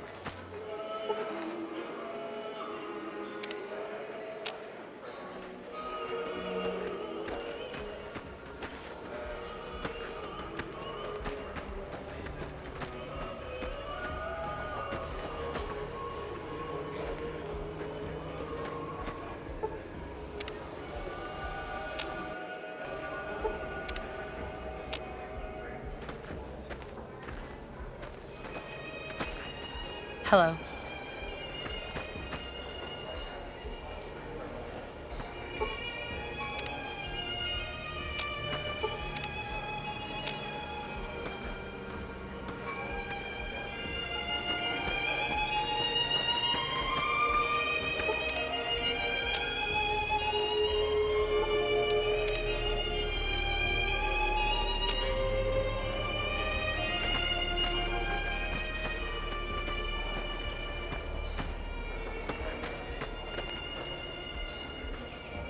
Greetings.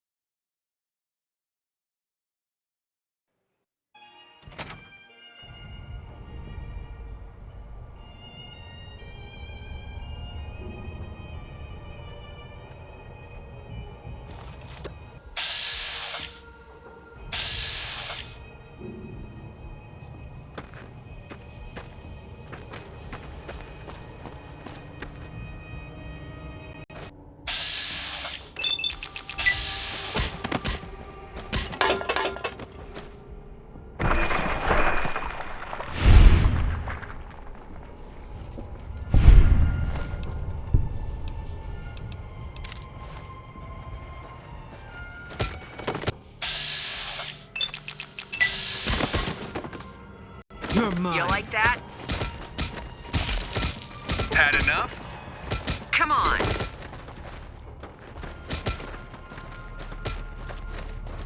Had enough? I can't feel all my You like limbs. that? Maybe it's my No, time. no. Done. Come on.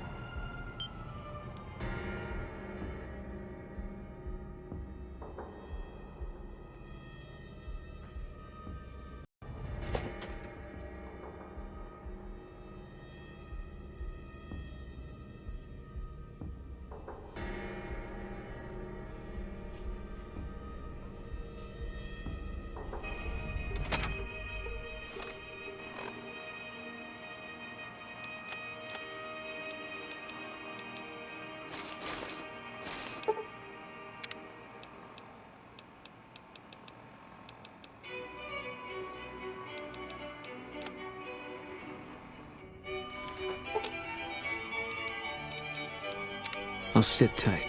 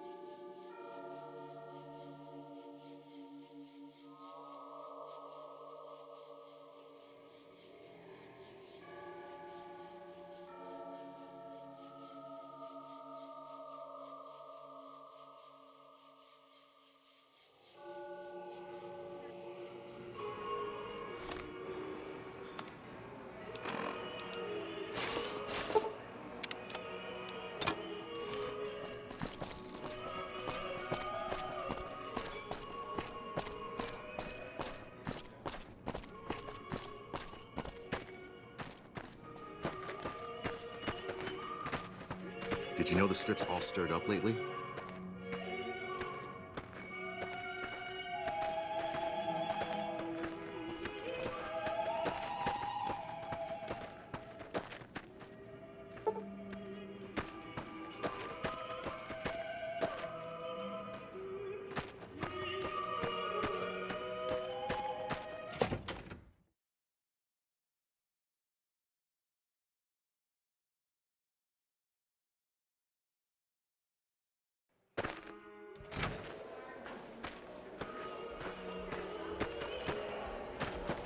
Hello.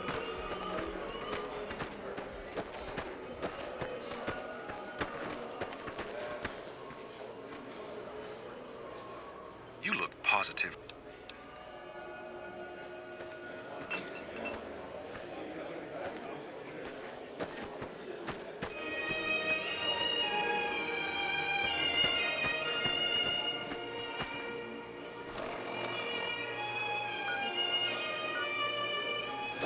Evening.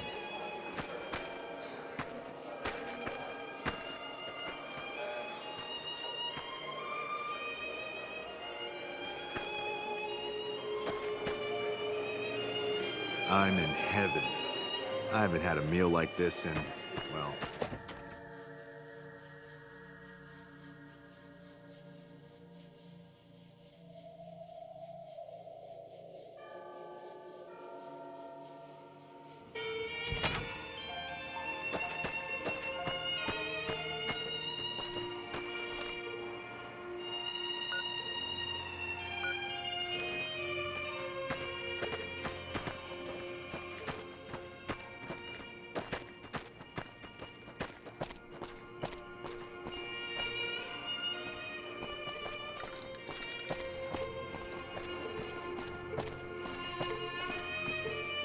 Our executive chef Felipe is the toast of New Vegas.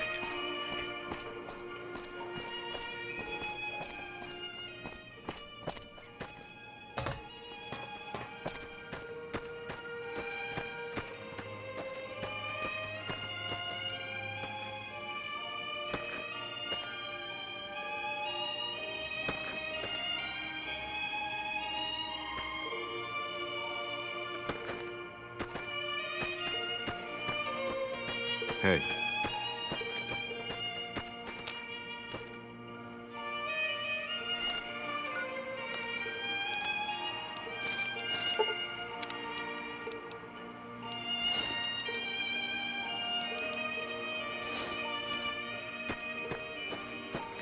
Evening.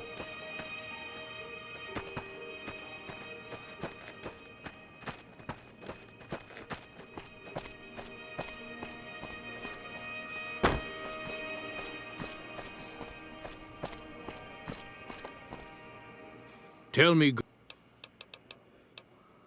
He's here? Bless you. I thought he was a goner for sure. Listen, you do what you gotta do to find him. I'd send my men with you, but I'm worried they'd kill Ted if we got close.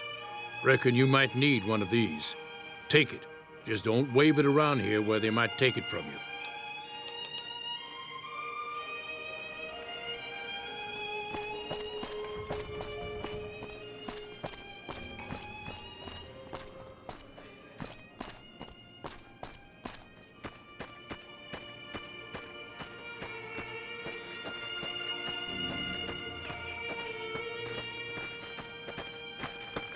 They must have spent a fortune renovating this place.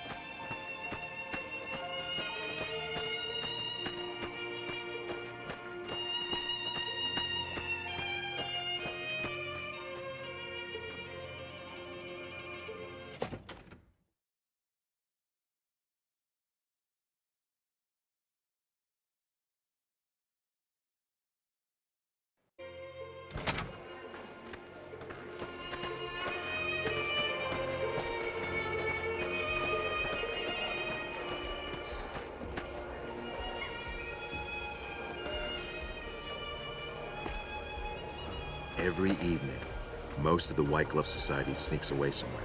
It's probably just for show. You can't just take that.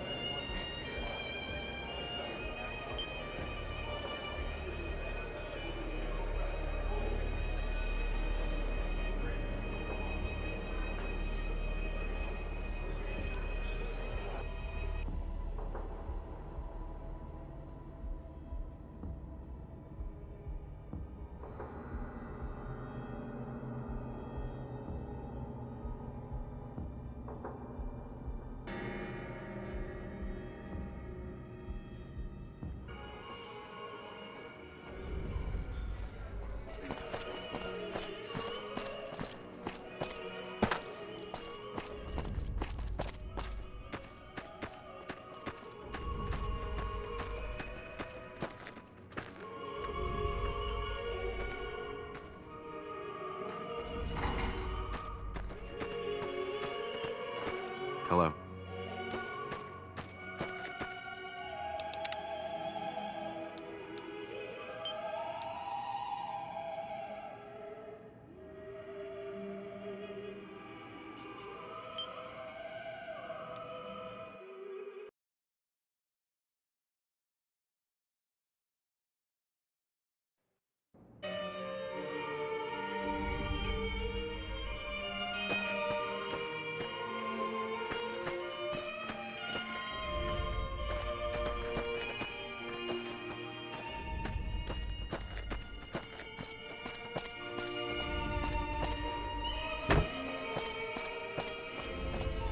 Hello.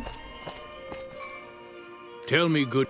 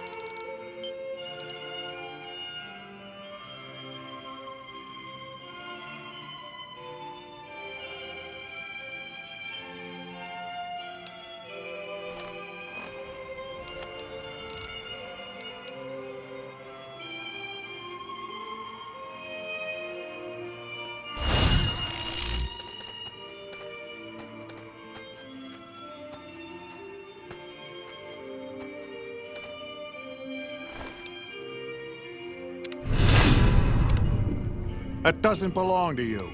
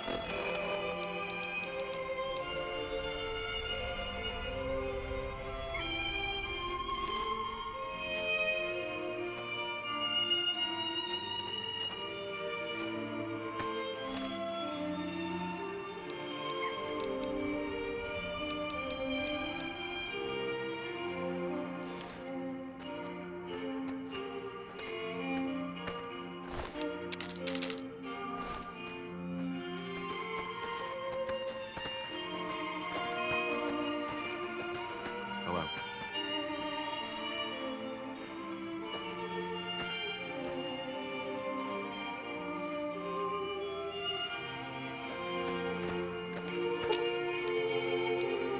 I'll sit.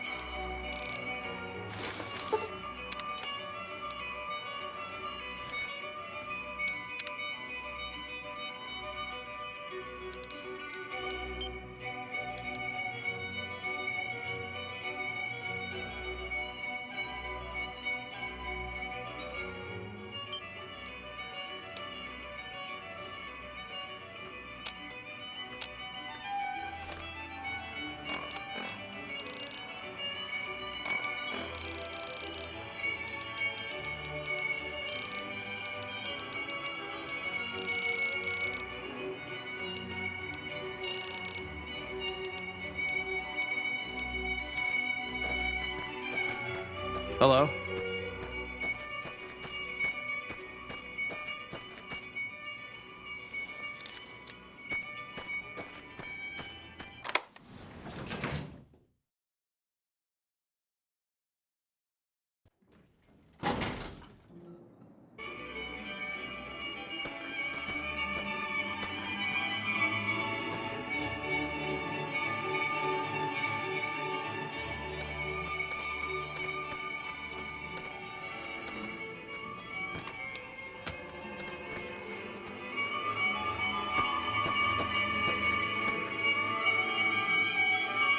The honcho of one of them strip families got killed right in his own casino.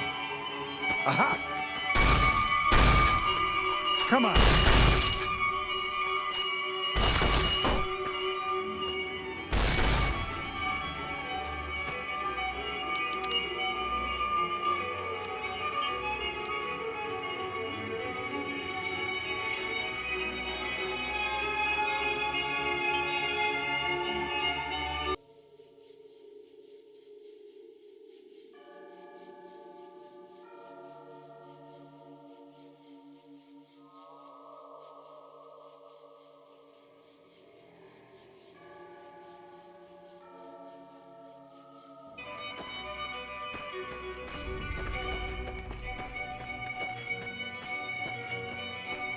Did you know the strip's all stirred up lately?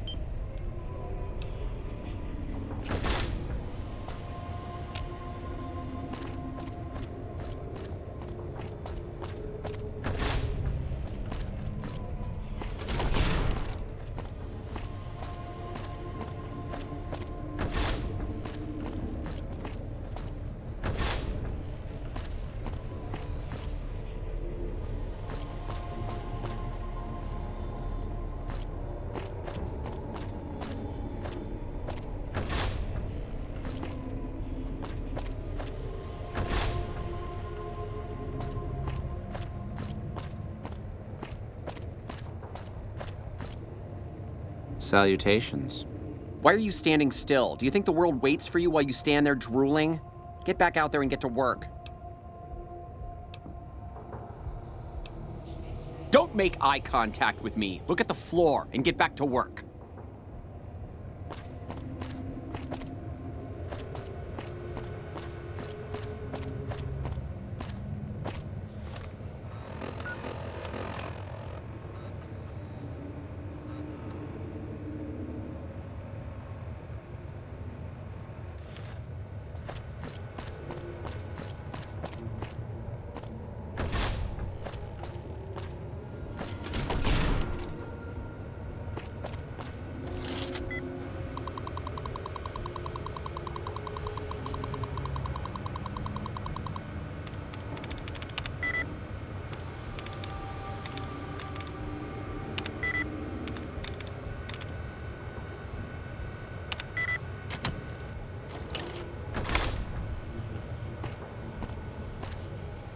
My daddy's gonna kill all you bastards once he finds out what you done to me.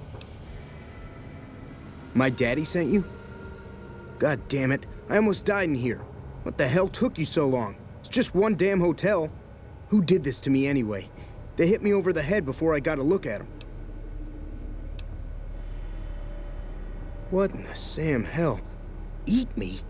What kind of sick bastards would eat a person? I'll tell you what, as soon as I'm out of here, and my daddy knows the story, you can bet there ain't gonna be no white hat society no more.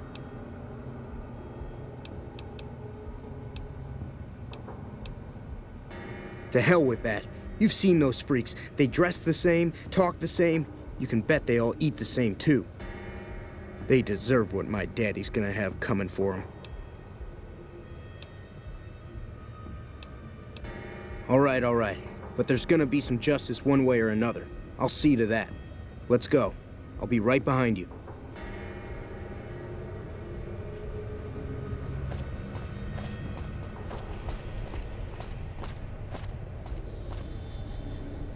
Come on, move it.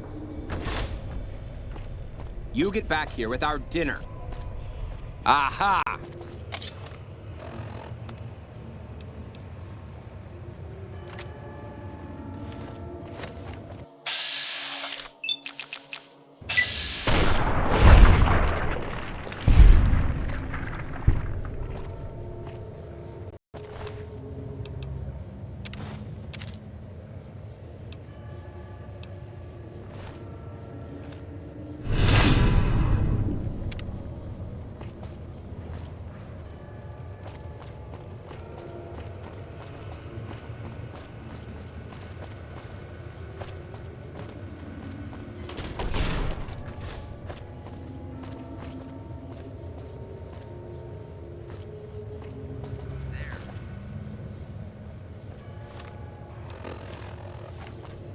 He's trying to escape. You, what do you think you're doing?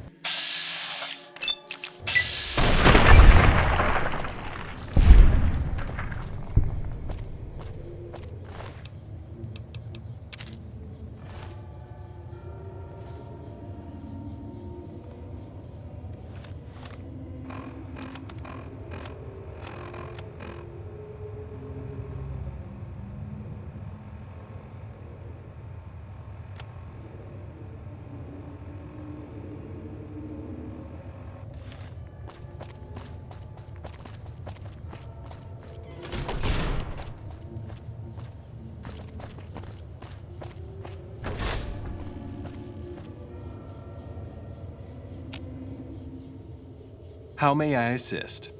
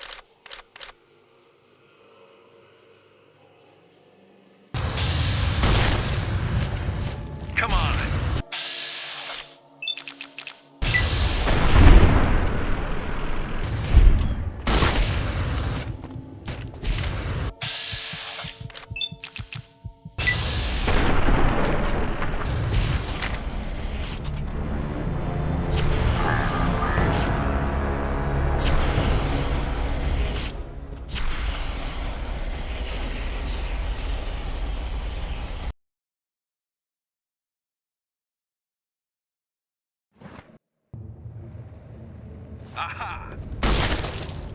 You like that?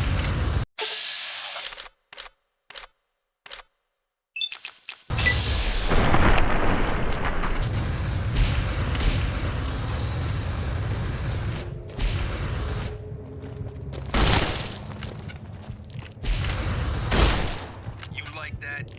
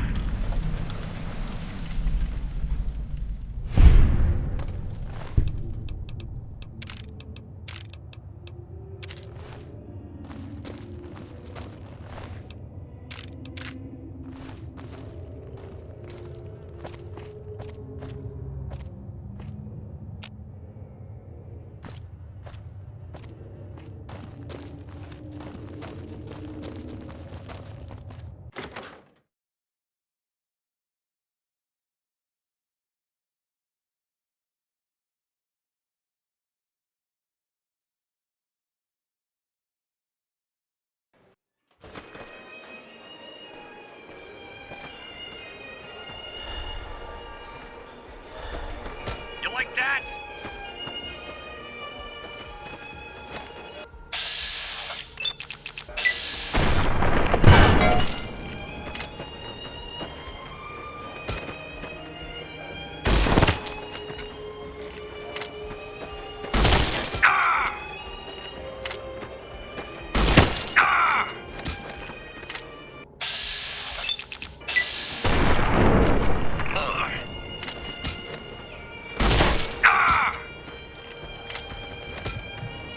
Had enough!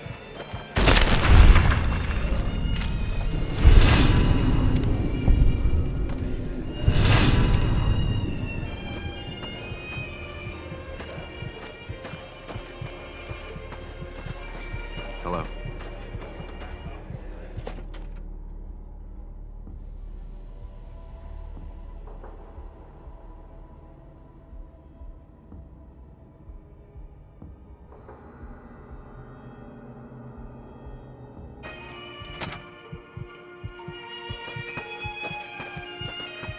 Evening.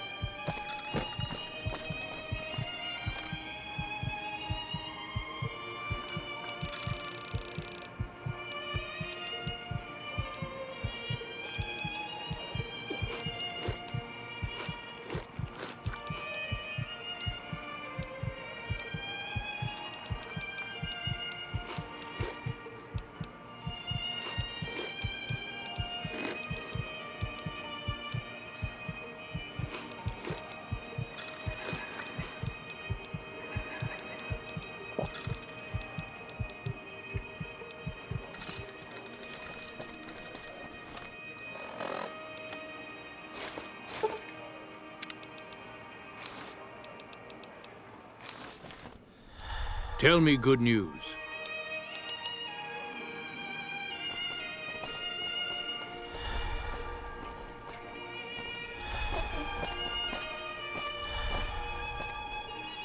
Oh my God. Ted, are you all right? Quit your hollering. I'm fine. You got me my boy back. I got no words. Now, I hope you didn't do no harm to whoever's responsible for this. I want to skin their hides myself.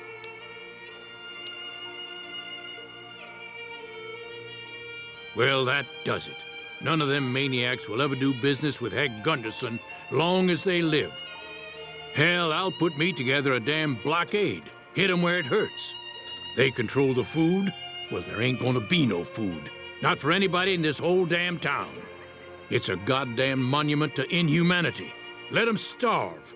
Biggest favor anyone's ever done this hellhole.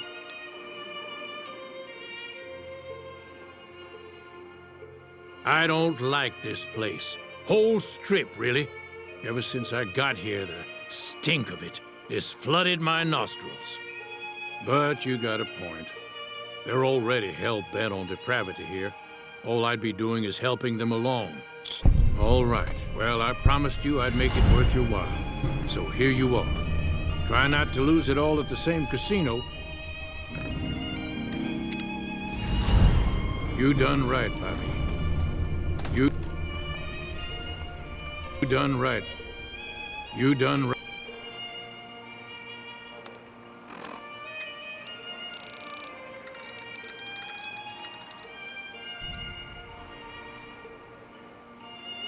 Right by me. I appreciate You know, if you knew what you were doing, I could have been out of there hours ago. You done right by me. You watch yourself around Mr. Gunderson.